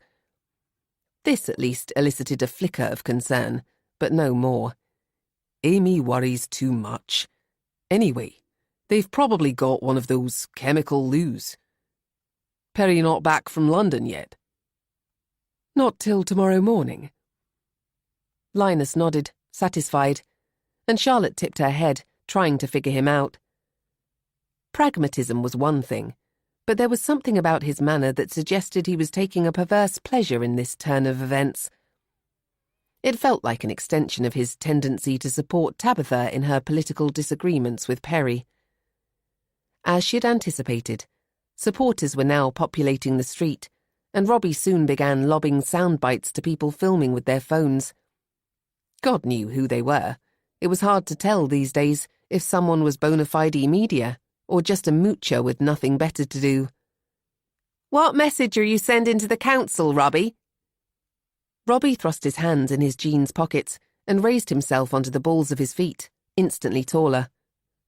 "The message I'm sending is we'd like a little less conversation and a little more action, if you know what I'm saying." "What sort of action?" "For starters, we'd like to see the licensing of all second homes in Pine Ridge. We're also calling for the piloting of a scheme that allows locals to access unused accommodation." "Are you for compulsory purchase?" This was met with a friendly chuckle. "In an ideal world, yes, but we have to be realistic about what the law will allow. I think we can agree that to have a house like this standing empty is heartbreaking for those working families crammed into a B&B, or, like me, confined to a small caravan." It soon became apparent that all photography and video was set up to showcase a shocking contrast between the ancient, discoloured caravan in the foreground and the gleaming new villa behind it, with grand cliff view to its left. There was no mileage in having the bungalow represent Millionaire's Row, so the photographers set up on the Shores Drive for their shots. Linus did nothing to stop this, even stepping aside to allow more of the mob access, and Charlotte approached him once more. "Linus, you do realise this is bad news, don't you? For us, I mean. For all second homeowners." "Not us, Charlotte. Just these people in between." He didn't even know their names. "But you know they twist things to make us all look guilty. You've heard what they say. We're selfish and greedy, complicit in hollowing out communities." She frowned, felt the sting of SPF in her eyes. "I don't understand.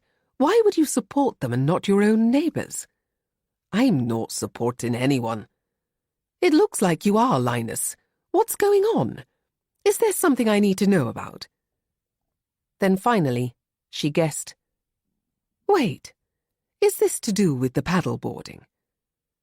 She had gathered from Perry's preening that they'd developed a rivalry, one they were struggling to keep amicable, spending more time bickering about the scheduling of the sessions than actually out on the water. Perry was frustrated by Linus's work commitments. Linus, according to Amy, by Perry's unnecessary trips back home. A terrible thought struck. "You didn't. You're not feeding NJFA information, are you? Is that how they knew Villapino was unoccupied?" He gave a scornful laugh.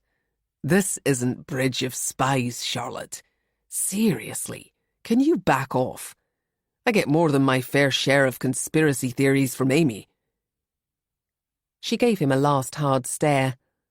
"Well, as far as your new friend is concerned, I seriously advise you to develop a few of your own. He might not be interested in the bungalow now, but he sure as hell will be once it's done up." She turned from him with a parting shot.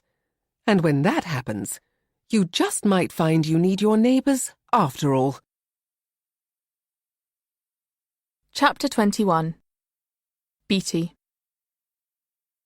She had no intention of visiting Siena, not least because her friend was in Corfu with her family, but took the tube to Bond Street and continued by foot to the Marylebone branch of Gym Lads.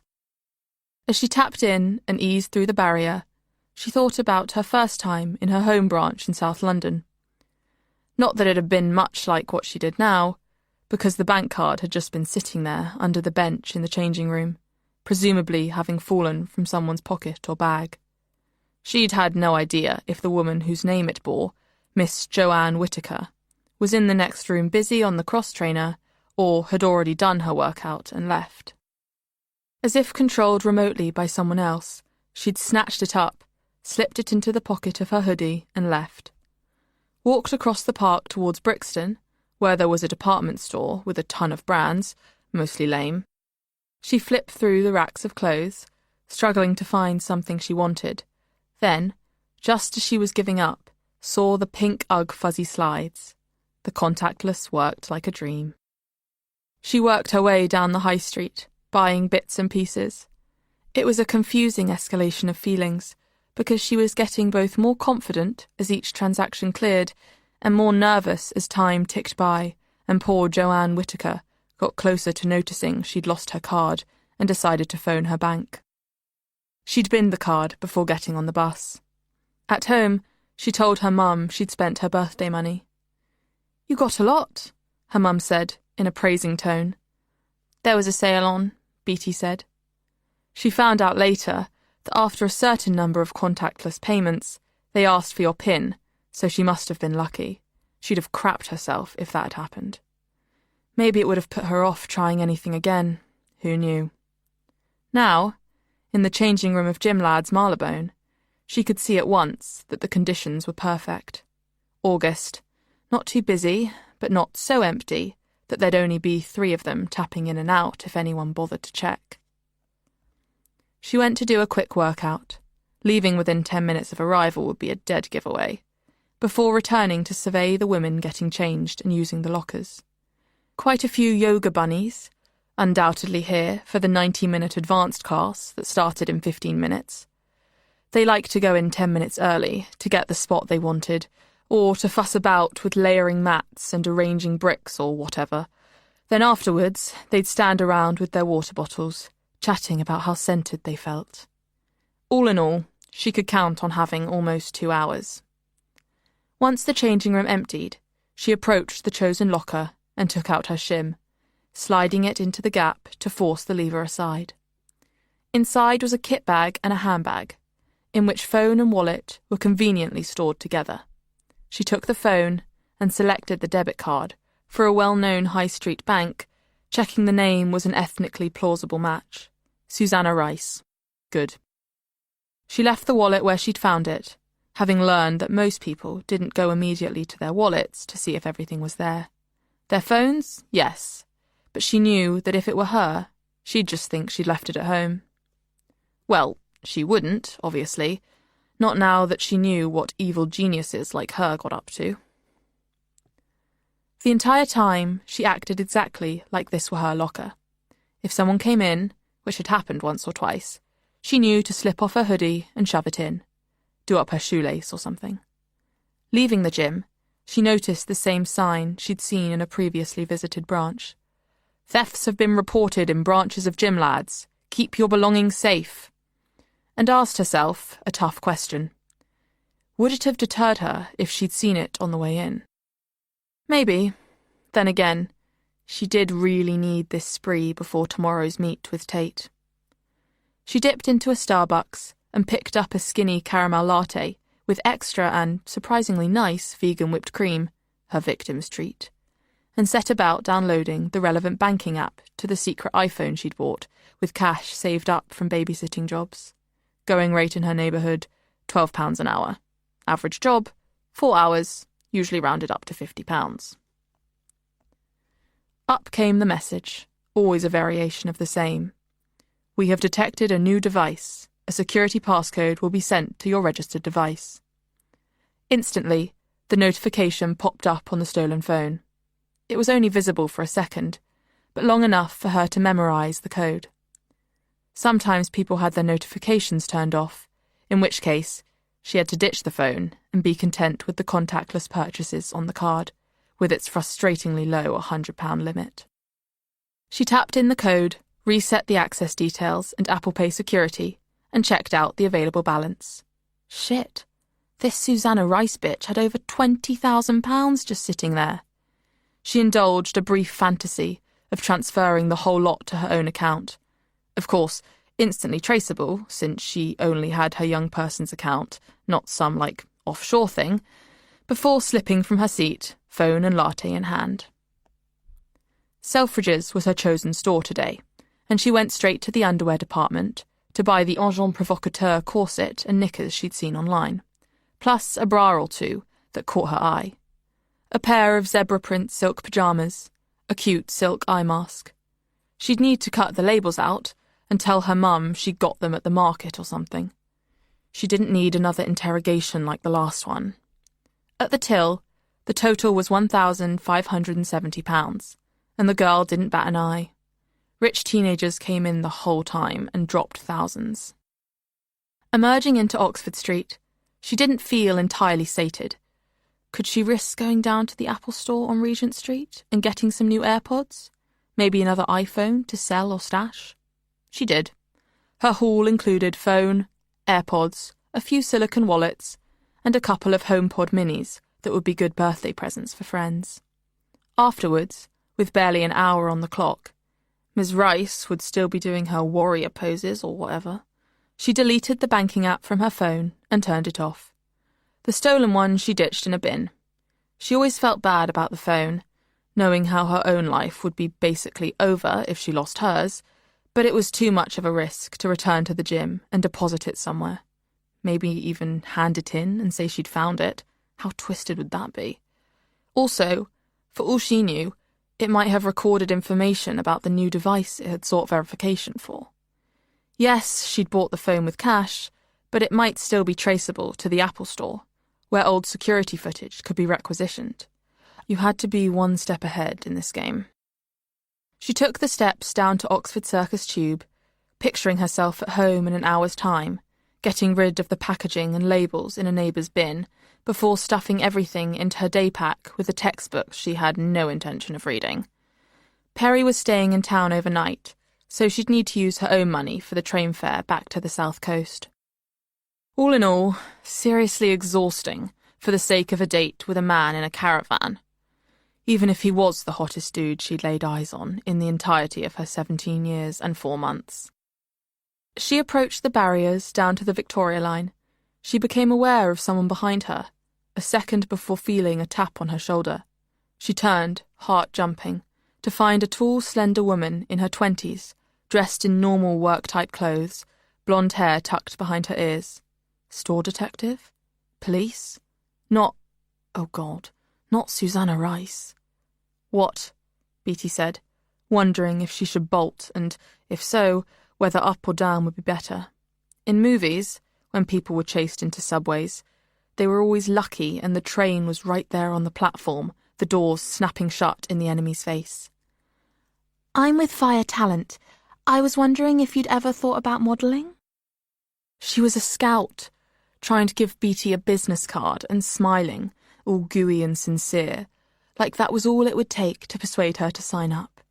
Had it been the first time, Beatty might have been tempted, but she'd been approached before, both in person and via Instagram, and after discussions with Lexi and Sienna, had decided to wait until she was 18, when she'd have more followers and, more importantly, her mum wouldn't be able to interfere.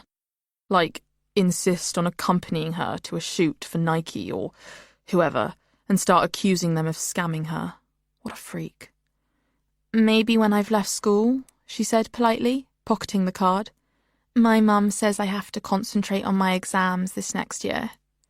And she gave the woman a little shrug, obviously she was going to do what her mum said. A girl like her wouldn't dream of breaking the rules. Chapter 22. Charlotte.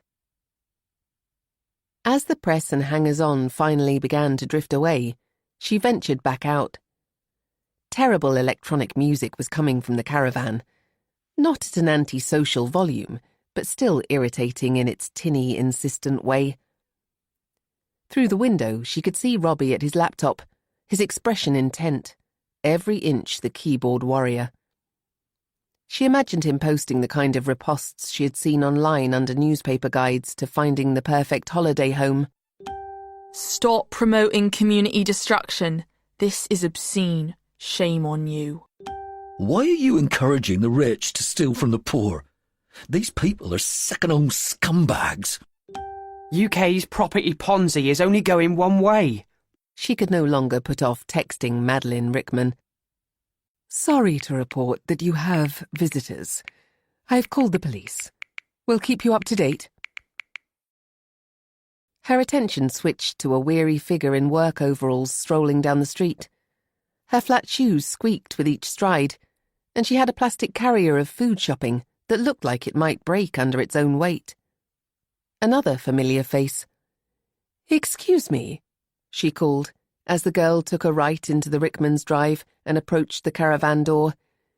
You work in the deli, don't you? The name came to her. She was very good with names. Shannon, isn't it? The girl spun, her face impassive. That's right. Do you know Robbie? He's my boyfriend. You mean you live in this caravan as well? Shannon nodded. Charlotte couldn't tell if her glacial expression masked wariness or dislike. Did you know about this? This change of pitch? She must have, of course, or she wouldn't have known where to come. What he's doing is illegal, you know. I wonder if you could have a word with him? To her surprise, the girl's face broke open, and she laughed freely, as if Charlotte had made her day with so enjoyable a quip. You don't know Robbie? Who doesn't know me? Here he came, down the steps, all cocky like Mark Rylance in Jerusalem. Then, realizing who it was, his girlfriend was talking to, he gave Charlotte an insolent look as if to say, "Still here?" The very question she should be demanding of him. Since the police don't seem to be coming, I thought maybe I would call a breakdown service for you, she said in a level tone. Or I could ask at the garage in Crowland if they could come and tow you away. That would be theft, though, Robbie said affably. It also happens that that's where I work, and we're a bit short-staffed, you know what I mean? Not sure we'll be able to get anyone out to you before the weekend. The little shit had an answer for everything. As Shannon climbed into the van, a cab pulled up at the bungalow, and Beatty's tanned legs emerged, her feet in scuffed black plimsolls. The rest of her lacked the usual high-fashion regalia too. Black denim shorts, grey hoodie, hair scraped back. She clocked the caravan and held up a hand to Robbie. "Hey." He stepped towards her, smiling broadly. "We meet again. You've been off somewhere?" "Just back to London. I needed some books for school." She patted her backpack. As the cab roared off, Robbie lit a cigarette. His manner was easy, avuncular. "What are you studying?" "It's just biology stuff," Beatty said, and grimaced. "A-level year coming up." "Tough one," Robbie said, exhaling smoke to one side. And as he proceeded to advise the teen on study techniques, Charlotte gave a huff and retreated inside. This was absurd. What was wrong with the Shaws? It was one thing to show face at the council's meeting about housing next week, as she knew Amy planned to do, but quite another to fraternize with the enemy like this, to sanction criminal damage. She poured herself a glass of wine, a surprisingly powerful white from a local vineyard Perry had supported before, and partly during his dark days, and tended to her thread with Madeline, who must have been thrilled to have been woken in the early hours with news of drama 6,500 miles away. WTF? Have they broken into the house? "No, on drive in own caravan. They've damaged the gates, but otherwise peaceful." Are they travellers? "No, locals. Activists." But the police are there? "Not yet. Maybe call them too."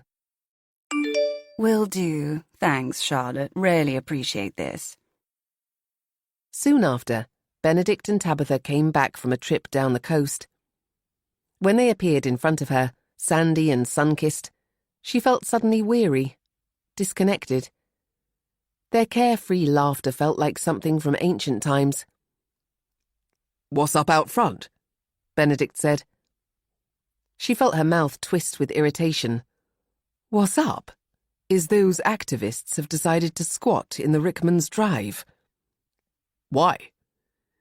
"It's about the house being empty in August, which is evidently tantamount to evil." She heard Perry's outrage in her phrasing. Yes, I know they have a point to make about their lived experience, but I'd prefer it if they made it somewhere else. Now our house is going to be plastered all over the news." "Sounds like doxing to me," Benedict said. "If they've identified the owner," Tabitha clarified. "They've identified the house and the street. Isn't that enough?" Charlotte said. "We're private citizens. We have rights like everyone else." Oh, God, she really was channeling Perry, which begged the question of whether she needed her husband's contrary spirit nearby to activate her own level-headedness. But no. She was perfectly calm and wry in other situations, such as the workplace, known for her sang-froid. This was about Robbie the activist and his infuriating sense of entitlement to disrupt their hard-earned holiday, to treat them as mere emblems, to make an example of them, when he knew nothing about them and their private struggles. Nothing at all. "Are we still going out for dinner?" Benedict said. And this too irritated her. "I think we'll just fend for ourselves now that this emergency has arisen. I need to liaise with the Rickmans if the police come." Since the police had not come, it seemed unlikely that they were treating it as an urgent matter. Perry would be back tomorrow in any case, and unlike Linus, whose dynamism began and ended with his featherweight bike, he was a man who rolled up his sleeves and got things done. If he had to, he'd remove the wheel clamps and tow the damn thing away himself. Chapter 23. Perry. He was singing along to Feeling Good as he cruised at 80 between speed cameras on the M27, because he was, well, feeling good. Driving on his own was possibly his favourite pastime. Not that he hadn't enjoyed chatting to young Beatty on the way up. He much preferred her type to student radicals like Tabitha. Happy to dress like a female. No guff about heteronormative fragility or unconscious decolonization or whatever other gobbledygook they came out with. She had something about her, a confidence, an air of hedonism that he could relate to. That was how youth should be experienced. Enjoy it while you looked good and someone else paid the bills. Don't look for reasons to be miserable. Her father was a twat, but you couldn't have everything. As always, he'd synchronized his rendezvous with Jordan with genuine errands at Keeler House, one of which had been for alpha neighbour Trev, who had a taste for the monstrously oversized, be it in his own musculature, the words brick shithouse sprang to mind, or in the TV screen that filled the whole of one wall of his room. The space smelled like a locker room, a consequence, presumably, of the impressive set of weights in one corner. Normally, when Perry got going with a job, especially if it involved his electric drill, the resident would slope off to the kitchen for a cup of tea or out to the garden for a roll-up. But this guy stayed right there, breathing audibly. "Don't touch my stuff," he said when Perry eyed up the weights. "I'm going to have to move them so I can get to the wall behind. Perhaps you could do it for me."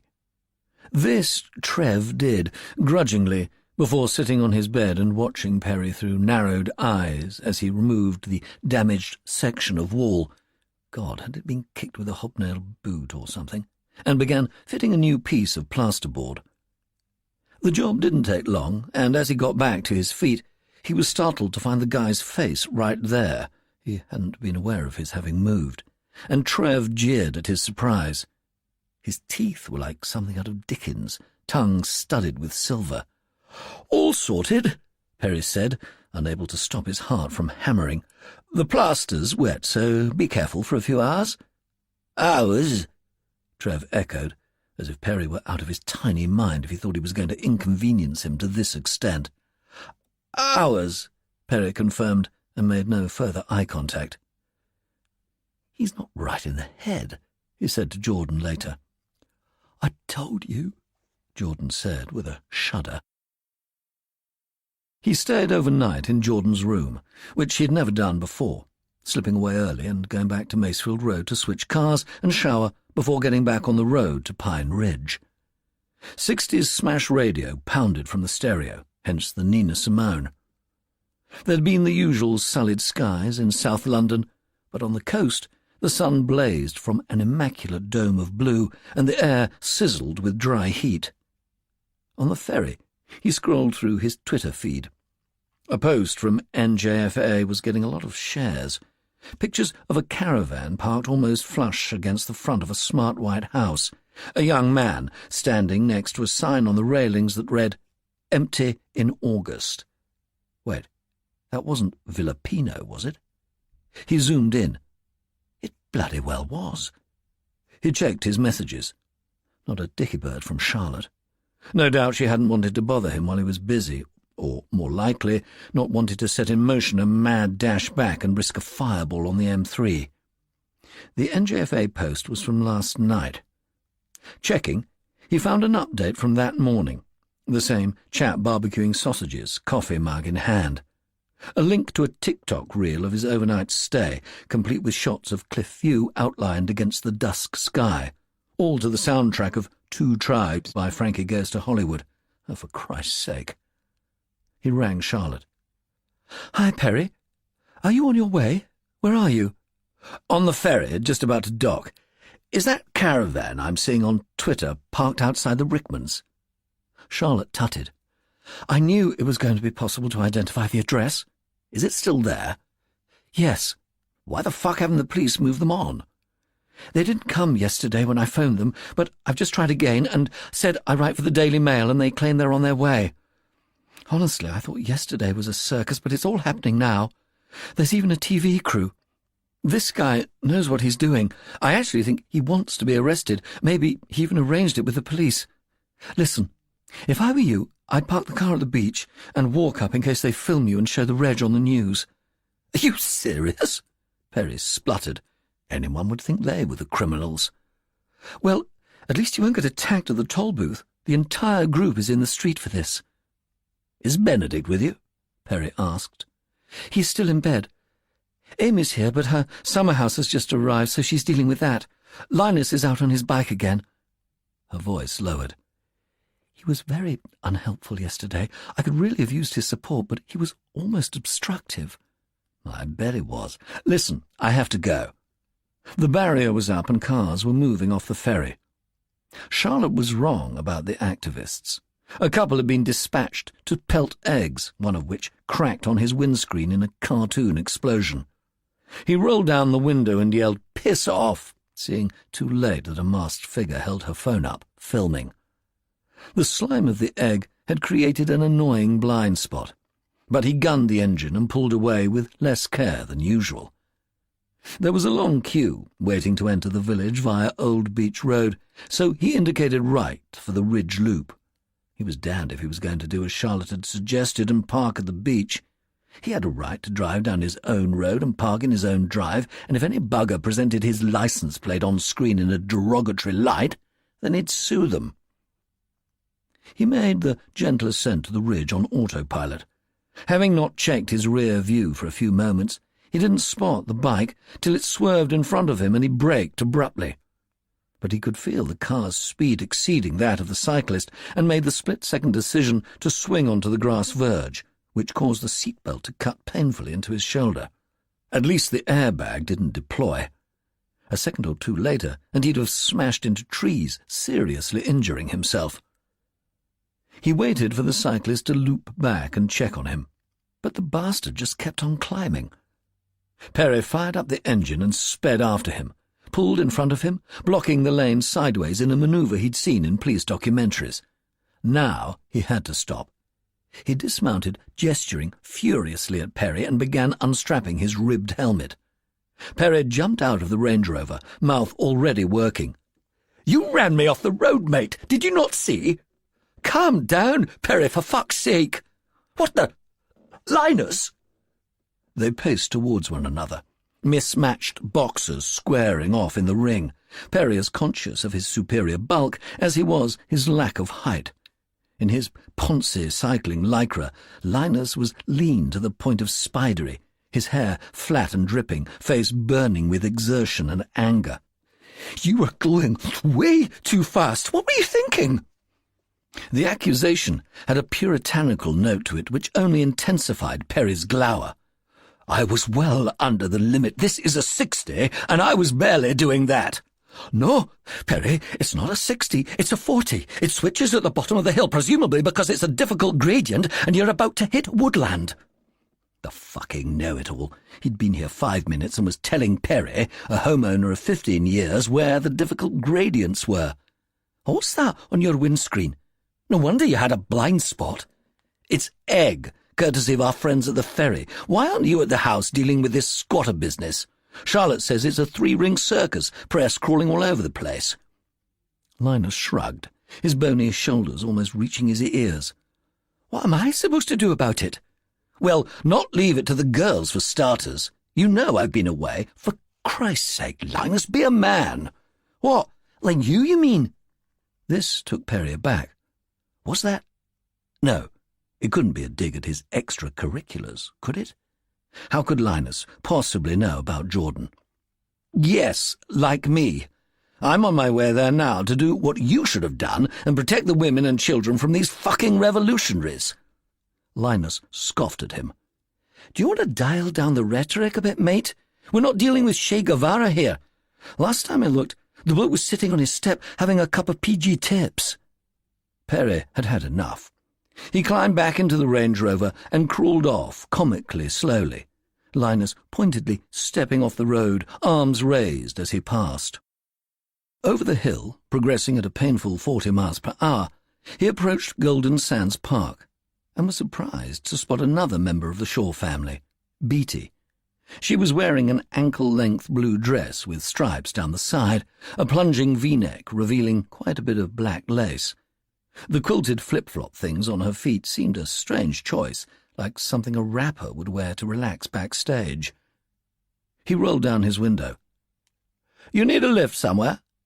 She gave him a tight smile. "No, I'm cool." "Your dad's just behind on his bike. We had a bit of a near miss, actually."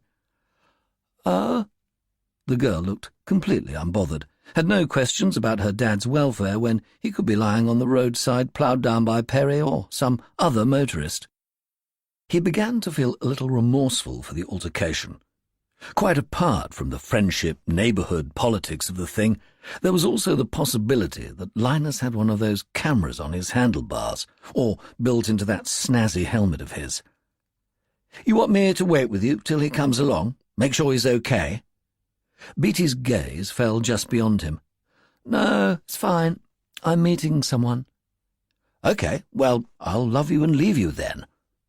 She looked faintly disturbed by this farewell, perhaps did not know the phrase, and he hoped he hadn't blundered across yet another of life's new lines, offending with pleasantries that had previously, and for as long as he could remember, been, well, pleasant. Either way, the exchange was humiliating, and when he rolled up his window, he felt the desire for a drink hover around his head like a fly. As he visualized a rolled-up newspaper and swatted it away, he saw in his rear view Linus appear on the ridge, hurtling downhill at well over 40. Bloody hypocrite. Chapter 24. Beatty. Beatty watched Perry's car roll out of sight before ducking into the entrance to the caravan park. She had no intention of waiting for her dad to ride by, seeing the stupid way he crouched over the handlebars like he was in the Tour de France or whatever. No, she was here for sex, and she could do without images of his big, sweaty face popping into her head and scarring her psychologically for the rest of her life. She studied the park map by the office. The central avenue of the park was clearly the most direct route to the tourist section, where Tate lived, but he'd recommended taking the perimeter path, where she'd be less visible to the gossips. En route, she took a selfie by a static and sent it to the girls. Tryst with local in a caravan, and giggled at the flurry of LMHO and oh my days comments it provoked. Some of the caravans were really small, not much bigger than the summer house being assembled in her garden right now. Her mum had been in a state of excitement. Stop. She needed an image of her mum in a state of excitement about as much as one of her dad dripping sweat onto his handlebars. Finally, reaching the right pitch, she found Tate standing in the open doorway of a stained, old-looking caravan, a dinky set of steps between them. "Hey, come in, quick." He moved aside, making no contact with her as she entered, which was somehow sexier than if he'd gripped her straight away. Inside, it was all a lot nicer than she'd expected. Retro and feminine, with cheesecloth curtains, vintage cushions, and cute little lanterns. This is actually quite cool. Yeah, Ellie's into these makeovers. It's a big thing in the community. You make it sound like you're travellers or something? She giggled. The police just arrested your friend Robbie, by the way. You know my mum and dad's place is right next door. The whole scene had been crazy, with neighbours watching and a whole bunch of people who might have been Robbie's squad or journalists or maybe just tourists filming on their phones as Robbie was guided into the back seat of a police car, just like on TV. He'd grinned like on TV too, at one point catching Beatty's eye, and she'd found herself smiling stupidly back at him, like fangirling. Mortifying. If Tate noticed her blushing at the memory, he didn't let on. "You've been up to London," he said. "Yesterday, yeah."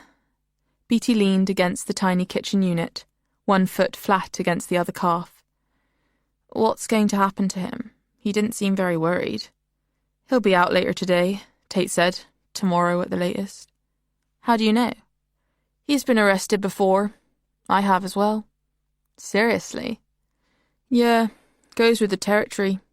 We may look like pussies living in these pimped-up dolls' houses, but we're criminals, me and Robbie." "Wow," said Beatty. "I'm feeling the gangster vibes here." "Come here and fill them properly." He slid open a door behind him to reveal a mattress. The bedding wasn't crumpled, but it wasn't smooth either. "Wait, there's an actual bed." He smirked. "How did you think we slept? In hammocks?" They smashed together then, nose-diving onto the mattress. It was too weird to think that this was where he slept with his girlfriend, the sad girl she'd seen him with at the Needles, and so she banished her face as she had her parents.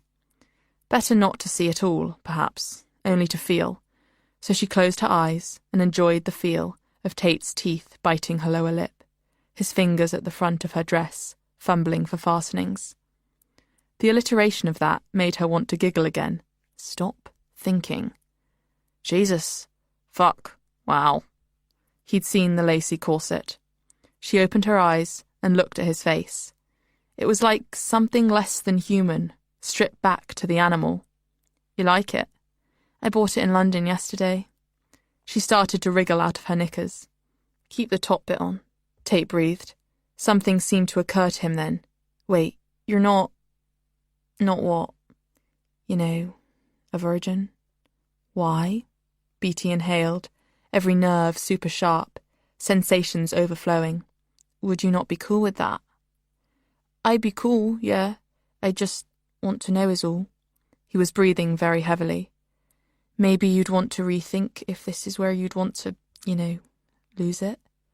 She felt an exhilarating infusion of power as he paused to await this unexpected new level of consent that seemed to be to do with the caravan. "Well, I'm not," she said, "and I'm not rethinking anything." Afterwards, he fetched beers from the world's smallest fridge. "Do your mum and dad live around here?" Beatty asked. "My mum, no. She's up north now. No idea where my dad even is. Haven't seen him since I was 5. "Oh."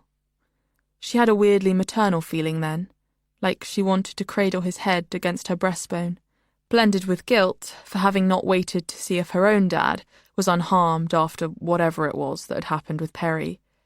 But your mum, when did she move? A few years ago now. Because of the housing situation? No, because she's got really bad taste in men. I tried to take over her flat, actually, but the landlord decided to switch to an Airbnb. She slurped her beer, felt the malty froth expand inside her mouth. Where was it? The estate on the other side of the village, behind the gull? Do tourists stay over there as well? They stay everywhere. Tate ran a sunburnt hand through his floppy fringe, clearing his forehead. The skin was paler there and baby soft. But you don't target them, only the ones who own somewhere, right? The second homers? They're always talking about it, you know. What did they say? Tate asked. Sometimes they said it was the politics of envy, but she didn't tell him that.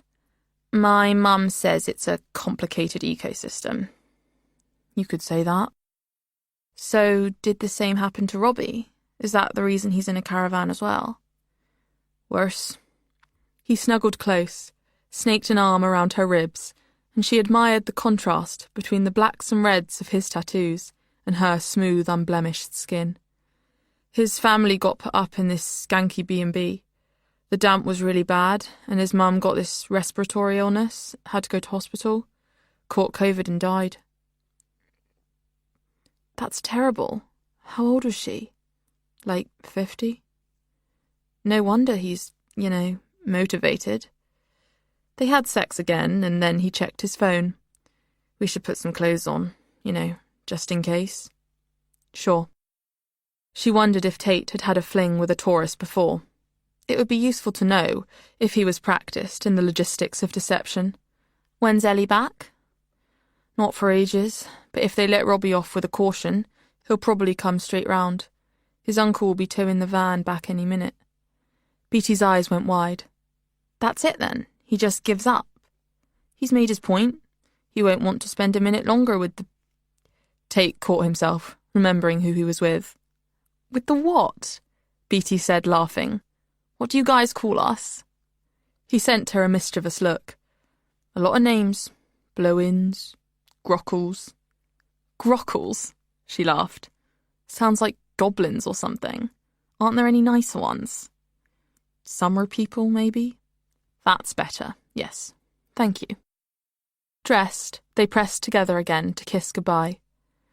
Feel like we've wasted a bit of time here, Tate said. I mean, you've been down here already, I don't know, how long? Maybe 10 days, but I don't go back till the end of the month, so if we... Beatty let the thought drop. See each other every day. That was what she wanted to say, what she wanted to happen. To see him here, every day, in his tiny caravan, where it was humid and confining and breathless, claustrophobic in the best way.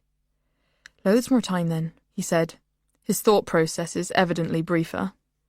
She retraced her steps to the exit, her body aching where his had been, her mood never better. But at the top of the hill, just clear of the caravan park, she watched as a Needles-branded golf buggy pulled up, and a woman climbed out of the passenger seat. Fuck. It was Ellie, Tate's girlfriend. I hope you feel better, the driver called. I'm sure I will, Ellie said.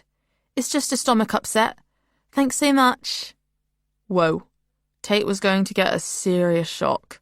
He'd probably have smoothed out the sheets and stuff by now, but would he have showered? She messaged him. SOS, your GF is here. You have 2 mins. This was so not going to work as a regular thing. They needed somewhere else to hang, and pronto. The dilemma lasted all of the walk home, which ended with her turning into Pine Ridge Road just as the caravan exited.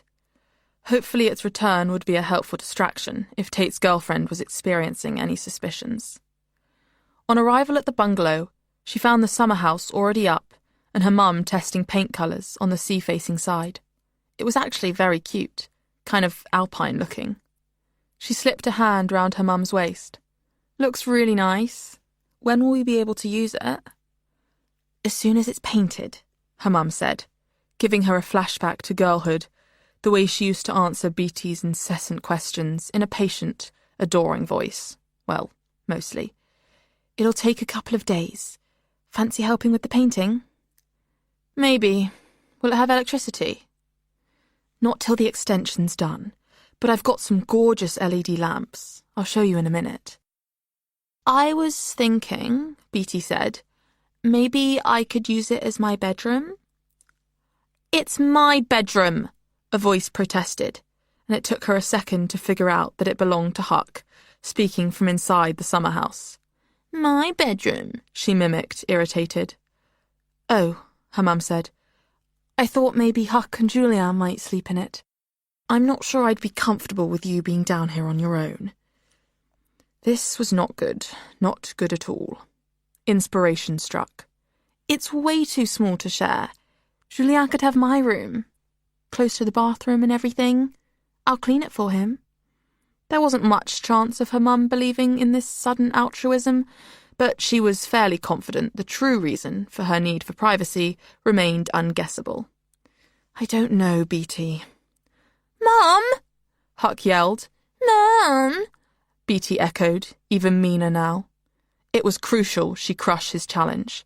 His pesky prior claim could not be allowed to trump her firstborn status. Well, it could work, I suppose, her mum said, if it's properly secure. She pulled the sentimental face that meant an embarrassing declaration of love was forthcoming.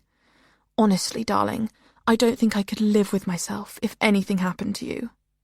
Both pleased and revolted, Beatty stepped away from her and out onto the footpath. Laughter from the beach carried on the breeze, followed by the rumble of a rogue wave rolling in, and the sky was a rich, flat blue, like it was in a Ghibli cartoon or something. She almost expected to see a magic castle up there. She was startled from her reverie by a more urgent call from Huck. Mum! I can't get out! The bolt's stuck! Why did you lock it? Her mum called back. To see if it worked. See, Beatty said, satisfied, as her mum switched to firefighting mode and began issuing instructions through the door, an edge of hysteria to her voice. It's totally secure already. Chapter 25. Robbie. Monday, 28th of August, 11 p.m. Robbie, you need to hear this. I've been dreaming about my mum. A good dream, thank God. They were horrendous at first, for years, actually, like some VR horror game. I'd be trapped under her corpse, my breath getting thinner and thinner, or I was the surgeon who cut into her chest and saw the dead lung tissue, smelled the rot. But recently the darkness has lifted, and I see her as she was when I was young, and she was a normal mum, with a house and a job, and a body still free of disease. Robbie, wake up! I groan. Whatever she's got to say, I'm pretty sure I don't want to hear it, especially if it's to do with refilling the water barrel or details of the latest domestic between the couple next door. Fuck. Shannon, I'm sleeping. Caravan living is fine, better than people think, but it does mean you're in each other's faces, literally. When I open my eyes, hers are right there, inches from mine. She's urgent, agitated, and surprisingly not recoiling from my stale lager breath. We're in the living room, not the bedroom, both still dressed. The TV's playing an old Married at First Sight. What time is it? Just after 11. You dozed off the minute we got back. As I lift myself off the bench, it feels chillier than it should. There's the roar of rough wind up on the ridge, and I have an awful memory of last winter, how fucking freezing it got, wiping the condensation off the windows with icy fingers. And it's not even September yet. The weather's been gorgeous. Until this last week, the problem's been the heat. My next thought is unexpected. Tate's not going to be able to hack the winter. It's too grim. For me, everything we do with NJFA is about the principle as much as the personal. It's about the integrity of Pine Ridge, preserving its identity as a hometown, a community. But for him, it's all personal. He wants a roof over his own head, a roof made of local slate, sprinkled with needles from ancient pines and dusted with salt from the ocean. He wants girls and vodka and music. He wants to live like the summer people all year round. "There's news," she says, and perches opposite. "News about what?" "About that house." It takes another moment for my feeble brain to catch up. The house.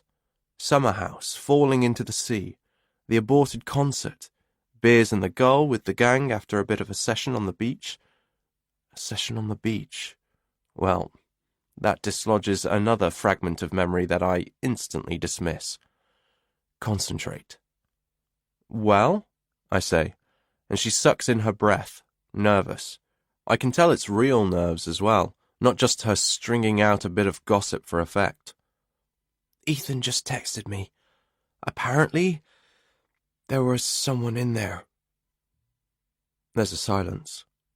Though she could hardly have been clearer, I don't want to acknowledge what I've just heard.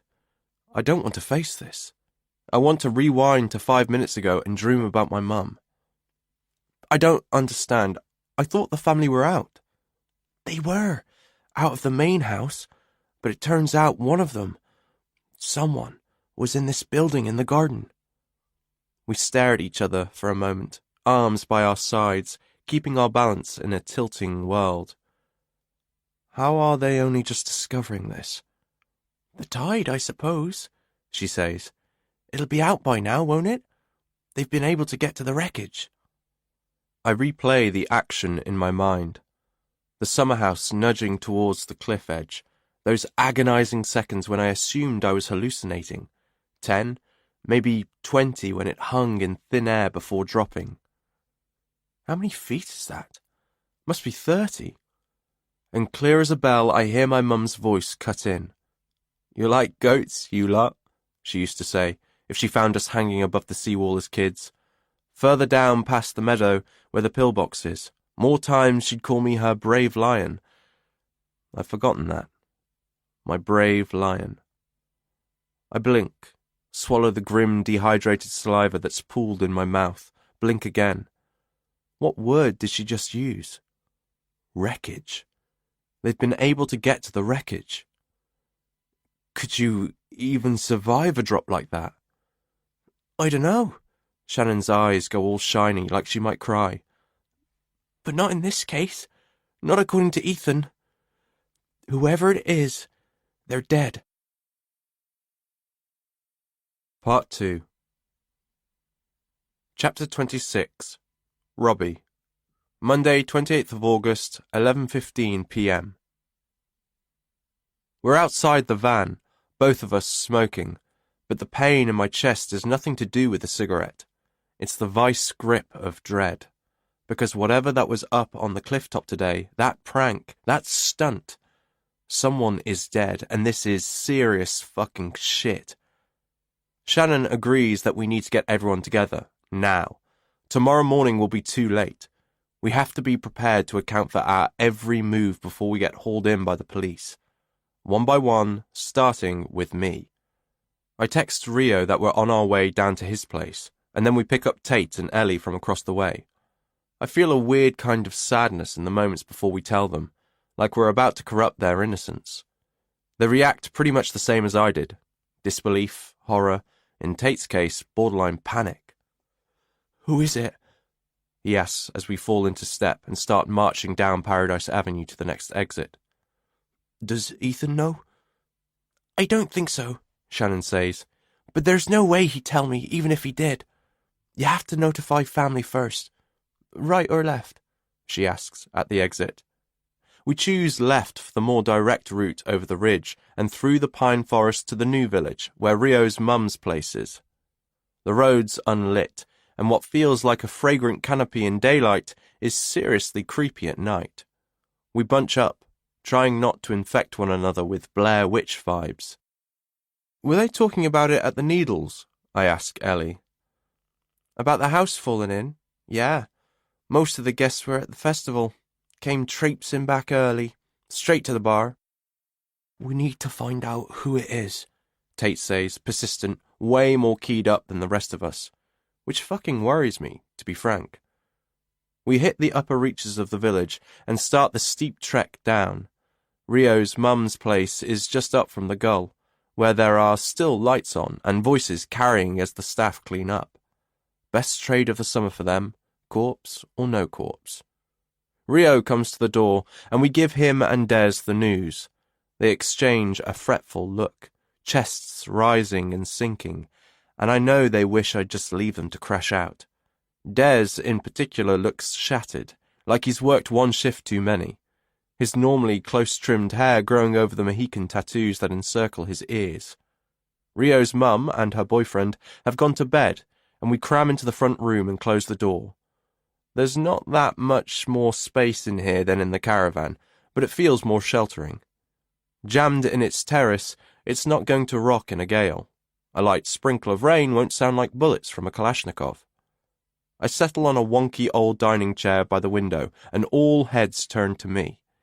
Normally, I enjoy being the leader, the ideas man, but not this time. Right. I know what we said in the pub, but now I need to know the truth. Does anyone need covering for? I spell it out. This could turn into a murder charge, so we need to make sure we've got everyone's back. Let's just go around the room. Anyone got any gaps we need to know about? No.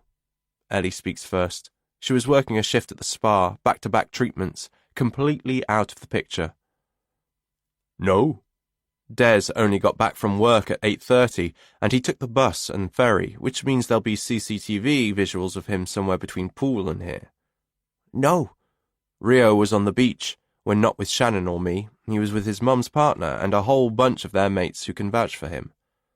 No. Tate was working at the beach bar, which closed soon after the concert was aborted, at which point he came to the Gull and joined Rio, Shannon, and me. Finally, Shannon, who I don't even need to ask. I know for sure she was watching the band when it happened because she was right there in my line of sight. Not that she could operate heavy machinery anyway. She's never even learned to drive. Des speaks up. Whoever did it, if the idea was just to destroy this garden house thing, then they might not have known there was someone in there. Yeah, but it still counts, Shannon says.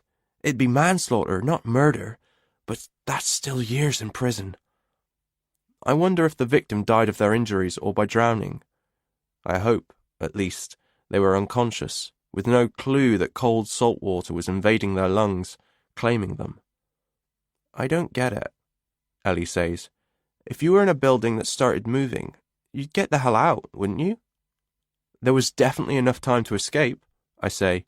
It's not like it suddenly blew up. Maybe the door got stuck. Maybe they were hammering at the window, but there was no one around to hear.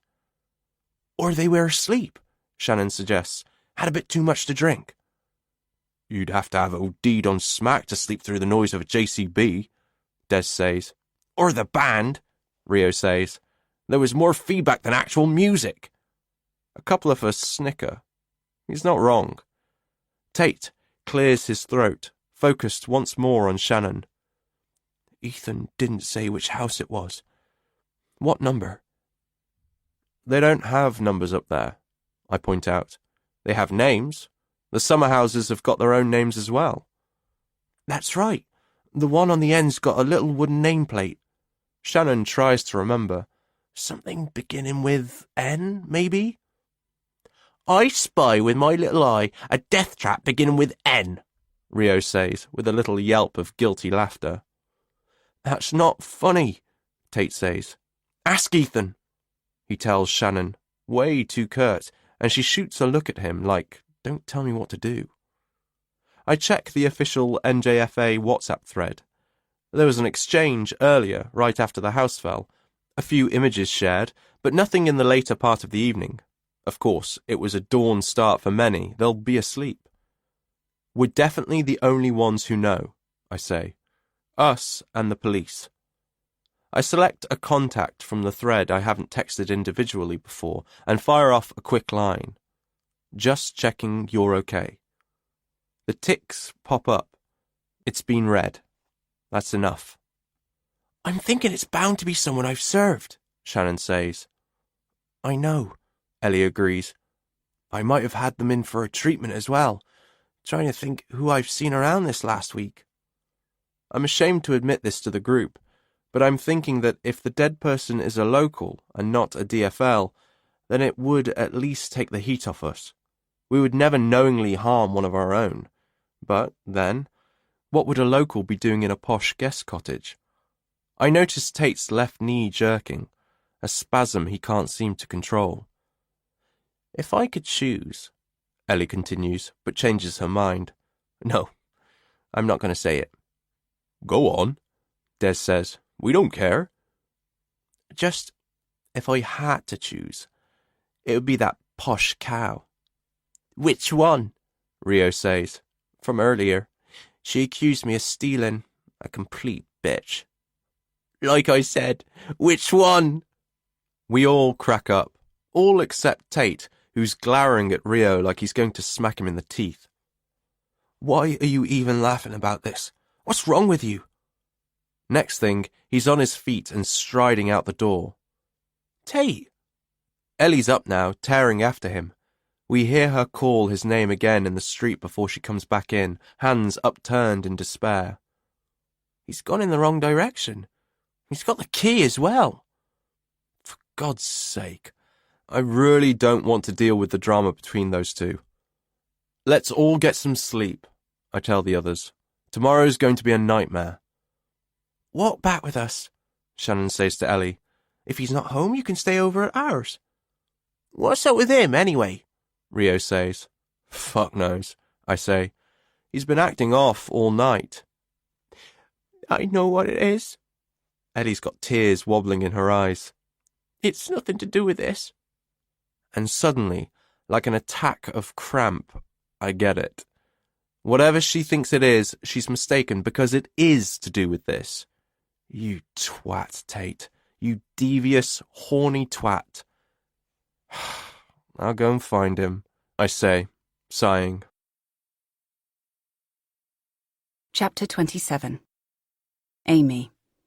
Earlier in August. Everything was ready for Julien's arrival. The niche was painted, a shimmering oyster grey to absorb the changing moods of the sea and sky, and Beatty installed, freeing up her room in the bungalow for their guest. The garden was prepped for the welcome barbecue, the dirt under the pines covered with an oversized kilim and dotted with what bits of garden seating she'd been able to cobble together. The effect fell some way short of the safari chic Amy had been aiming for, but at least the rain cloud that might have put it in jeopardy had rolled obligingly inland. The evening light was limpid and silky. She couldn't believe they were 2 weeks into the trip already, halfway through their what? Holiday, it wasn't, at least not in her case. She'd swum in the sea precisely twice, her city pallor improved only by the flush of stress. What then? Exploratory visit? Extended recce? Soft launch? Waiting for Linus and the boys to return from the train station, she had her first, and always best, glass of rosé, while scanning the new edition of The Voice, which had on its front page a report on the NJFA caravan stunt. Out till late at IKEA and a string of decorators merchants, she'd missed most of the drama, which was probably just as well because she'd only have been strong-armed by Charlotte into opposition when she really did have mixed emotions about this issue. As she tried to explain to the kids, it was complex. By all accounts, including his own, Linus had not covered himself in glory in her stead. She peered at the main image, a rather beautifully composed photo of the activists' caravan sitting plumb in front of Villa Pino.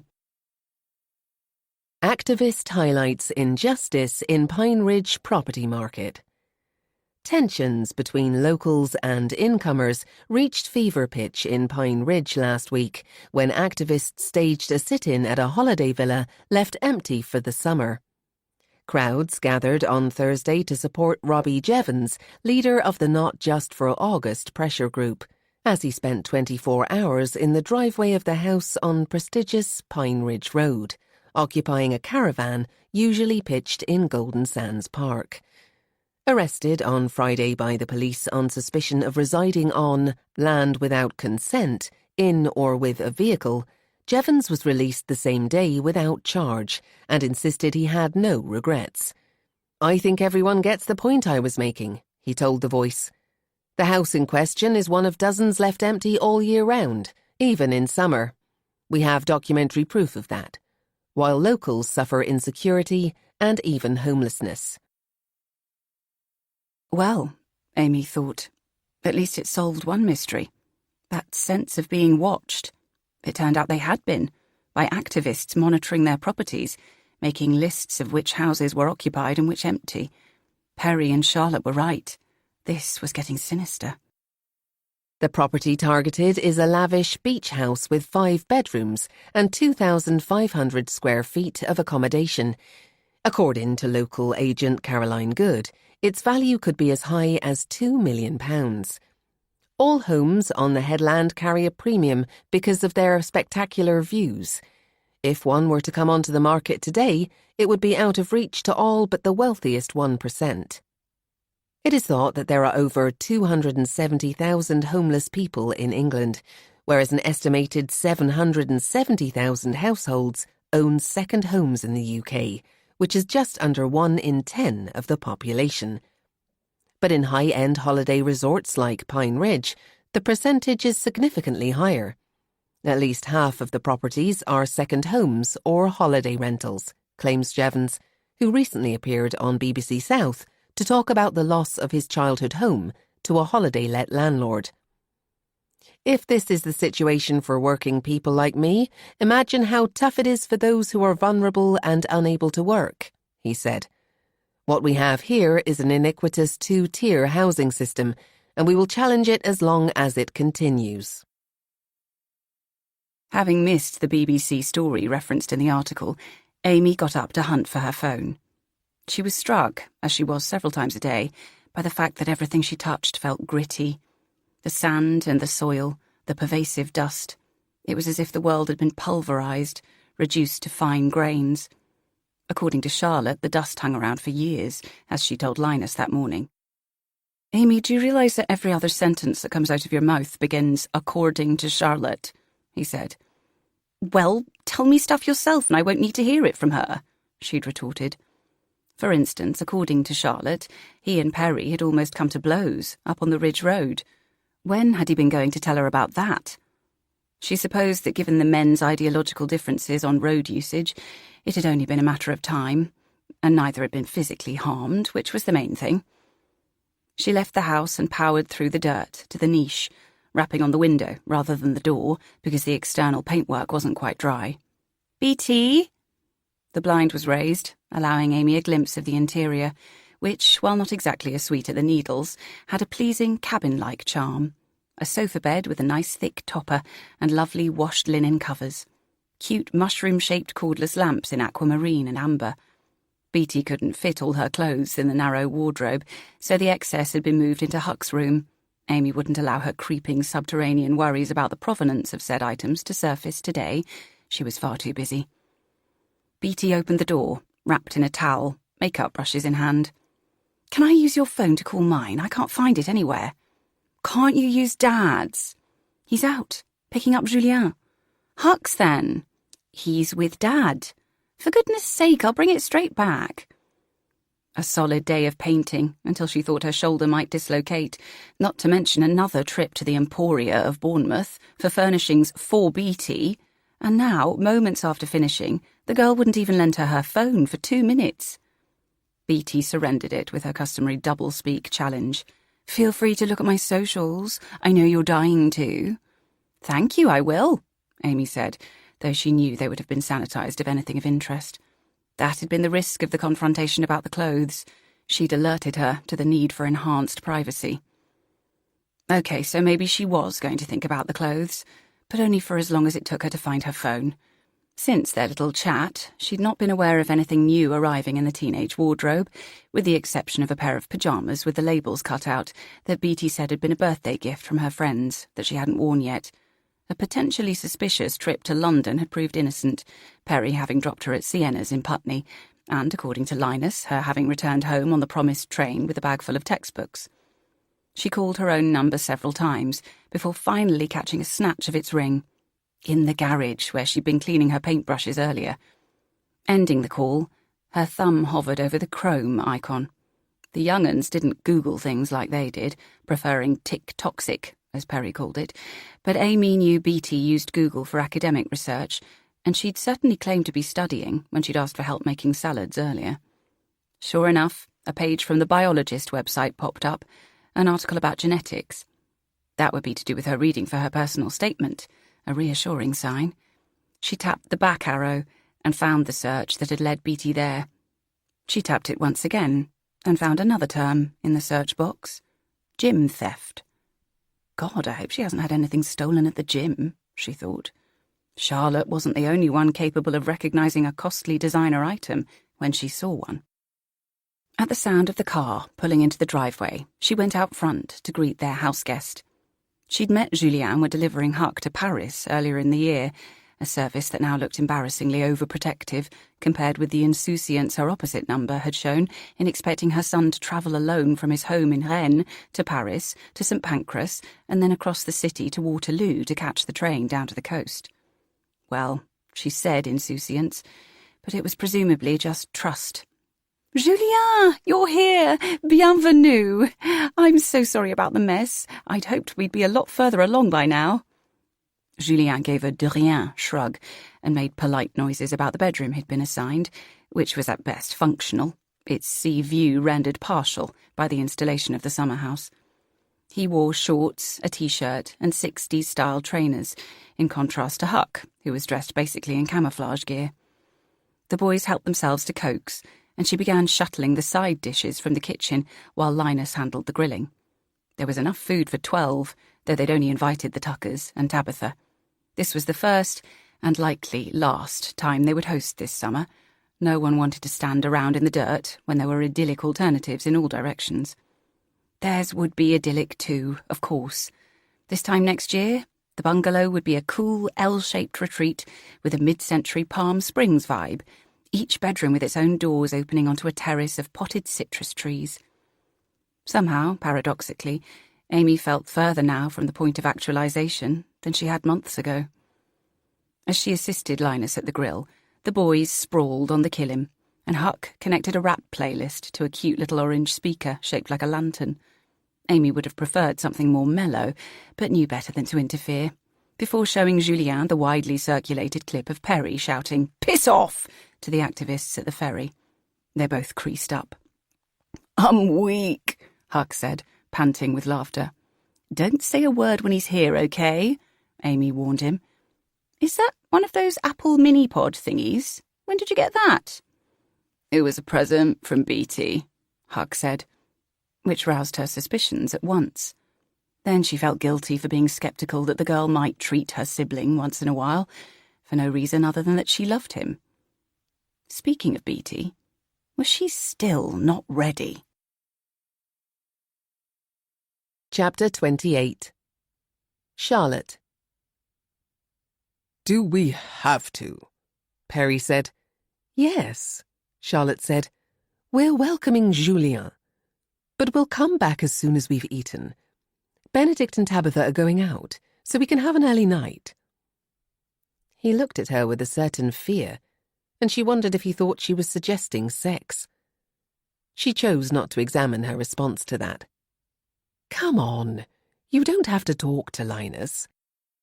There was, 2 weeks into the trip, an undeniable antagonism between the two men, the flames of their paddleboarding strife fanned by that skirmish up on the ridge.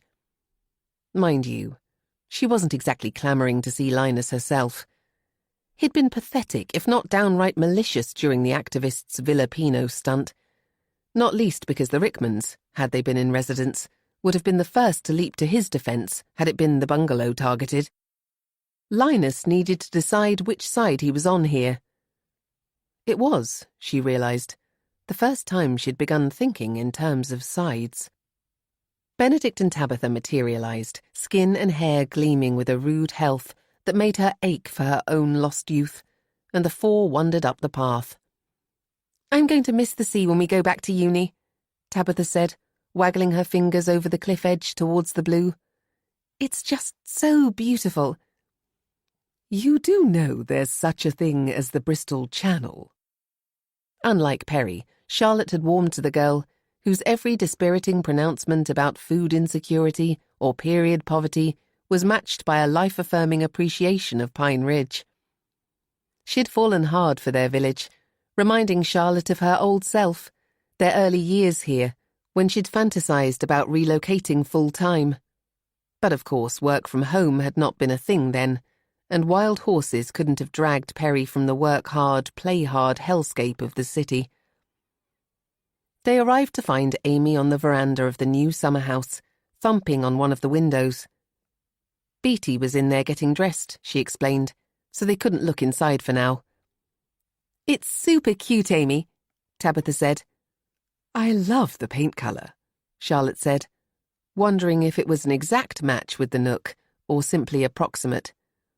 "Let's just hope the activists don't come and raze it to the ground," Perry said. "Well, they haven't touched yours," Linus said, approaching, tongs raised, "and that's a lot more ostentatious." "Ostentatious?" Perry scoffed. "The Nook's hardly Versailles." "Linus," Amy said. "Perry," Charlotte said at the same time, and the two women exchanged a weary look. "Come and have a drink and meet Julien," Amy said. Julien was dark and slight, limber in that French way that spoke of his having swum and sailed and played tennis since he was knee-high, and with a swagger that suggested he was fully aware that it was only a matter of a summer or two before he'd be irresistible to the opposite sex. "Cool camo," Benedict said to Huck. "Careful, or you'll find yourself deployed to Ukraine," Perry said. "You're on fire tonight, Perry," Amy said.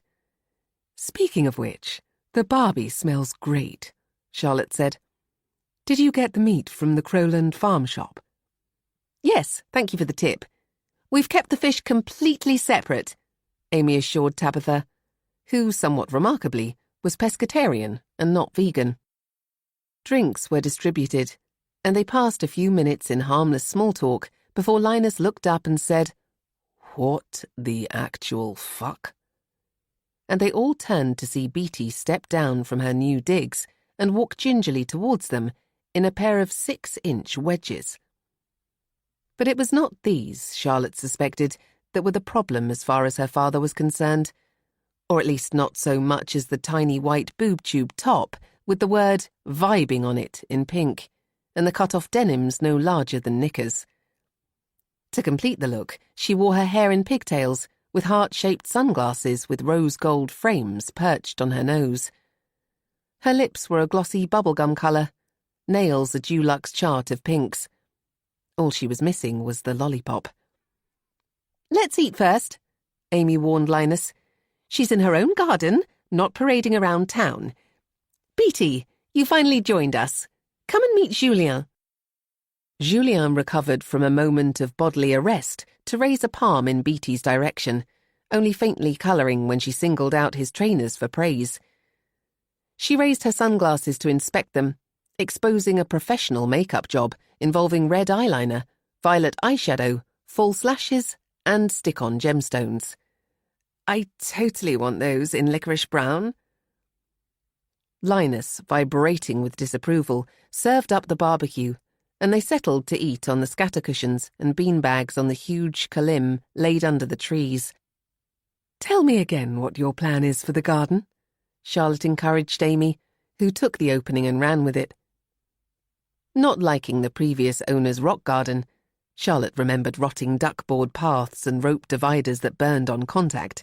She'd cleared most of it in time for this visit, doing the work herself with shovels and wheelbarrows, which must have been back-breaking. The builders hired to bulldoze the garage could have done it in 1/10 of the time, but she'd had an unstoppable instinct to get things underway. On she ploughed, half an eye on Linus, who'd managed to sustain a mutinous expression even while chewing, until a noisy trail of walkers passed along the footpath and drowned her out. "What is this?" Julien asked, astonished. "Just a wowdy wabble of wumblers," Perry said. "Dad," Benedict said. "What?" "It's just a line from Monty Python. Tabitha's brother has a speech disorder." Of course he does, Perry muttered under his breath. Very poor taste, Perry, Linus said smugly. But his ire was soon reignited by his problematic firstborn. For Beatty, it emerged, intended joining Benedict and Tabitha on their night out. Hence the regalia. Can Huck and Julien go with you? Amy said. Mum? Huck shot her a look of mortification. Julien said nothing, his upper body rocking to the music as he wolfed a second burger. We're going to the Gull, Beatty said in a withering tone. They'll be ID'd. Won't you be? Amy said. I've been there a few times, so no. But were you dressed like Lolita on those occasions? Linus asked. In such a Perry-like way, Charlotte found the instinct to diffuse as strong as if it had been him. I'm not sure how friendly it is in there at the moment, guys, she said in a level tone. You know, with all the protests. It's very much a locals' hangout. Maybe you can take them, Linus, Perry suggested. I hear you got very chummy with the natives when they set up shop next door. We don't need anyone to take us, Beatty said. We're not 12. Did you not hear me? Linus snapped. You're not going to the Gull dressed like a... He struggled to locate the right word, which was probably just as well. And now Amy was chipping in with what Charlotte instantly identified as an ill-fated attempt to walk the tightrope between supporting her spouse and mollifying her daughter. Is this that sexy baby trend? I actually just read about that. I'm sure Tabitha would agree it's a bit objectifying, wouldn't you, Tabitha? I don't believe in victim blaming, Tabitha said, at the same time as Beatty shot Amy down. Mum, stop. You're embarrassing yourself. How? Everything you say, you sound so dumb. Oh, I'm sorry, Amy said sarcastically. Is it cringe? No, what's that other word? Chuggy? Big yikes? You can't have it both ways, Beatty. If you're not too self-conscious to waft around town in that outfit, then you're not too self-conscious to hear an opinion that isn't to your liking. I don't care what Tabitha says. It's not victim-blaming to advise a teenage girl not to flaunt herself half-naked in a pub full of older men, and the Gull is... She faltered, suddenly aware of the open mouths at so fierce an outburst, and Beatty pounced. It's what, Mum? Somewhere working-class people go? People who live in caravans? Don't be ridiculous, Amy said, flushing. Beatty tossed her pigtails over her shoulders and stuck out her jaw. They only live in caravans because we've bought their houses. There's not a single long-term rental on the market at the moment. Did you know that? Perry snorted. Don't tell me you've been drinking the NJFA Kool-Aid as well, Beatty. I thought you were one of the few who hadn't been woke-washed. Meaning what, Dad? Benedict protested. It's true, Beatty said. Robbie's mum died because she was rehoused in, a slum and got this chronic lung disease. Tabitha's fingers flew to her mouth. I didn't know that.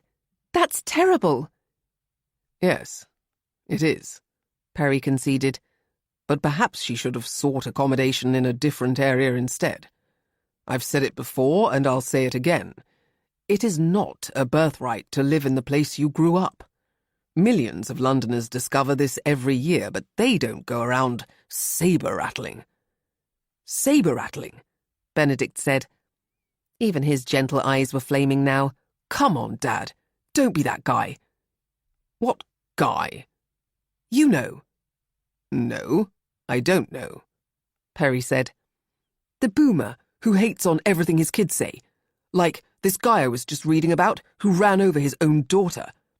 They'd been arguing about climate change and he just lost it, mowed her down in their own drive as she tried to leave. He was a total denier, Tabitha confirmed. Charlotte scratched an itch on her calf, the skin grey with dust, and drained her glass of rosé. What happened? Amy asked. She died. He went to jail. At least he won't be in a position to observe the rising sea levels there, Perry said. But only Huck and Julien laughed. No one beside them ate much either, and soon Beatty was hustling Benedict and Tabitha to depart. Benedict, will you make sure you get the girls home safely? Charlotte said. Of course, Benedict said. That's okay with us, Linus, isn't it? Amy said, as if presenting a compromise to a willful child. Her own explosion seemed to have subdued Linus's objections, however. It was the classic dual instinct of parenting. Never both scream. Back by 12, he told Beatty tersely, or I'll come down and find you myself. Careful on the cliff steps in those shoes, Amy added. Sorry about that, she said to Charlotte when they'd gone. As you can see, clothes remain our Achilles' heel. Charlotte checked Perry was not in earshot. She could hear him asking Julien where his family stood on wealth tax. Would Julien even understand? His English was excellent. He even appeared to be fluent in the rapper speak or whatever it was that Huck sometimes deployed. I was going to ask about that, Charlotte said. Any news? Amy splashed more rosé into their glasses. Nada. But when we get back to London, I'm going to monitor her deliveries. She mentioned this website, Amiss. So I thought if I can get a reference number, then I can contact the retailer and see whose name the account is registered under. This struck Charlotte as a rather slim lead. Hadn't Beatty claimed to buy things through a friend? Following the rule that the best lies contained a grain of truth, it was likely the items were being sent to someone else's address. I wish this not just for August stuff would calm down. Are you still going to the housing meeting on Tuesday? I thought I might come along as well. I overheard the woman who owns Housekeepers, Claire, I think she's called, telling the manager of Fleur that they're making some sort of announcement. Interesting. I wonder if it's... Amy broke off at the sound of raised voices. Perry had moved away from the kids to harangue Linus, who was scraping the grill. I know it was you. I mean, who else could it have been? Believe it or not, Linus said, matching his volume, I have more important things to do with my time, like run a business. This might be about the speeding complaint, Charlotte said to Amy. I told him not to say anything. He had a call from the police yesterday. She raised an eyebrow. Seems they can find the time to investigate crime when it suits them. What happened? He didn't get points on his license, Amy asked. No, they don't have cameras in the village, so it was just a warning following a verbal complaint. I assumed it was a local, but he's convinced it was Linus. Linus wouldn't do that, Amy said, and looked forlorn when her husband retreated indoors while Perry pulled a none too subtle, can we go now face in Charlotte's direction. She thought about protesting that she'd just got a new drink, but remembered their agreement and put her glass down. Want to go down to the beach and play some beats? Huck said to Julien. Bussin', Julien said. They too got to their feet, and 2 minutes later, Amy had been abandoned, last seen decanting Charlotte's wine into her own glass. More important things to do, my arse, Perry said to Charlotte as they strolled back to Cliffview. Then, not liking her lack of agreement, What? It's not my fault he suffers from the disease that defines his generation. Charlotte was puzzled. COVID? No, narcissism. Ah, she sighed. I agree he can be annoying, but he's our friend, Perry. Friend? Perry snorted. He wouldn't piss on us if we were on fire. Chapter 29. Tate. Fans whirred in all four corners of the community hall, but they might as well have had their plugs ripped from the sockets for all the difference it made. It was the midpoint of August, the hottest day of the summer so far, and his shift at the bar had been one long stream of requests for ice, plus 2 fainting episodes and a parade of the heat-struck past the bar to the first aid hut. It was going to be impossible to sleep in the caravan tonight, Ellie radiating heat beside him. He pictured himself lying on the grass outside, arms and legs flung out in a star. On the stage, purple upholstered seats awaited the rear ends of the council's housing committee. A screen had been rigged up, which suggested a presentation of some sort. Most likely stats manipulated or even fabricated to make the housing situation look less dire than it was. On the floor, all the factions were well represented. The business community, including Gav, both NJFA and the Citizens Against the Elite crew, permanent residents, some homeowners, some renters. A fair few second homeowners too. It being August, they were mostly in town after all, but if Tate had to guess, he'd say they were rattled by the unprecedented season of activism, as Robbie put it. "They get it now," he'd crowed, high on the drama of his caravan stunt and the resulting front-page photo of his arrest in The Voice, followed by a rehash on Mail Online. "They finally get that this is more than just a group of resentful layabouts mouthing a few slogans. It's a fucking reckoning." What with his bar shifts and the need to stay put for his liaison with Beatty, Tate hadn't had a chance to go to Pine Ridge Road to witness the event in person, so his friend now pointed out a few of the disgruntled residents he'd tussled with on the day. The well-dressed busybody with the highlighted bob was from Cliff View, on Robbie's case from the moment of his arrival with questions and threats, but quick to duck out of sight when the news people came looking for quotes. According to Robbie, that stank of guilt. There'd been a husband as well, a right old ranter, but he'd only turned up after Robbie's arrest, so Robbie's uncle had had that particular pleasure when he'd gone to tow the caravan back. And the tall woman with the blonde hair and pinched expression was the mum of the hot girl they'd seen in the road that time, and who'd been drinking in the Gull with a posse of Londoners a few nights ago. He couldn't remember the girl's name. Could Tate? Tate pretended he couldn't. Also left unmentioned was that he and said hot girl had slipped off to the dunes for half an hour that night. When they'd got back, sand in their hair, some student bloke had been looking for her, but he was just a friend, she'd assured Tate. Not that he had any right to demand fidelity given his own situation. Though Ellie had not been working that night, she'd opted out of a session in the Gull, feeling a bit nauseous. Ditto tonight. At this rate, people were going to guess she was up the duff before they'd even made a decision about whether they were keeping it. What was he talking about? A decision had been made. Just not by him. Her instructions echoed in his ears. Talk to one of the counsellors and find out how long the Crowland waiting list is for couples expecting a baby. Also, when do you want to tell my parents? Your mum? As Robbie pressed the flesh with a few supporters, Tate watched in surprise and slight dread as Beatty's mum bore down on him, her manner a mix of indignation and apology. "I just want to say, I know how passionately you feel," she began, and for an awful moment he thought she was talking about Beatty and him. But it was the issue that drew them all here this evening, of course. Idiot. "You are part of the NJFA, aren't you? I do understand your plight, but there are other aspects to bear in mind. It's quite nuanced, all of this, you know."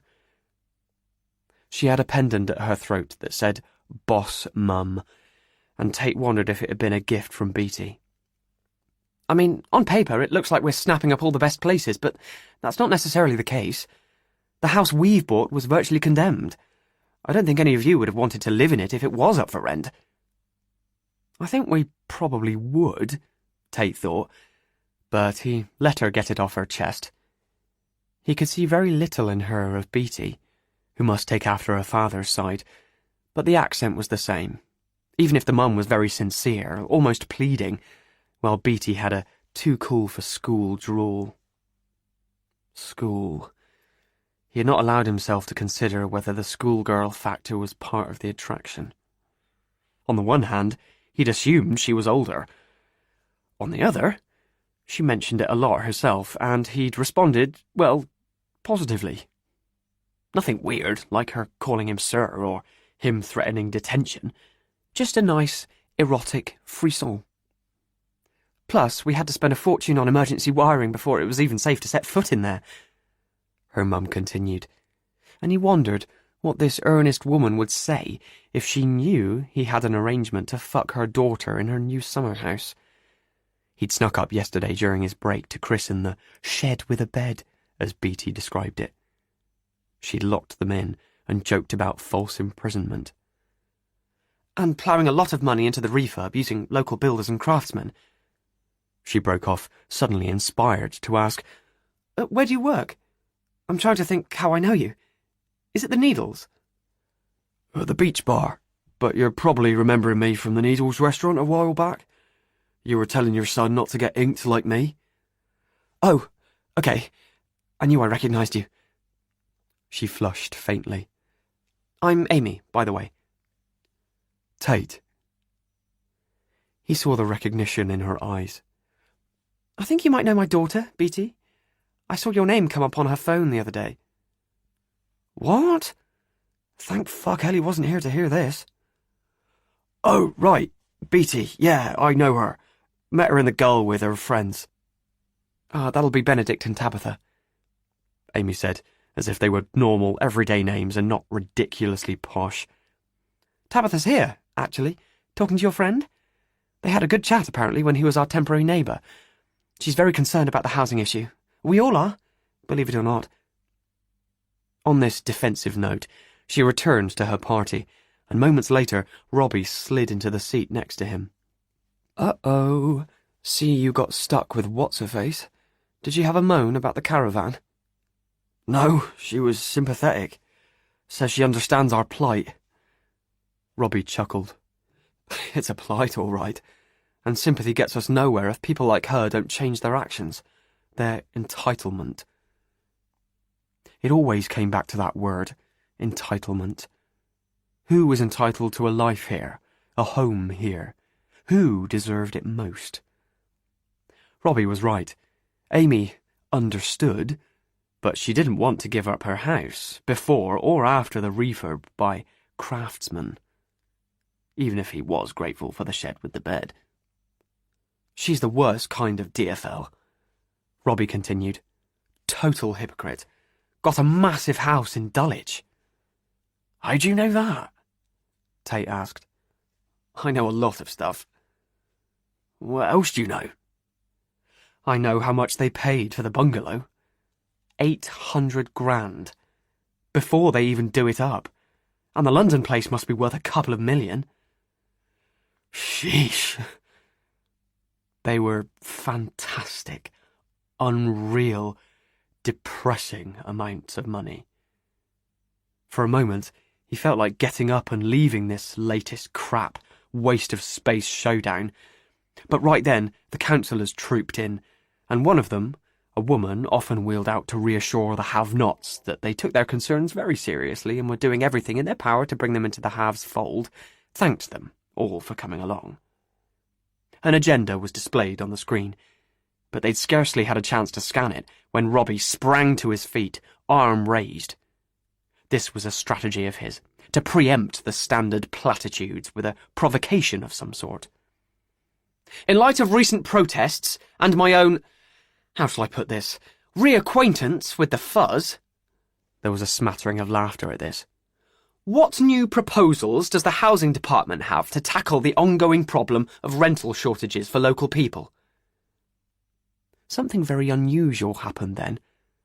As they all engaged autopilot, expectant of the usual banalities, the woman didn't fob them off, but actually had some new information.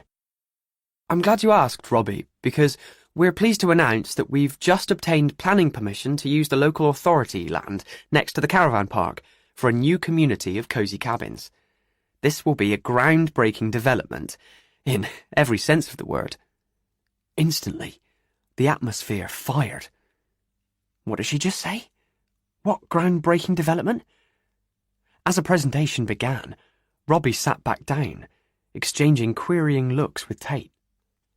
What the fuck is a cosy cabin? He murmured. Well, for starters, it wasn't cosy cabin, but cozy cabin, as the first slide made clear. A stylish, affordable, sustainable solution to the housing crisis, apparently. These will not be offered on the open market, the councillor announced, but will be reserved for those either born in or who are long-term residents of Pine Ridge, with the rent capped at affordable levels. Sublets and holiday lets will be strictly forbidden. Computer-generated images were now shared. Exterior shots of sleek, minimalist accommodation, with the pines of the ridge standing guard behind, as well as interiors and floor plans. There was to be a mix of 1 beds for singles or couples and 2 beds for families. An email address was given for locals to register and start the application process. Tate whipped out his phone and made a note. Ellie would be all over this like a rash. By his side, Robbie was blindsided, which was a first, and it was left to others to lead the follow-up Q&A. When will the cabins be ready for people to move into? All going well, early next year. Modular micro-houses like these could be put up in a matter of weeks. How are the council going to pay for the scheme? Eco-grants would be applied for, plus funds borrowed and paid back after 2024, when Westminster allowed local councils to double the council tax of second homers, which was expected to be unanimously approved. Tate checked the DFL's reaction to this, expecting them to be up in arms at the notion of their council tax doubling. It was, after all, already several thousand a year on top of the tax on their principal residents. But they all looked okay with it, almost like they'd been expecting worse. The girl Beatty had come to the pub with, Tabitha, looked genuinely elated. In a brief lull, a voice from the back could be heard. A cut-glass, middle-aged voice, presumably commenting privately to one of her own kind. Brilliant. Lovely. Now can we get on with our holiday? Afterwards, in the Gull, everyone needed Robbie to tell them how they should be feeling about this unexpected new development. He stood in the bay window of the upstairs bar, the sunset orange and fiery behind him, lighting his pint like it was radioactive. Well, they kept that on the down low, he said, with grudging respect. Cosy is the word. Did you clock the floor plans? They're not a lot bigger than caravans, really. But it's a start. Yeah, it's got to be better than sofa surfing. I'm definitely getting my name down, Des said. No offence, Rio. Me as well, mate, Rio said. Hey, we might all be neighbours. Tate could just see it. A stylish, affordable, sustainable NJFA ghetto. So what? We've won then? He said. Do we shelve the rest of the campaign? No. Robbie didn't like that. That's exactly what they want. For all we know, this could be a sop to gag us for the rest of the summer while they all rake in the money from their tourist businesses. I mean, it's a bit of a coincidence there were no rumours or leaks, isn't it? It's come straight out of the blue. Almost like they pulled it together specially for this meeting, after all the amazing media we've been getting. Well, I hope it's true, Rio said. So do I. But, if anything, we need to ramp up the pressure to make sure it actually happens. What we don't want is them quietly dropping the whole thing once the Grockles have gone home. He had his ideas face on. What are you thinking, Rob? Des said. I'm thinking it might be time to break out the super sticker. Of all their fly-posting activities, the one that drove the council and property owners, everyone really, most out of their minds was the stickering. Because Robbie had a contact who supplied them with heavy-duty adhesives, the kind you could only remove with power tools. I'm thinking there are already a fair few cosy cabins about the place, he added, his fingers twitching to make air quotes. We just haven't called them that. Chapter 30. Perry. The mail on the Macefield Road doormat was supremely unwelcome, enough to make him regret this week's overnighter in town, if not quite to abort it. A parking ticket for the Astra, rather a reminder that one had not been paid, and the date suggested it had been incurred within days, if not hours, of Jordan having taken possession of the car. It came back to Perry with a cold, plunging feeling, the moment of indecision when he'd registered it online and dithered over whether to name Jordan as the keeper of the vehicle. He decided not to, and not only because he didn't have Jordan's details to hand. There was also the risk of Charlotte alighting on its existence somehow and explaining an extra car in his own name, purchased for Benedict as a student runaround perhaps, would be a whole lot simpler than explaining an extra car in a stranger's name. He leafed through the rest of the post. Bloody hell. Here was a second violation. This one was for driving in a bus lane and included photographic evidence. Definitely Jordan's Astra, alone in an empty bus lane as cars queued bumper to bumper in the correct lane beside it. The fool. 2 fines in the space of a week. If he meant to go on as he'd started, it would cost him $1,000 a month. And by him, he meant himself, of course, because it was obvious that he was going to have to settle these fines. Jordan didn't have a bean, and had already complained that the money he'd earned so far from his delivery gig had been swallowed, if not exceeded, by petrol costs. He'd had no idea fuel was so expensive. He wished he hadn't taken the car in the first place. 0 hours' work was a con. And, while he was at it, he hated Trev and the other tenants, and his room was too hot or too cold, and the water pressure in the shower was too weak or too strong. Of course, rather like the young people closer to Perry's home, he was never personally at fault, had no sense of accountability. Just handed his mistakes to the nearest grown-up to deal with. He would need to use his individual account to pay the fines, Perry thought, pocketing them. Charlotte checked the app for their joint account regularly and might question the payments. God, what if he started getting speeding tickets? That meant points on his license, or else denying he'd been the driver and declaring the person who had been. Did Jordan... Oh, fuck! Was he quite sure Jordan had organised insurance? It wasn't possible to raise the issue on arrival because Jordan had a preoccupation of his own.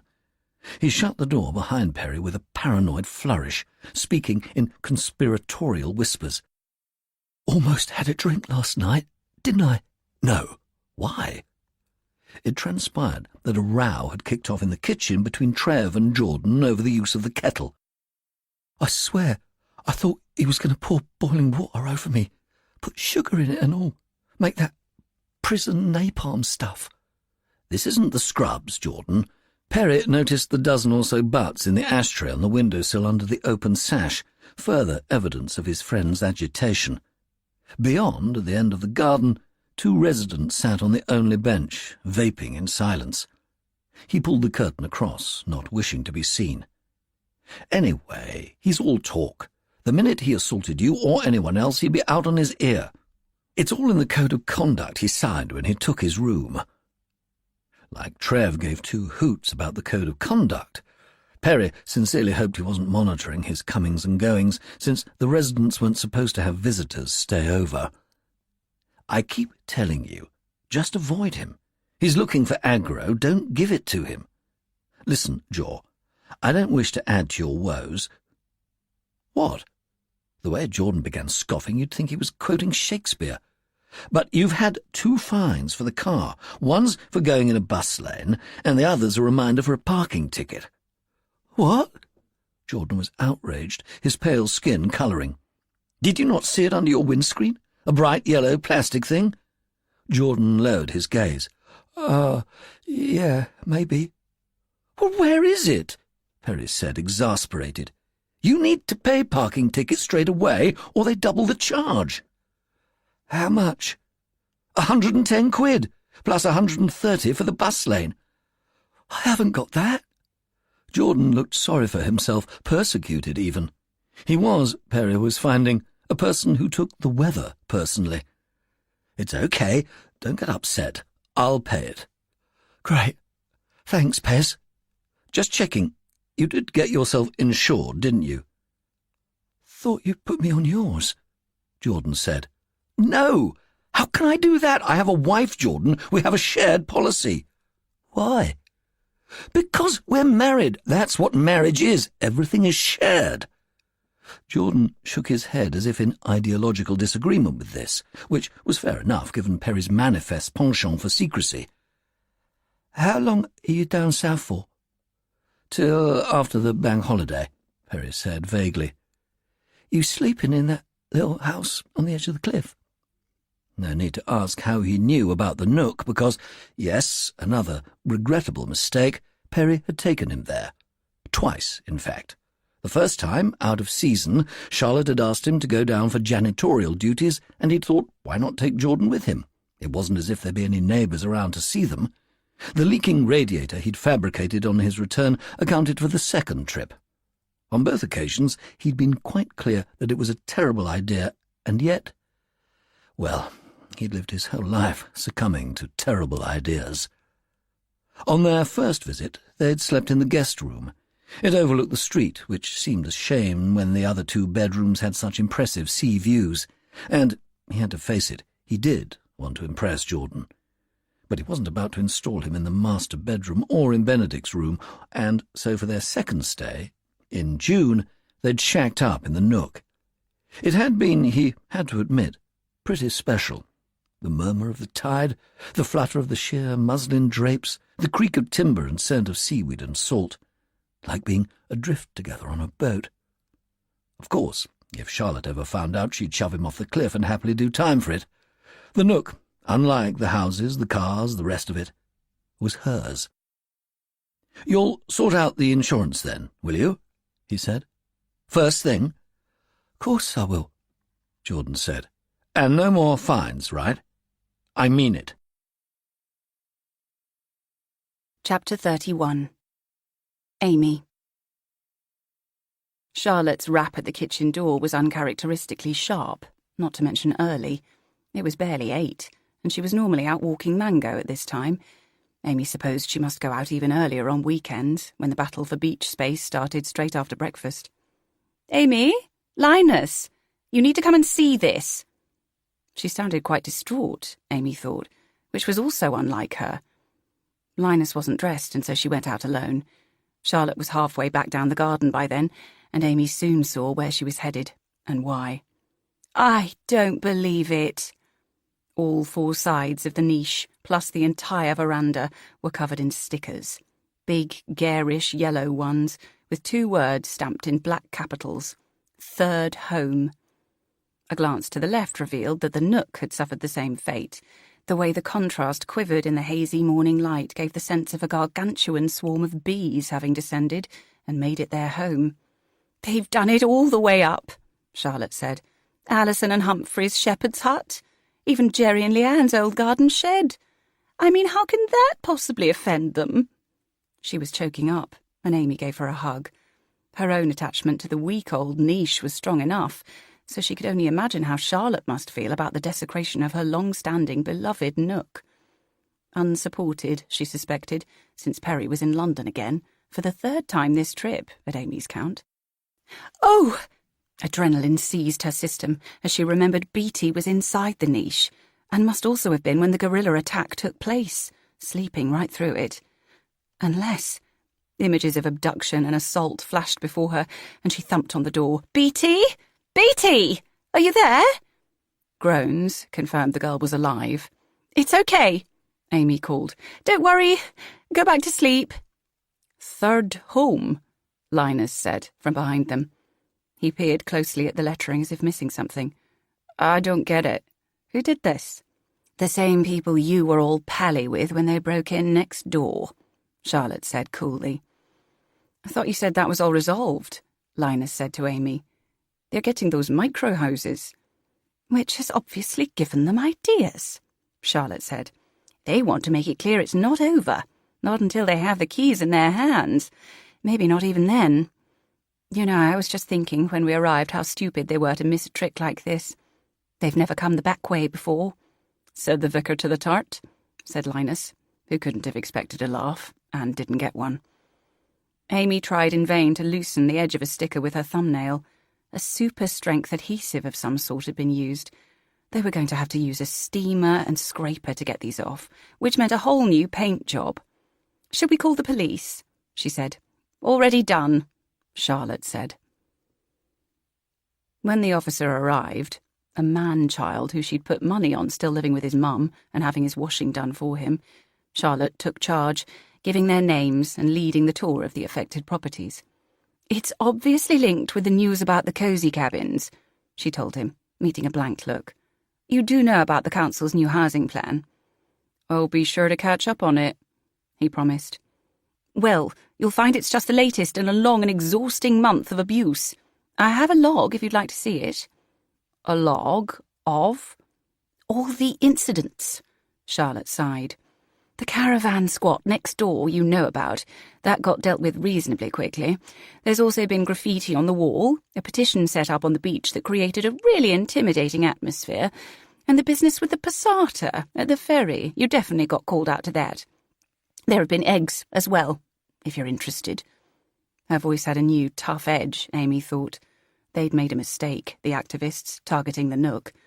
It would be, for Charlotte, unforgivable. They returned to the niche. Out on the water, flat and glossy this morning, a chain of kayakers came gliding into view from the direction of Little Bay. At the same time, music drifted from the beach bar, where they always played 90s classics. Groove Armada, At the River. It felt surreal to be up here with the police while others frolicked. Disconnected. Derailed. "I really think you should be patrolling more visibly, Constable," Charlotte told the young officer, "before it turns violent." "What makes you think it would turn violent?" he asked. "Because that's the nature of escalation, isn't it? If you've damaged property, what's the next logical step? To damage people." In the space of an hour, they'd unearthed the electric steamer and cable extension and taken up Huck and Julien's offer to do the work for a not inconsiderable fee. What Julien's family would make of him spending his holiday in manual labour, Amy wasn't sure, but he seemed very keen to earn. "I really don't think we can let BT sleep down there any more," she said to Linus when their daughter returned to the bungalow in a foul mood, far more indignant about being inconvenienced than about the criminal damage itself. Amy decided to delay breaking the news of a longer-term eviction. Linus had a presentation to work on, so she took her coffee round to Charlotte's, finding her on the kitchen terrace with her back to the garden and the acid yellow of the Nook. "I can't look at it, Amy. It's sacrilege." "The boys will be down in a few hours. The stickers are coming off quite quickly with the steamer. I'm worried about the glass. It's original and quite fragile." Charlotte poured coffee for them both from her blue Le Creuset pot, and Amy wondered fleetingly what colour she would choose if she were to get one. "Honestly, there's been so much hassle this summer. Is this how it's always going to be from now on? Is it—" She let Amy guess the rest. "Is it over? Are the good times gone? The glory days of herring down from the big city and doing whatever you liked in your little seaside playground, acting like you owned the place? Was it over, just as Amy had signed up? "Have you told Perry?" she asked. "I'll wait till he's back," Charlotte said, which should have been an hour ago. There must be queues for the ferry. On cue, Mango's tail began whipping back and forth, signalling the arrival of the Range Rover out front. "Didn't she bark last night?" Amy said, when the activists were trespassing. "She's trained not to, at least not more than a single warning bark. We had a dog whisperer in when she was a puppy." Charlotte petted the animal, ruffling her chest and scratching her throat. "She might have, though, I don't know. I sleep so much better when Perry's away. Hello, darling." Perry appeared in front of them now, portly in shorts and an old-style cricket shirt, radiating bluster. "You won't believe what I've just seen. Tabitha, cuffed to the ferry chain like a fucking suffragette, up to her waist in water, holding a placard saying, and I quote, 'Sod off, second home scum.' We were held on the ferry for ages while they tried to get her and her comrades out of the way so we could dock." "I thought it was odd for her to make such an early start," Charlotte said. Perry threw up his hands. "Is that all you've got to say? That it explains why she didn't get a lie-in? You're not appalled that she's down there spreading hate about us, her hosts? I thought the fuckers had been given homes now, anyway. Shouldn't they be busy measuring up for curtains? Perry, they're not fuckers. And the cosy cabins aren't going to appear overnight, are they? There'll be a whole load of red tape before they go up. At least Benedict wasn't involved, Amy said, trying to be helpful, but Perry's scowl only intensified. Where is he? Still in bed, I think, Charlotte said. They watched as Perry marched back indoors, Mango bouncing at his heel, and shouted up the stairs. Benedict, get out of bed and come down now. He returned, followed a minute later by Benedict, in a pair of frayed jean shorts and nothing else. His skin was a patchwork of white and pink and brown, with a chain of insect bites up his left side, one of which he began to scratch. What the actual fuck, Dad? I was asleep. Did you know? Perry demanded. Know what? That your girlfriend is down at the ferry attacking second homers. He thrust the phone at Benedict like a dagger, and the boy took a step back before examining the image. Oh. You did know? No. Well, she said she was going on a protest, but I didn't know what it was about. There's only one thing people protest about in this place. She's joined not just for August, while staying here for August. Perry gave a bark of sardonic laughter. Am I seriously the only one who appreciates the hypocrisy of that? Well, if she thinks she's going to spend the morning shouting about what cunts we are and then comes skipping back up for lunch, she's got another think coming. Sorry, Amy, Charlotte said. No worries, Amy said. We're not in for lunch anyway, Benedict said mildly. We've got plans. Neither he nor Charlotte was remotely flustered by Perry's outburst, Amy noticed. Her own heart was banging like a gong. What the hell's happened here? Perry said, catching sight of the nook. Why is it yellow? Charlotte got to her feet. I've been trying to tell you, but you've had atrocities of your own to share. It's a sticker attack. It happened overnight. The four of them trooped down for an inspection. Was this Tabitha as well? Perry said. There's no way it could be the work of one person, Charlotte reasoned. And it's not just us. It's all up the road. Huck and Julien have got the steamer out, Amy told him. It seems to be doing the trick. As soon as they finish ours, they'll be down to do yours. Over his shoulder she spied Linus approaching from the footpath and slipped away to brief him. Tabitha's on an NJFA protest. Perry's not happy. Behind her she could hear Charlotte appealing to Benedict. You did say you might be going to Amsterdam, darling. Maybe today might be a good day? Or tomorrow? We actually thought we might stay on here, Benedict said. The hotels are too expensive. Unlike this hotel, Perry snapped. This hotel is free. Perry, it's his home, Charlotte said firmly. You can stay, Perry told Benedict, but not her. I want her out. Today. No arguments. Oh, come on, Dad. Where's she meant to go? How about home? She's got plenty of options. She can stay with us, Linus said, speaking for the first time, and the three Tuckers turned to him as one. Linus, Amy said, but he just placed a hand on her back, as if to bring her into line. She could sense the exhilaration in him. I mean it. If she wants to stay in Pine Ridge, we'll take her. Perry snorted. You're welcome to her, mate. Linus ignored him, speaking directly to Benedict. Just send her over when she gets back from her dissident activities. Okay, Benedict said, glaring at his father. I will. Amy followed Linus back to the bungalow and into the living room.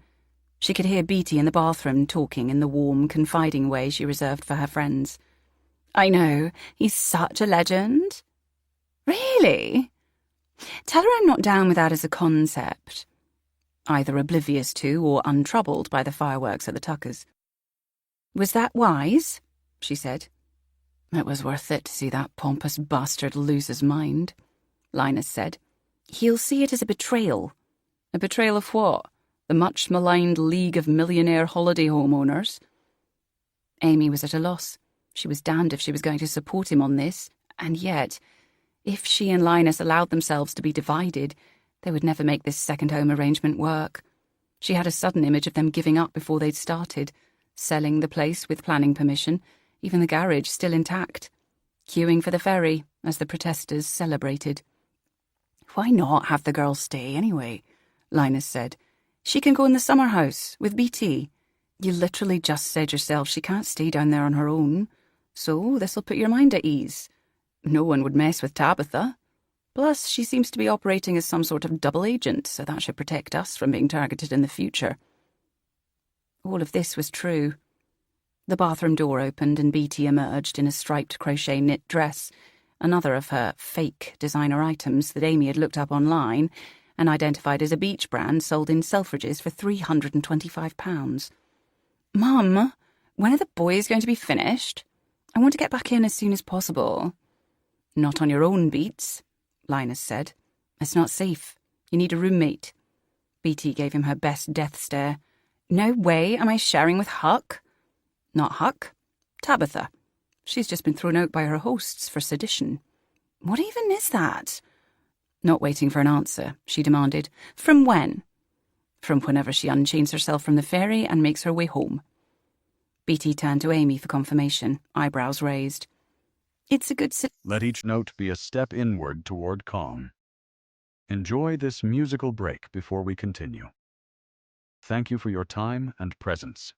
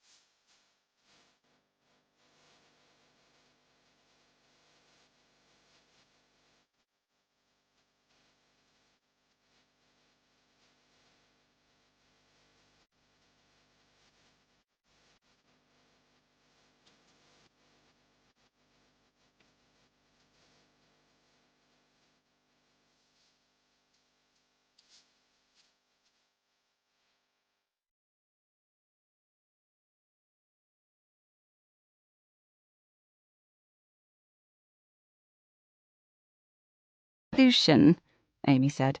"We'll bring a camp bed down for her. It'll be fun, having a roomie." BT stopped just short of rolling her eyes. "You will explain to her about bolting yourself in at night, won't you?" Amy added. Chapter 32.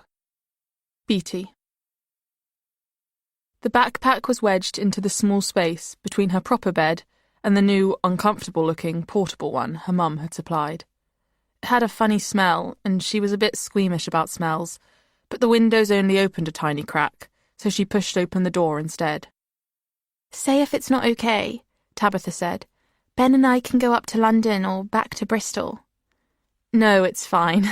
I actually think if you weren't here, they'd make me go back up and share with Huck, and I seriously don't want that. Huck and Julia had finished steaming off the stickers, taking most of the paint while they were at it, but her mum needed another trip to buy supplies before she could redo it. It's just... She faltered. They'd hung out a lot this trip, but she wasn't sure what Tabitha knew of her private exploits. I'm kind of expecting a friend this afternoon. When? Like half an hour. Thought you were looking good, girl. Tabitha stretched her arms above her head, steepling her index fingers. My shoulders are really sore. So, who is he then? He's called Tate, but... I know Tate, from the NJFA meetings. Oh, of course. This was why she'd been sent packing by the Tuckers. She'd signed up after going to the housing meeting earlier in the week and getting into a conversation with Robbie. It was pretty awesome, if a bit exhausting, the way she'd thrown herself into it. He's like a solid 9B. Wow, you kept that quiet. Because he's got a girlfriend. Remembering she'd heard her mother tell her father that the Tuckers thought Tabitha puritanical, Beatty added, You probably think it's really bad, don't you? Sneaking around behind her back. Tabitha's forehead crinkled. She might know. They could be polyamorous. Beatty wasn't clear exactly what this entailed, but she was fairly sure Tate was just cheating old style. Maybe. Have you ever seen her at the meetings? Ellie, she's called. I don't think so. Tate's always with Robbie, kind of like a deputy. They weren't at the ferry this morning. Maybe tired after this sticker thing in the night. It's quite hardcore doing this on top of their day jobs. They're total warriors, these guys. Super inspiring. She showed Beatty images of her and another activist in the water that morning, the car ferry hovering behind, heavy with dozens of vans and cars, as well as the local bus. Motorists had gathered at the rail with their phones raised. I felt bad about the bus, she said, but there's always collateral. Couldn't you have drowned, Beatty said, if you were, like, shackled to the chains? The lock had a safety catch, but the cops didn't know that. Anyway, listen, this shouldn't be for long, me bunking here. Ben says his dad will change his mind. You'd go back, Beatty said, surprised. What, you mean if he apologised? He doesn't need to apologise, Tabitha said, bouncing a little on her camp bed. She was always in motion, Beatty noticed, had an unusual amount of energy. These older people, it's hard for them to change their views. They grew up in the dark ages, I get that. Plus, he's got his addiction issues. They get these intense emotional states, people in recovery. They've been self-medicating, and then they have to deal with real feelings, you know? Ben says we can help ourselves from the fridge in the nook, by the way. Cool. This sounds bad, but I'd rather be in the nook, Beatty said. It's so much nicer, with the shower room and everything. I'll get Benedict to suggest to his mum that you can use it, Tabitha said. She's totally doting, completely worships him. She sprang up. Right, I'll get out of your way. We all need our conjugal visits, right? What's that? Beatty asked. You know, when prisoners get to see their wives or girlfriends. I don't think they do it in the UK, actually. Her new roommate hooked her ban bigots, not books tote over her arm. Our penal system's not as humane as it should be. Left alone, Beatty checked her phone again. 10 minutes till Tate had his break. The Wi-Fi was dodgy down here, so her daily gym theft search was painfully slow to bring up results. Expecting the usual stories from ages ago, when some guy in Manchester had had his Rolex stolen by his personal trainer, she was astonished when a BBC link came up from that morning, a video news feature entitled Gym Theft Victim Failed by Police. She played the video, her pulse tripping. A reporter introduced the story from a gym reception familiar to Beatty from a visit earlier in the summer. This is the Westminster branch of Gym Lads, the preserve of the healthy and wealthy who've been rocked by the news of a brazen theft under their noses. A woman in yoga clothes appeared, sitting in the gym cafe with a glass of green juice in front of her, people working out on the other side of the glass wall.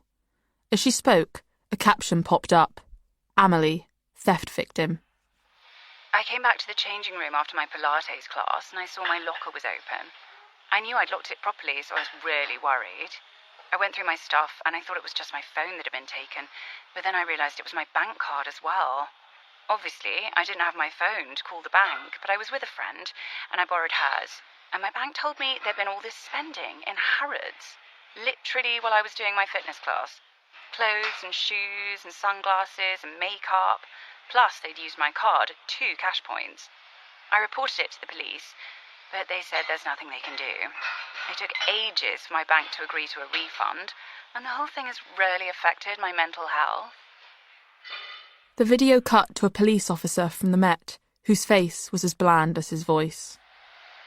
While we have huge sympathy for Amelie, the truth is, hundreds of people check in and out of big gym chains every day, and we have no way of identifying the thief or thieves on the evidence we have. What I will say is that it would be a very brave person who tried this again now their methods have been exposed by the media. Now, a new face came on, a stressed-looking guy, captioned, Toby Minter, Action for Victims of Crime. Sad to say, but this is a city where 80% of burglaries go completely unsolved. What we're seeing more and more is the police putting the onus on the victim to do better next time, rather than getting out there and catching these criminals. It's just not good enough. The Met officer came back on. Gym goers need to be aware of this scam and take measures to protect themselves. The main thing is to never leave your phone and your bank card together in your locker. If you must have both of these items with you when you visit the gym, try to keep them on your person while you work out. Oh my days, Beatty thought. It really was game over. She inhaled sharply as the screen filled with the words, How the Gym Thief Steals Thousands in Minutes, before showing a bunch of women in a changing room. Cameras are not allowed in changing rooms, which is why we filmed this on a set with actors, and partly explains how the thief has been able to get away with this crime. Fascinated, she watched the reconstruction of how the criminal had perpetrated her theft, entering the gym through an open barrier, then sauntering into the changing room and eyeing the other women. The camera closed in on one wearing flashy jewellery and designer yoga gear, the victim-to-be. The method was pretty accurately portrayed, though once in possession of the phone and card, the thief was shown hiding in a toilet while she downloaded the banking app, which Beatty would never do. It was surreal that there was a news story about her. They'd interviewed people and hired actors and everything. She was like, what was that Netflix character? Lupin. That was it.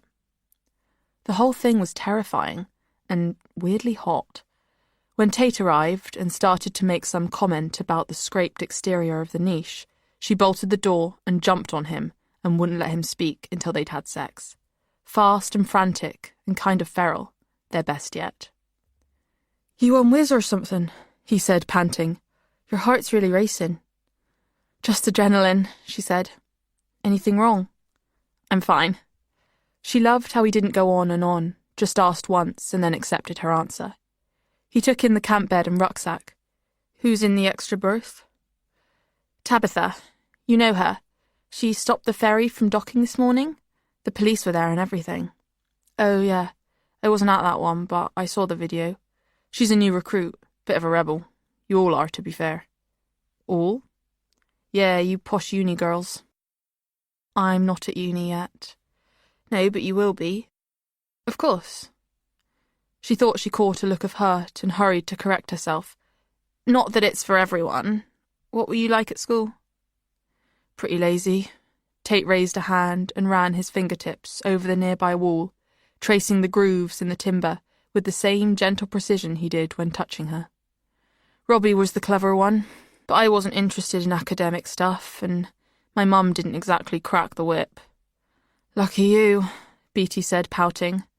My mum's a nightmare, obsessed with grades. She seems all right. Seems, yeah. Come on, I bet she just wants you to be happy. That's what they say, but what they mean is they want you to be happy with all A stars and an offer from Oxbridge. She nuzzled him. So go on, tell me. Tell you what? Duh, if you came up here in the dead of night and covered my bedroom in yellow stickers.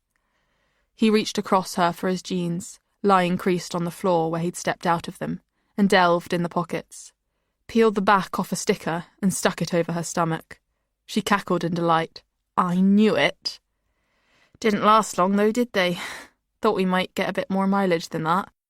Where did your mum even find the builders at the weekend? My brother and his friend did it. Sorry. Doesn't matter, we filmed it. He showed her the reel, featuring the niche, the nook, and a whole load of others around the village, soundtracked with Yellow Submarine and notching up likes in front of their eyes. The parentals are not going to like that. This is cute.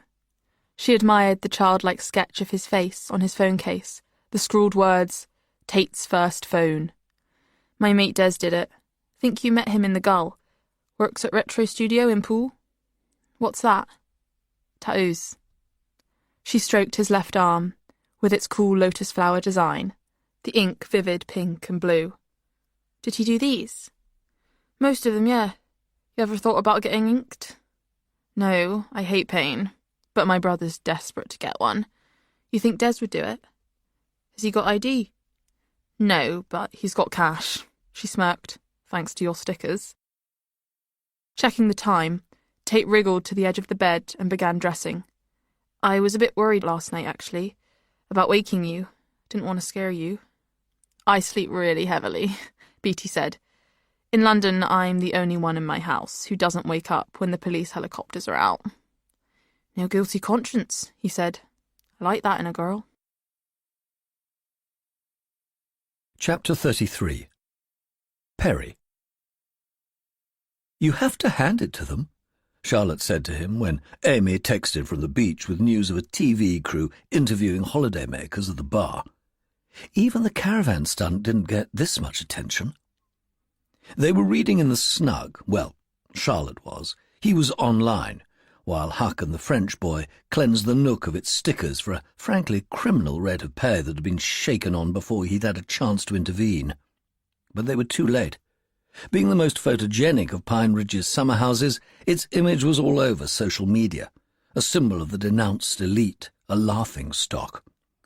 The Nationals were starting to pick up the story too.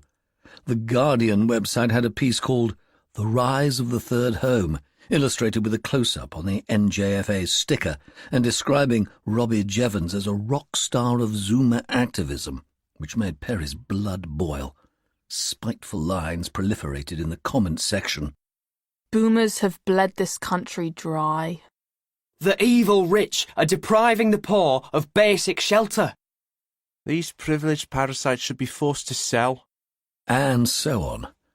Meanwhile, Mail Online had tacked the new photos onto an existing story headlined Resentment on Sea, mainly about Devon and Cornwall, but again, Jevons got a name check.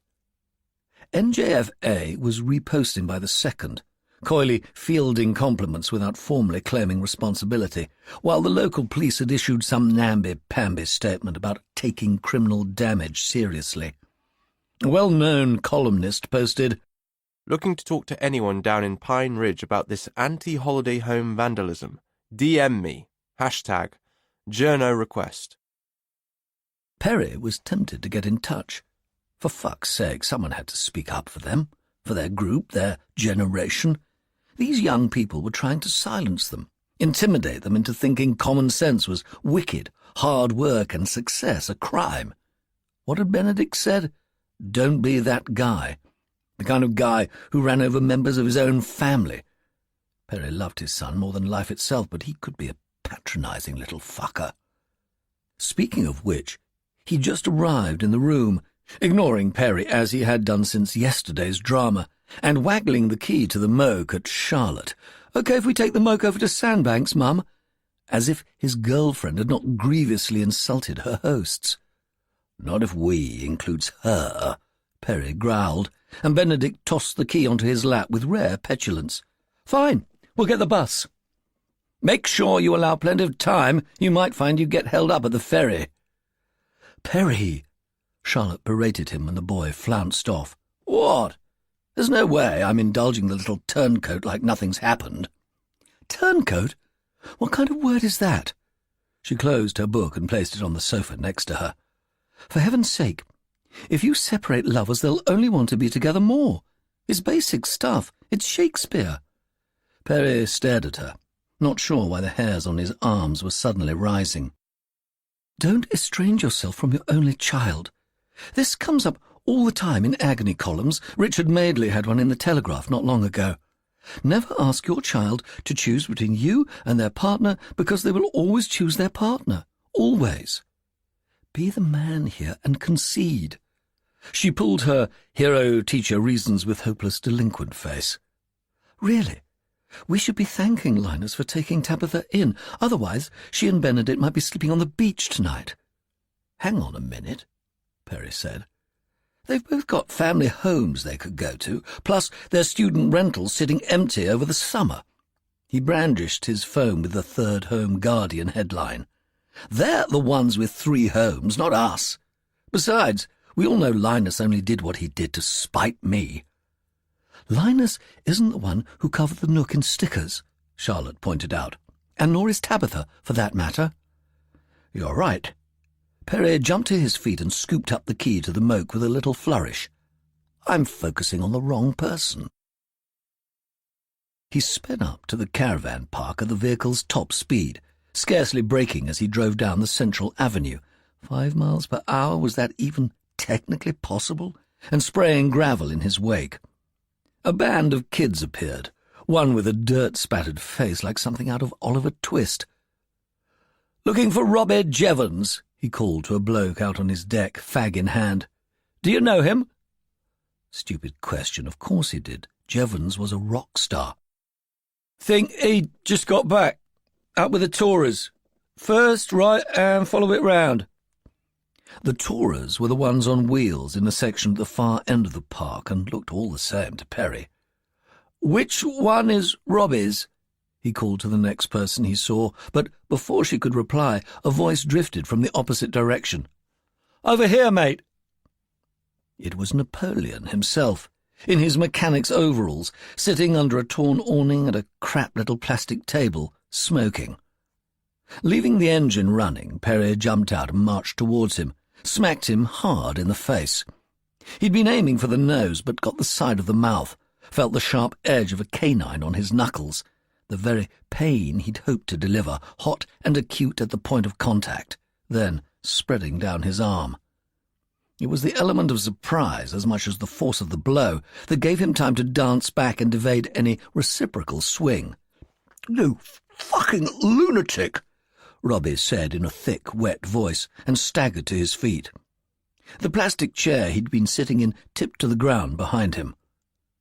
The kids had caught up with Perry by now, and he noticed 2 of them holding up phones, a sight that characterized all of life's interactions these days. If it wasn't being filmed by a cretin, it wasn't actually happening. "Be my guest," he told them. "Take it to the police and they might finally do something about these people." As the kids began to chant the word grockle at him, more in excitement than menace, he slid back into the moke and put it into gear. "I like your getaway car," Robbie sneered, on the gravel now, spitting blood. "Very gangster." Perry gave him the finger and careered out of the park and onto the road without bothering to check for traffic. Put his foot down for a nihilistic rush. The act of violence had not satisfied him as he'd hoped. On the contrary, it had inflamed a greater need, the need to drink. 1 beer, that was all he wanted, 1 cold beer. He'd settle for pouring it over his face and lapping what he could of it like an animal. At the entrance to Pine Ridge Road, he was flagged down by a news reporter. Not some dick with a phone, but a real professional, with a camera guy standing by. The same crew that Amy had seen at the beach bar, perhaps. "Do you have a minute?" they asked him, all metropolitan charm. "It's about this stunt with the stickers." "Is that Cockney rhyming slang?" Perry said. And this time, when he came to a halt, he turned the engine off. At home, Charlotte had moved to the kitchen terrace, already on the rosé, a jumble of guidebooks and maps on the table in front of her. At the bottom of the garden, the boys were making good progress on the nook, now only a third yellow, 2/3 a distressed version of the original. "Looks like it's survived okay," Perry said, cracking open a Lucky Saint and sinking into the chair opposite her. "It's not too damaged, but it'll need to be primed before it rains. Where have you been, and what happened to your hand?" He ran the cold can across his inflamed knuckles. "I punched the bastard." "Linus? What?" "No, Robbie." Charlotte looked nonplussed. "Why?" "Why? Are you trying to gaslight me, Charlotte? Because it was a damn sight easier than going to Hobbycraft and buying enough stickers to cover his skanky little caravan. Because he fucking deserved it. Because someone needs to stand up to that tin-pot Arthur Scargill." Charlotte gave a dismissive sigh. "Is that what you called him? He's far too young to have heard of the miners' strike." "I don't care. I'm not tailoring my cultural references to his or any of these jumped-up babies. If you don't know who Arthur Scargill is, fucking read a history book." He was breathing heavily, lungs straining, could see that Charlotte was growing concerned. She pulled a wine bottle out of the ice bucket, and there was a euphoric moment when he thought she was going to pass it to him. "Have a drink, darling. I always knew the time had come when it would be worth sacrificing a year's sobriety." But this was quickly dashed when she kept the bottle and slid the bucket across the table. "I suppose he had it coming," she said. "Thank you." He plunged his sore hand into the ice. "What are you doing with all these maps, anyway?" "Planning a day trip." She flashed him a smile, pantomime toothy, entirely artificial. "You know, like you're supposed to do when you're on holiday." "Ah," Perry said. "Is that what this is?" Chapter 34. Robbie. Tuesday, 29th of August, 12:30 a.m. In the narrow zone between Old Beach Road and the dunes, the pines cast black stripes of shadow in the moonlight, an army stunned into silence. Beyond, there's activity, and hours after you'd expect the emergency services to have retreated for the night. Confirmation that it's real. This death. The southern half of the beach is taped off, and a police car parked across the main entrance. An ambulance idles close by. Through the gap, you can see that a white tent's been put up just beyond the water sports hut. Is the body in there, or have they already taken it away? Steeling themselves for the grim task of identification, of notifying loved ones and inflicting a lifetime's sorrow. Other than me, there are no civilians, no Gawkers or ghouls, yet. Everyone went home thinking this was just a salvage operation. They thought it was only property that got removed from the face of the earth, not a human life. It'll be different in the morning when word gets out, when the accusations start. Light from my phone torch catches Tate sitting at a picnic table on the far side of the car park, and I have a weird sentimental flashback to the pair of us at school. He always had the lonesome thing going on, the lost puppy the girls wanted to cuddle, and, later, to fuck. "Yo!" I scoot over to him. "Why aren't you answering your phone?" He doesn't reply. As I slide in next to him, he shrinks away, wiping at his face. The idiot's crying. Maybe we are back in primary school after all. Just for tonight. Something really bad's happened and we need our mummies to come and sort it out for us. It's not her, Tate. Who? You know who. Then, as the breeze drops and voices carry from the crime scene, "Please, tell me you haven't been over there, asking questions." He shakes his head. That's something, at least. I can already hear the questions. Why did you go down there in the middle of the night? Getting off on some sick power trip when you saw all the trouble you'd caused. There's a silence. "How do you know?" he says, eventually, and I show him the text exchange. "Just checking you're okay." I'm fine, with Beatty. Tabitha, half an hour ago, so whoever it is, it's not either of them. Tate's breathing slows a fraction. Ellie's gone back with Shannon. She doesn't know, does she? Don't think so. She seems to think something's wrong, though, I say. Something is wrong. He swings towards me then, as if in aggressive dispute, but when he speaks, his words are flat and defeated. She's pregnant. What? For a moment, I don't get it. Beatty? No, Ellie. Ah, which explains a lot. No need to ask how he feels because it's obvious he's not celebrating. What does she want to do? She wants to keep it. She wants me to want her to keep it. She wants to move into a shiny new cozy cabin, or whatever the fuck they're called, and live miserably ever after. Right. Okay. His stupid self-pity jars given the circumstances, and yet it kills me to see him so morose. An unwelcome thought strikes. The last time I had sex, there was no condom involved. Nothing. This could be me. Don't think about it. So, Beatty, what's the story there? Just a summer thing? His silence speaks volumes. Come on, Tate. How's that gonna work? I don't know. She'll be back at school next week. School? He needs to listen to himself. Then just be grateful you got away with it. You could have got into deep shit. A girl that age? Was she 17? He says, all indignant. We've done nothing wrong. Legally? But that's not how her parents will see it, is it? Or Ellie, especially now. You need to forget about the whole thing.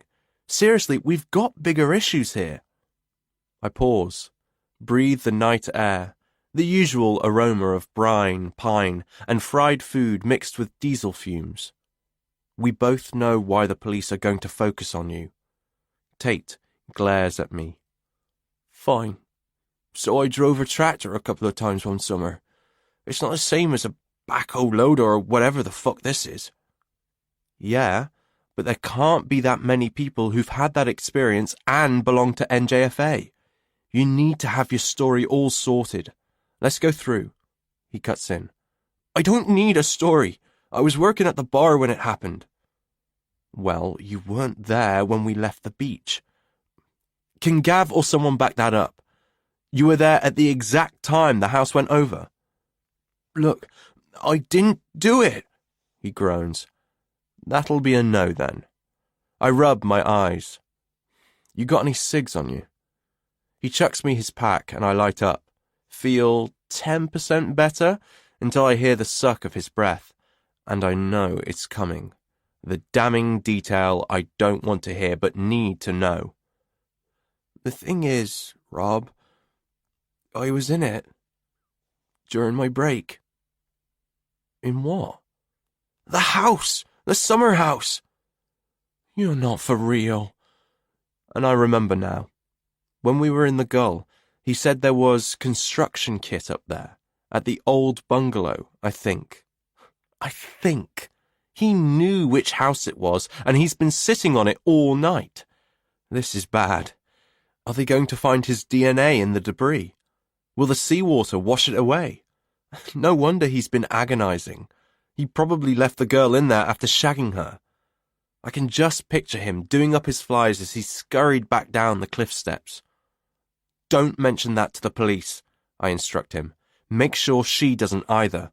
Say you spent your break watching the band. I'll vouch for you. This should be the end of it, but he's moaning again, and I see there's more to come. What? I'm pretty sure I left my phone in there. Fuck. If the police find it, they'll start to build a case, look for connections, and the tractor thing will start to look like more than coincidence.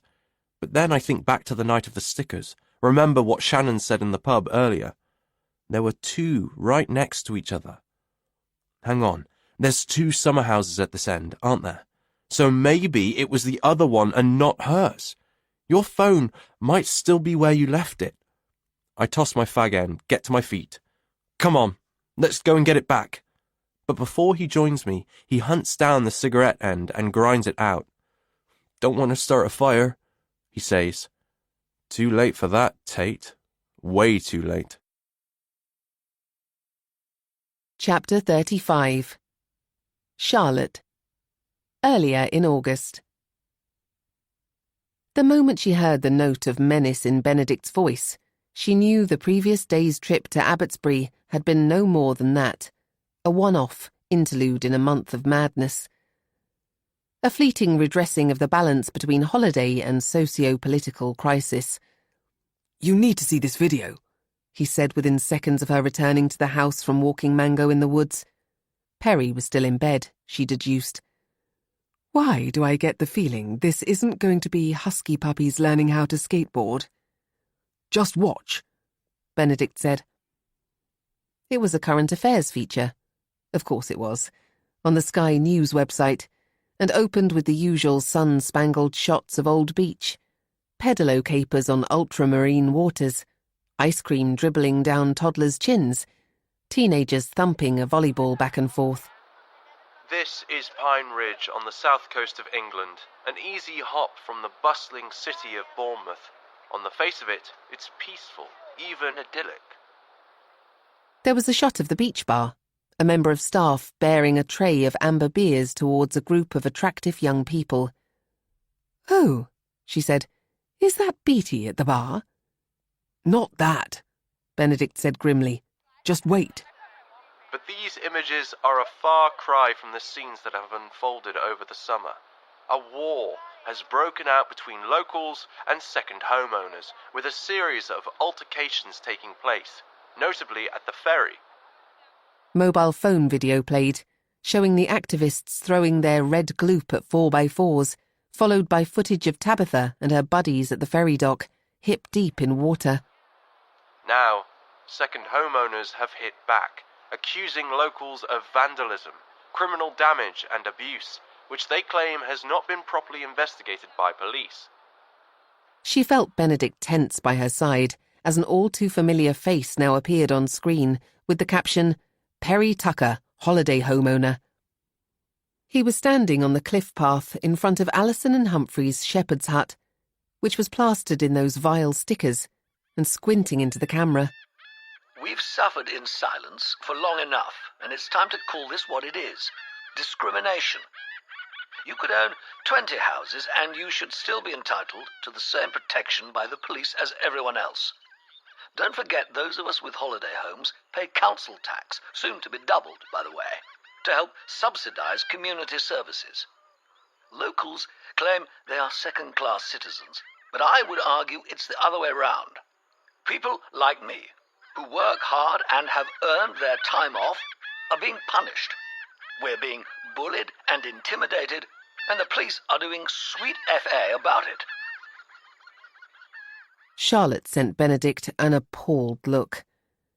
It was not so much the sentiment that repelled as the tone.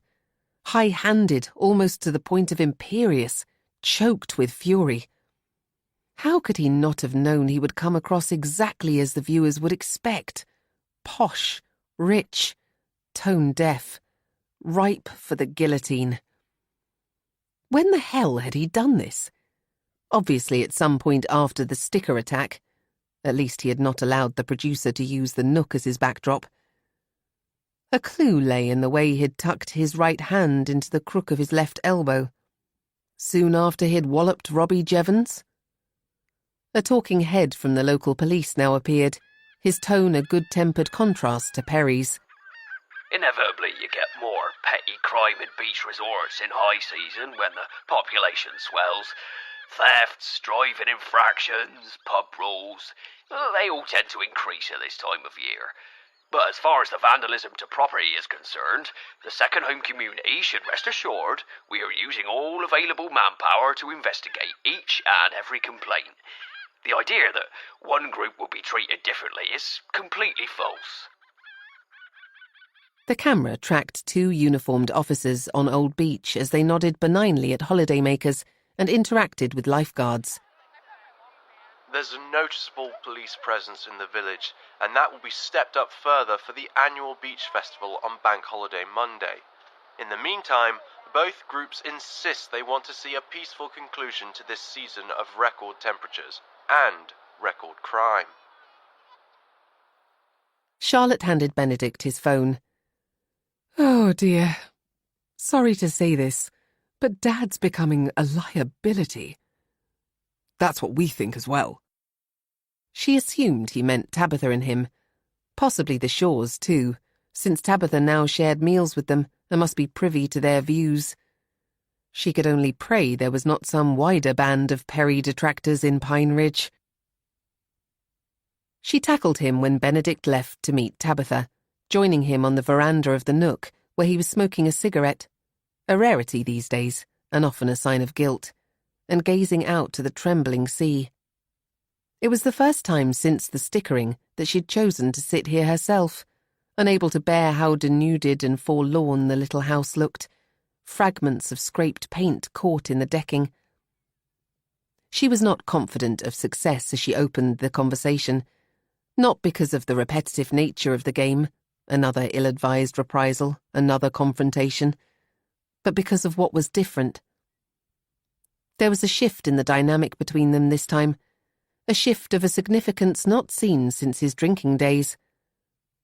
At the start of the trip, if he had said something inflammatory, she'd generally agreed with him. So united were they in their desire to conserve the status quo, so certain of its benefits, that Benedict had accused them of smuggery. But now she did not agree with Perry.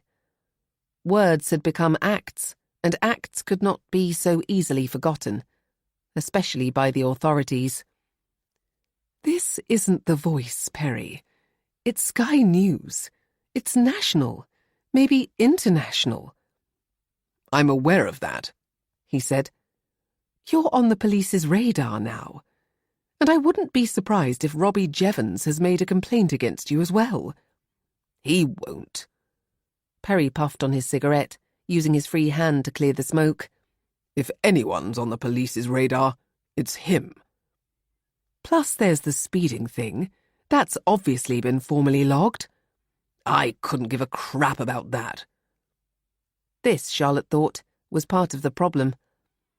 He looked as if he couldn't give a crap about quite a few things, when he really ought to. Perry, is there something going on with you I need to know about?